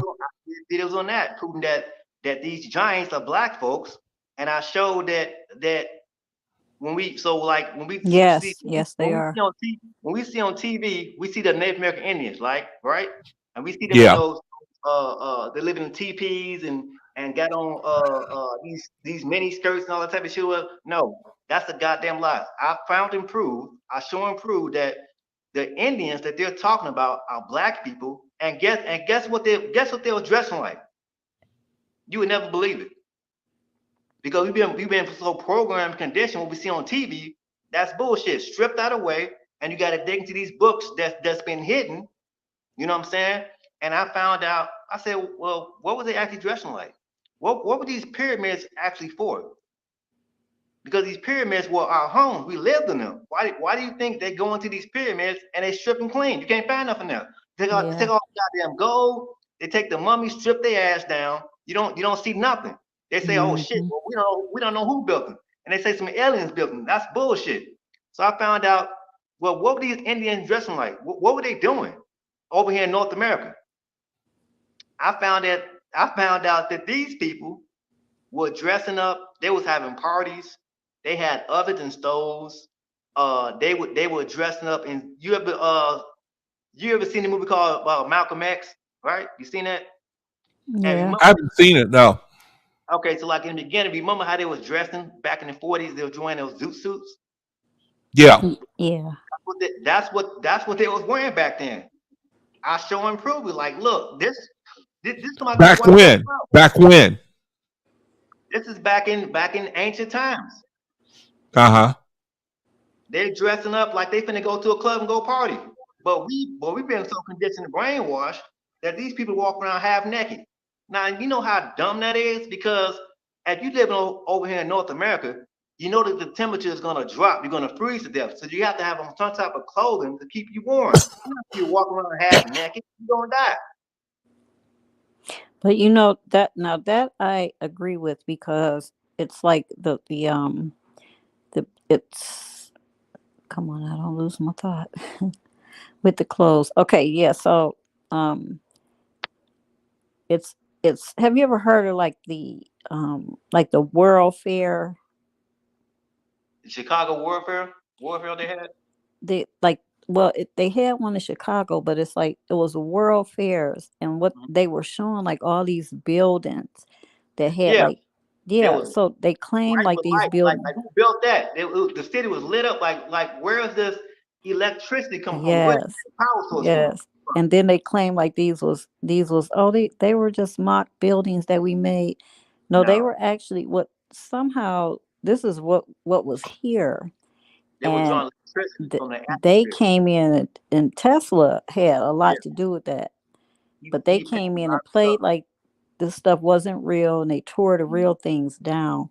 But a lot of it they couldn't tear down in this places like our city halls that look like that, places, buildings like the White House, or these old Yeah, ancient castles and stuff.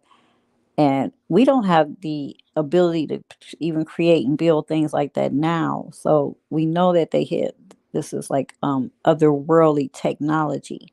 Like yeah. you This is said, highly it's from advanced. our people. It's ours because Yeah, we was never in no dirt, walking around sitting in the no, dirt and things like that. no. They give us the Hollywood watered down bullshit because they don't think niggas gonna read. Because there's a Yeah. saying they always say this: if you ever want to hide anything from a Negro, put it in the Put it book, in a book. because niggas ain't gonna do shit. And Put that's it why I in a made that book. analogy yesterday, brother. That's why I made that analogy. So I just said, if you ever want to have anything from a Negro, put in the book. And then in the analogy I used yesterday with the WASPE, I said, what if we have a test and they put $1 million in the back of the textbook, you don't read it, and you don't crack the book open, you just missed out on $1 million. You know what I'm saying? So uh yeah, our ancestors doing with high technology. You know what I'm saying? Like if you ever heard of something called orgone energy, right? And there was a guy by the name of William Reich, right? And he came up with the something called the orgone accumulator or orgone energy, right? and he's able to extract energy, just like how Tesla did. Tesla was extracting energy, free energy, because we shouldn't have to pay for nothing. We shouldn't have to pay for water, electricity, none of that shit. All this stuff will be free. But these Europeans have gotten hold of that technology and they're using it, and they're charging us for water and electricity when all this shit is supposed to be free. This is energy. This is electricity, a source of power that they have tapped into. Like I have a book called written by there's a book I have written by Eugene Mendoza, and he went into Africa, West Africa, and lived amongst those tribes, and it was telling him what was their religion like, because there wasn't Christianity, Islam, or Judaism. It wasn't none of that. They was dealing with the forces of nature. And if you know how to work with the forces of nature, you can tap into that power source, and you won't need to rely on the government for a water supply, energy, electricity, because you tap into that source of power, and now you have free energy. Now these people got pissed off and say, "Hey man, what these niggas over here doing? How they lighting up their houses? How they using free gas and electricity or water? Where's their source coming from?" They tapped into that power with with nature. So, like I said, when you say voodoo, voodoo just means spirit. Spirit is energy. Energy has no gender. Energy has no color. Energy has no race. That's what the creator is. You can't put a date, a name, a time, none of that shit on the creator. No. You got to go on this guy's channel. His name is Bruh Sanchez, Yeah, I heard and him. yeah, he did like a whole breakdown on that Tesla energy. Yeah, yeah. So I'm listening to all this, and I'm thinking from the standpoint of why is Africa been in the situation that they have been in? And so, I Because mean, they tried to they had all that power, conquer. that type of, huh? There's something called, you look up online right now, something they did. Okay, so there was a lot of corruption back then, right? And you can look up online, there was something called the Berlin Conference back in 1848. Yeah, I heard about that where they divided them up, Yeah, but they I, split Berlin I, up and they I divided it up among the yeah, European countries. Europe pretty much divided them up, and so then they were made subjected to colonialism, French, British, and Spanish. But So, but it's going beyond that, because like I said, back in Yeah. Africa, so there was I mean, somehow they got them. But What? brother Yaqub, listen to what he's saying about what happened. The reason yeah. why. So back in those times, so our people were they were so powerful, so wealthy, right? They had all of everything you think of, they had it, right? But they got greedy. So I heard you all mention that people, they get greedy, right? So that's Mm-hmm. what happened. They got greed. They started instead of instead of being united, they started fighting amongst each other. They were a family. So what do families do when families start fighting amongst each other? They start dividing. They say, "Oh, okay, well, since you think I'm better than you, I'm going to split and divide." They wasn't in unit anymore. They started branching off into different tribes. So these different tribes are nothing but today like modern day gangs. With the gangs, you have a chief, right? And you have Mm-hmm. to go. So if you have a gang, let's just say I'm a Blackstone. Let's say you a GD, right? And you have you Mm-hmm. have you have a GD, Larry Hoover, and you have Jeff Ford of Blackstone. You know what I'm saying? And you have under him, you have his people, his ranking commanders, his generals and captains and things like that, right? And they have to Mm-hmm. go out the street, they sell their drugs or whatever, and they got to make their quota and bring it back to the chief. So once their leader went down, once Jeff Ford got sent up, you know what I'm saying, Larry Hoover got sent up, they was working as a unit together before they got sent up. But when they got locked up, they started splitting off, doing different things, branching off. They wasn't in unit together. They wasn't unified. Mm-hmm. You know what I'm saying? So that's how it was back in those times. Black folks, they were united together as one. How do you think all those pyramids around the world was built? Because they was united as one. They wasn't fighting amongst each other. They was like, "Hey man, we got shit to do. We trying to get shit accomplished." That's why white Mm-hmm. folks say built these pyramids. They try to say aliens did it. No, but black folks did it. So they was united And try together to as say one. who did it. They try to say aliens did it, but black folks did it. So Uh-huh. Uh, So, like I said, they was united. Black folks were united together as a family, as a whole, as one. But they started bickering and fighting amongst each other, and they started dividing up and saying, "Oh, I'm a part of this tribe. I'm from this sect. I'm from that now, sect." And no, what book speaks on this? what books, man? Man, brother, I have so many books at the house. I So would have to, this is I would have to go to the library and okay. So you read like a number of sources that they all um, they harmonize with what you're saying right now. yes, they were all together as one. Like when you say the word No, no, pan, no, no, no. I mean, I said that the different books that you have read, that the things that their accounts of history harmonize with what you are saying, basically the same thing that you're telling me right now, yeah, as to man, as to how you came across this information. yes, it's different authors that I come across, like J.A. Rogers. He said it in his book, 100 Major Facts About the Negro. Nature Knows No Color Line. Uh Books. I mean, you have different authors of different races, and they all saying the same thing.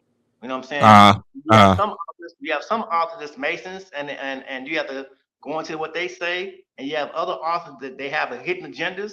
You have to strip that shit down and extrapolate and see what these people are saying. You know what I'm saying? So like I said, I mean, because I'm listening to everything, man, and the the the strongest the thing that's in my mind is just, again, like I said before, looking at that continent, man, and the condition of those people, and wondering how in the world they can be so beaten down, so impoverished. And then I've known brethren who told me that he knew of like witch doctors, and they had certain abilities, and yeah, you know now yes, I'm they listening, do. and I've heard other brethren too, you know what I mean, and Yes, they've they said do. And basically the same. They talk about a power that the dark people in Africa that they were dealing with. And so now my mind is well, how in the world did they get subjugated? okay, let me tell And you this. I mean, I appreciate you telling me, Let me tell you this. Okay, enlightening me to that age old idiom, you know, no honor among thieves. That this is the main it just reason. takes a few, to make it, to destroy the whole for everybody. This And is the so main. This is the main reason. I'm gonna tell you the main reason. Okay, I did a uh video. I did a video on this too. All right. I mean, am I right in thinking what I'm Yeah, thinking? I'm about to tell you what the main reason is. What happened? Why did they really fall? Why are we in this condition right now? Right? Okay. Uh Like I said, if they were a unit, something happened. You said, why are we in this condition? Why are we in poverty? Right? Things like that. Because that black people, as in general as a whole, we really want to be left alone. You know what I'm saying? We are left alone. There's no problem. Right? So this is right. what now this is what I'm saying. I'm gonna say it twice so you can get what I'm saying. Okay. Before there were race wars, there were gender wars. Let me say it Yeah. again. Before there were race wars, Yep. Uh there were gender wars, meaning everything. So the world right now is being ran by patriarchy. This is a patriarchal society. That's why James Brown came out that song. This is a man world.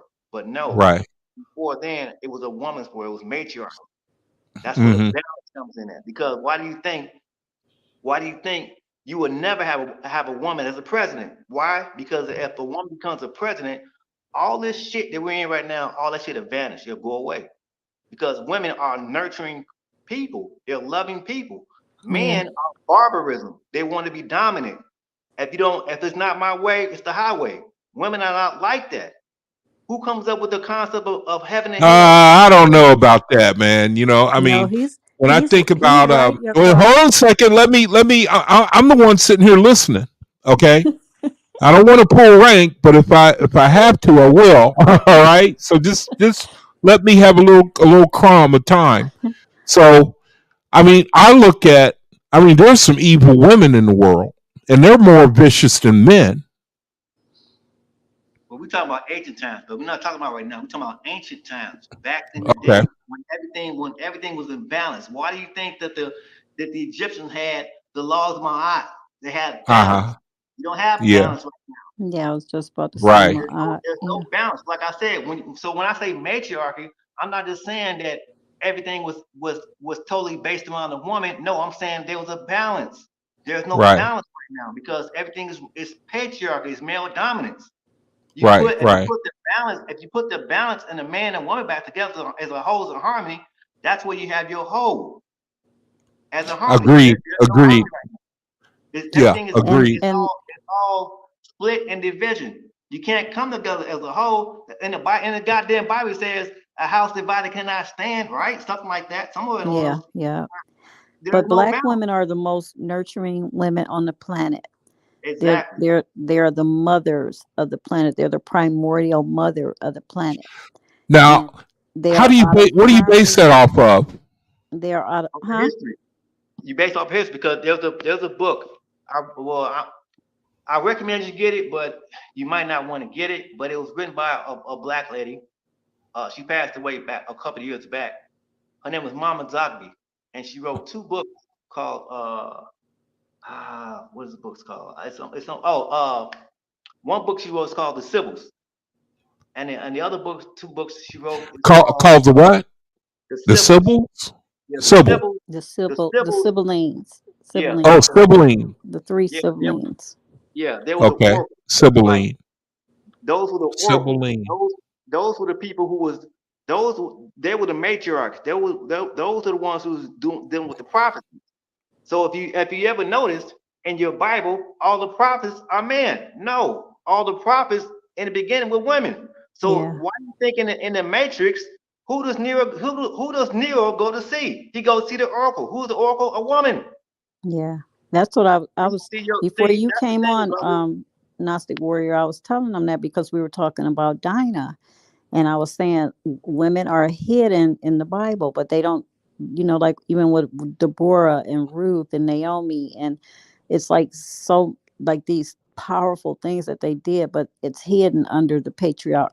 And it's like these women the villages was being raised, and they would go in and take these women and take them and rape their kids, kill the kids, because it like you said, because it was being ran by women. And a lot of that is not in the Bible, and it's been taken out of the Bible. But that Yeah. is Sophia. That Dinah serpent is is Sophia. Dinah is the 13th tribe of your Bible. She's the 13th Yep. tribe. Why do you think Mm-hmm. she's not there? Why do you have a 12 tribe? They're all men. Where's the woman at? It's Yep. all this. See what's happening is, brother. And your Bible is patriarchy, it's misogynistic, and it's incest, and it's pedophilia, and it's homosexuality. Hey, That's that ain't my just like your Bible, Bible. brother. Don't put that. That ain't my Bible. Don't put that on me. It's like the Bible Wait, hold on a second, brother. is a twisted up Hold program. on, brother. Don't put that on me. That ain't my Bible. What you talking about? We've Oh, all gee. we've all grew up with the Bible. We all that was it was forced upon us, right? Yeah. Yeah. Now Right. I'm not putting it upon you, brother, but correct me if I'm wrong. Early in the video and on the stream, you were quoting from the Bible. Am I Yeah, right or wrong? I still refer to it because now I see it differently, but I don't see it the way at one time I looked at it as the word of the creator, but now I like to refer to it because it's a great source of learning. It's the power of the creator as opposed to the power of false gods. That's why I like to I got one refer for to you. it. But I got one for you. I I, got one for you. Listen to this. I Listen to don't this. believe, I don't subscribe to it anymore though, because I Brother, know check what this it out. is. Listen to this. Listen to this. Listen what I'm about to say. Listen what I'm finna say. Take the Okay. Bible away. Take the Bible away. Okay? Now listen to Uh this. Listen what I'm about to ask you. I want to see what kind of response I'm going to get. This is not to Okay. belittle. It's not to belittle you. It's not to put you down. Okay. I've done this myself. I had to strip everything that I thought I knew I had to strip it away. I had to Yeah. strip away my fear of God killing me. All of that stuff, I had to strip it away. Now listen to what I'm about to ask you. All right. And sister, you can answer it too. I want to get both of y'all's response. Okay. Okay. It says, in the beginning, God created the heavens and the earth, right? Mm-hmm. And he made Adam and Eve. Adam and Eve are his children, right? Okay. So that would mean that by technicality, Adam and Eve are brothers and sisters. Am I right or wrong? You're wrong. Why You, is that? If they're his children. because Well, there isn't there isn't but one being. There's only one, because Adam was created and Eve was the source of his spirit pulled out of him. Mankind has been put to sleep, and Eve is that spirit that woke mankind up. Eve is the wisdom of man. That's why women appear to be more intellectual, more nurturing, more in tune with a lot of things than man. So there is only one being. Eve was pulled out of him, and and I believe, the yeah. serpent came to um, put her back into him. that Okay. that serpent is the wisdom of God when the false creator created Adam and took his wisdom away from him. Okay. So let me ask you this. By you saying all of that, I'm not saying you're right, I'm not saying you're wrong. My question will be this. If God is by himself, Moses not born, Adam and Eve is not born, created none of that stuff. It says, in the beginning, God created heaven and earth. And Mm-hmm. remember, Adam and Eve is not born yet, or Moses. Okay. Who's writing for God? If nobody's there to begin with, who's writing for God and who's there to witness creation? You It can't say tells you in Moses because Moses Proverbs is not. 8. You know what? When I It, read, te- it tells you in what, Proverbs 8 the answer to that question. It's the Shekinah. It's the wisdom. It's Sophia. In Proverbs 8, she tells you, she said, I was there in the beginning when he started his creation. I was beside him in his habitable earth as his master worker, happy at his creation. Not Oh, only that, let me stop you right there, sister. So that means by technicality, listen to this. mhm, That would mean by technicality that if we've been conditioned to believe that God is the man and Sophia is the woman, right? mhm, So that means that mhm, you have negative and positive, right? God right, is male, wisdom, Sophia is the negative, right? You mhm, bring those two together, you have children. yeah, So that would, so by technicality, that means that God has a wife, uh-huh, Ashtaroth, right? So that means that God has children, mhm, and that means that what we are their offspring. So that mhm. means that there is no such thing as one God, because Well, it's two, because Yahweh, or whatever you want to call it, yeah, and so Sophia are there in together. that respect, what you're speaking on, yes, because those are gods that you're speaking on. Those are the Elohims. So they are like us. They're just higher deities. That's why it says man was created a little lower than angels. So they can procreate, as I showed with Baal. They do have children on this planet. But however, you must understand that that Bible, that is not the creator who is doing the creating. No, What's happening right there is that's terraforming. That right. being is terraforming the earth for him and his progeny. And then the other being in chapter 2 of Genesis comes in and terraforms. And then there's the three that are doing terraforming for their bloodlines. But the creator, the initial creator, not the gods, because a god is not the creator, even though they create, which is why these things happen. They're not the creator.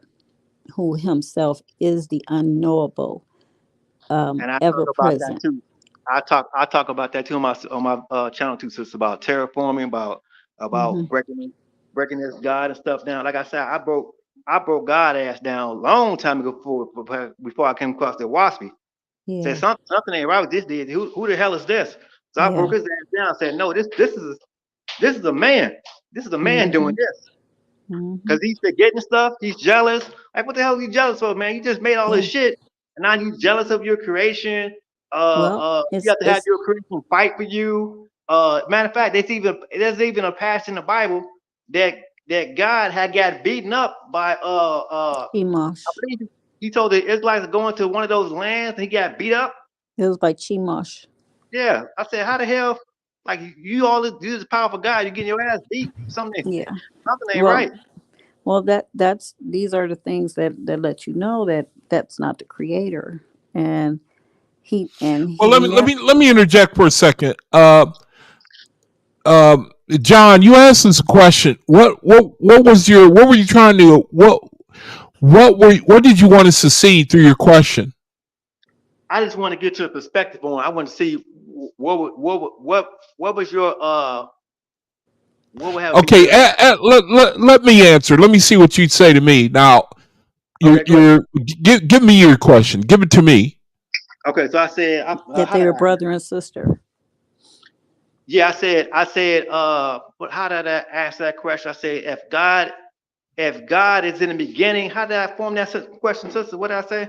You said if he was in the beginning and he created Adam and Eve, that he's their father, and that meant their brother and sister.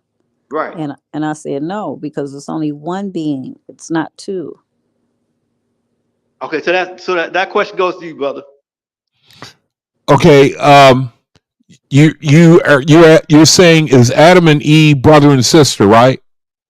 Right, because he said he formed man out of the dust of the ground, and he formed Adam from the dust of the ground, and he took Eve and took her out of Adam's rib and things like that. So what would that make Adam and Eve Okay, well, my concept of family is they're related.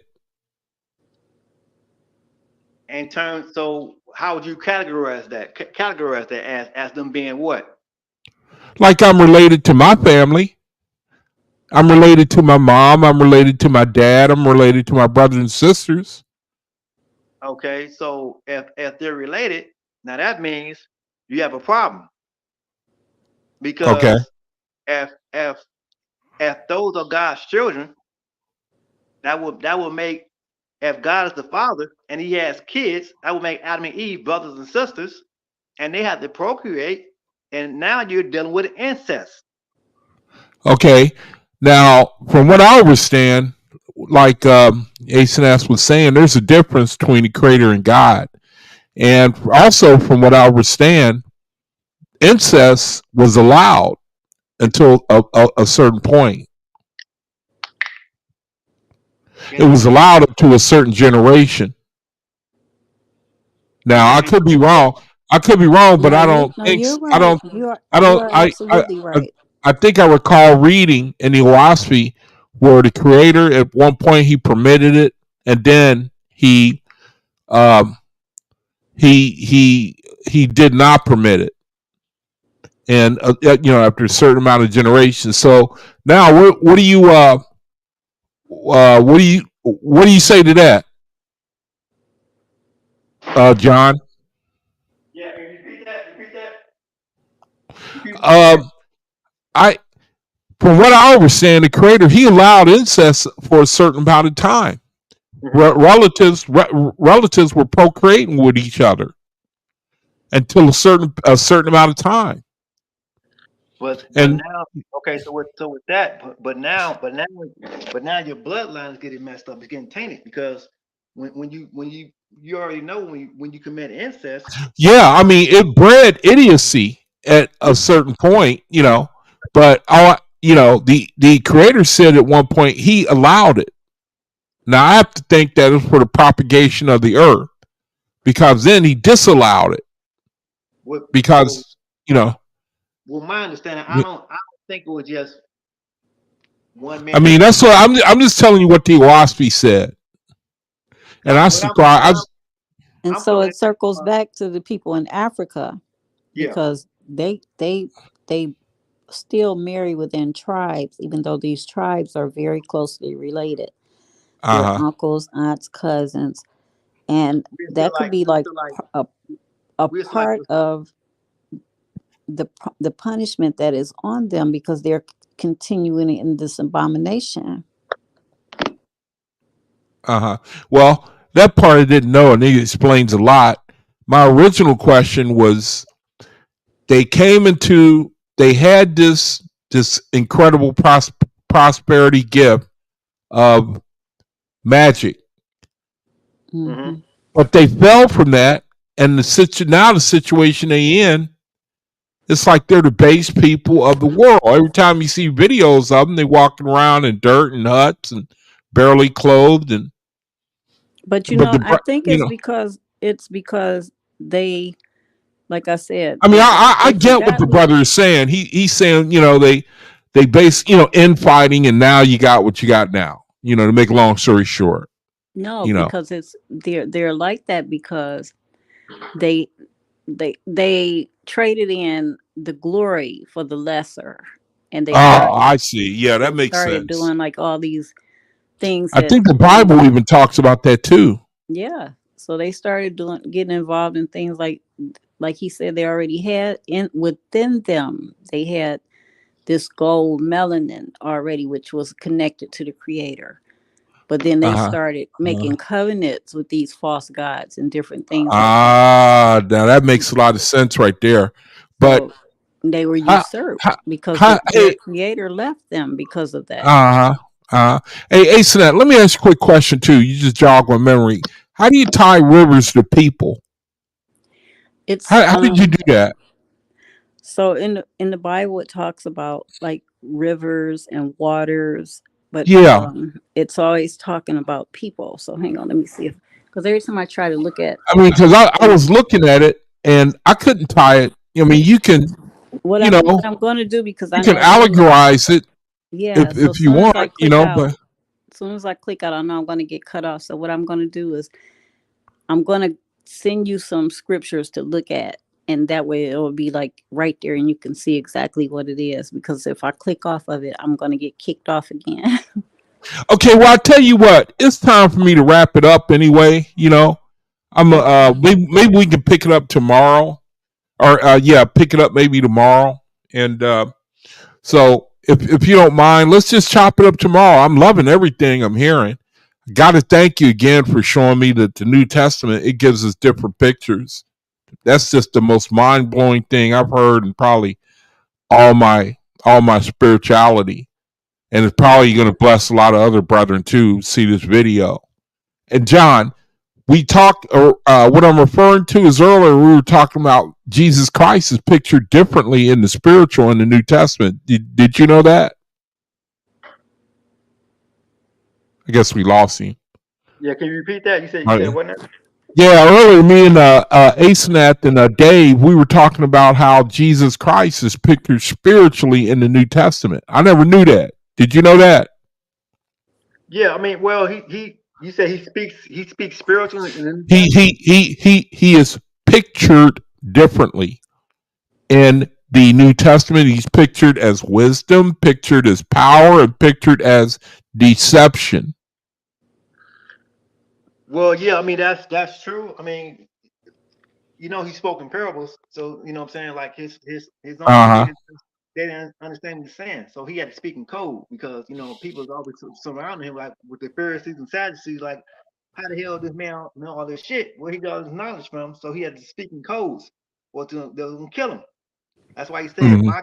That's why he said my kingdom is not of this earth, and it's Hmm. like what the hell are you talking about, man? But he said there's only so much I can give you right now Yeah. Yeah. because Yeah. his life was on the line. Yeah. Hmm. I mean, You know, tonight was that was explosive for me, man. I mean for real, and it's helping me to open up to these other spiritualities that I've never even heard. I mean, things you're talking about, I never heard that stuff. I'm I'm gonna talking to drop. you, John. Yeah, I'm gonna drop something else on you. Like I said, when you watch these movies, Yeah. They put us down so bad. They put black folks down so bad. I did a video about 4 years ago. And if y'all get a chance, I'm quite sure we all seen it. It's a classic where Eddie Murphy will coming to America. And in that movie, I broke that movie down. I showed and proved that what was the real meaning behind that movie? Because they get us with the comedy. I mean, it's a classic. I laugh every time I watch it. I said, Yeah. let me break this movie down. What are they talking about? What is the real meaning behind this movie? Yeah. So like, Royalty becomes a servant and becomes royalty. but who is that? But in historical terms, who's that talking about? We put the comedy to a side. Who is that talking about historically? So like I said, with they stripped our history away, so we don't really know anything about ourselves, right? So in the movie, I'm not big on, like you said, brother, yesterday. I'm past the whole nationality thing with the nationalization and things like that. Like with the Yeah. the Moors are real big on nationalization, right? Right. But in that movie Coming to America, I made that connection. I showed that Eddie Murphy, he's the king of Zamunda, right? Uh-huh. And he's a prince, so he's royalty. But he wants to leave Africa and he wants to come to America to find a queen because he Uh-huh. don't want to marry that woman. So him and Simi comes to America, right?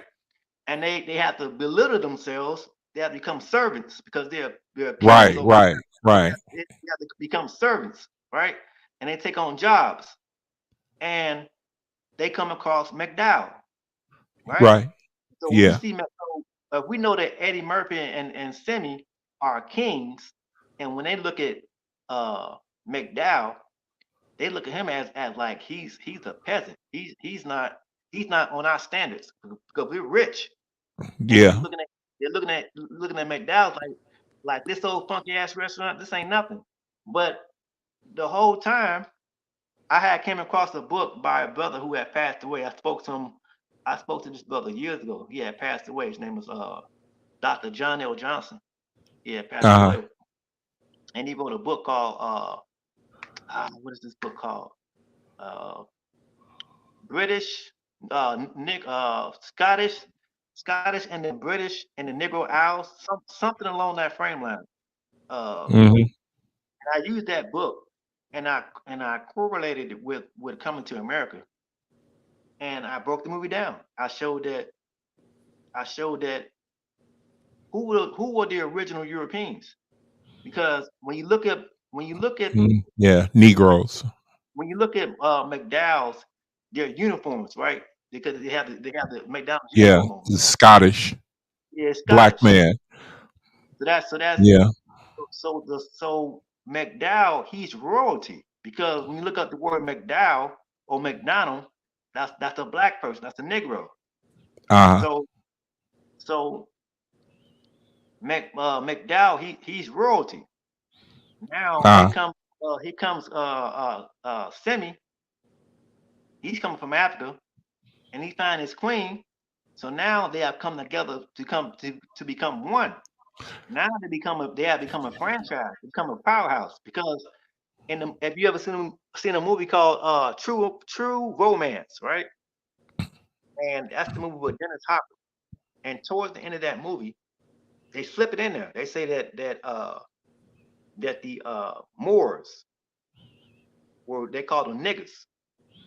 And towards the end of the movie, they ended up killing him because he came out with the truth. Said, hey, he said I read a lot. This is in the movie, in the dialogue. He said I read a lot, and I found out that the original Scottish, Irish, uh, Italians, they were all Negroes or niggers.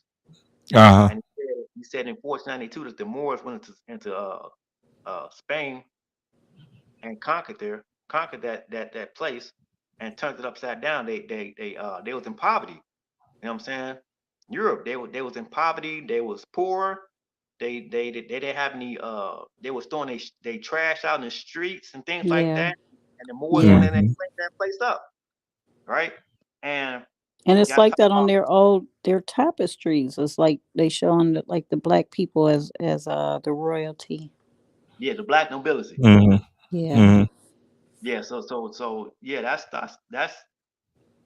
talking about black folks. Uh, it's it's a lot of stuff that they do. So that now you really know why they ain't gonna open them vaults in the No, Vatican.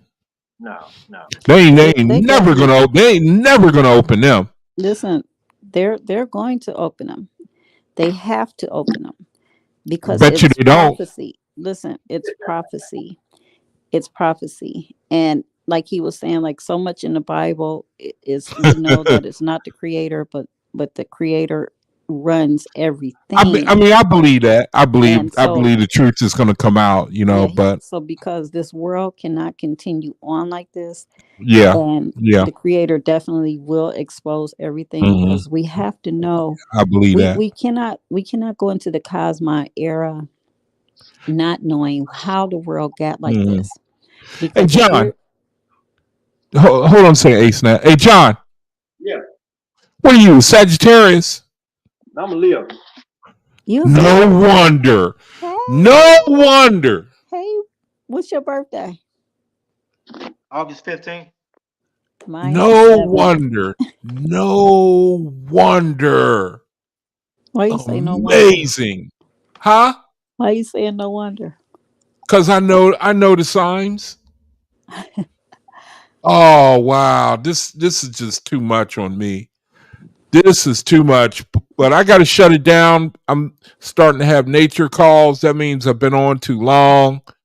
But I really appreciate you and Ace and that coming on. I hope John you come through Friday. During my Friday I'll be on, Saturday, Sunday I'll be off. Appreciate both y'all, man. You know, I really do for this information. What time you I'm going live? about to, huh? What time? You said you going live tomorrow. What time you going live tomorrow?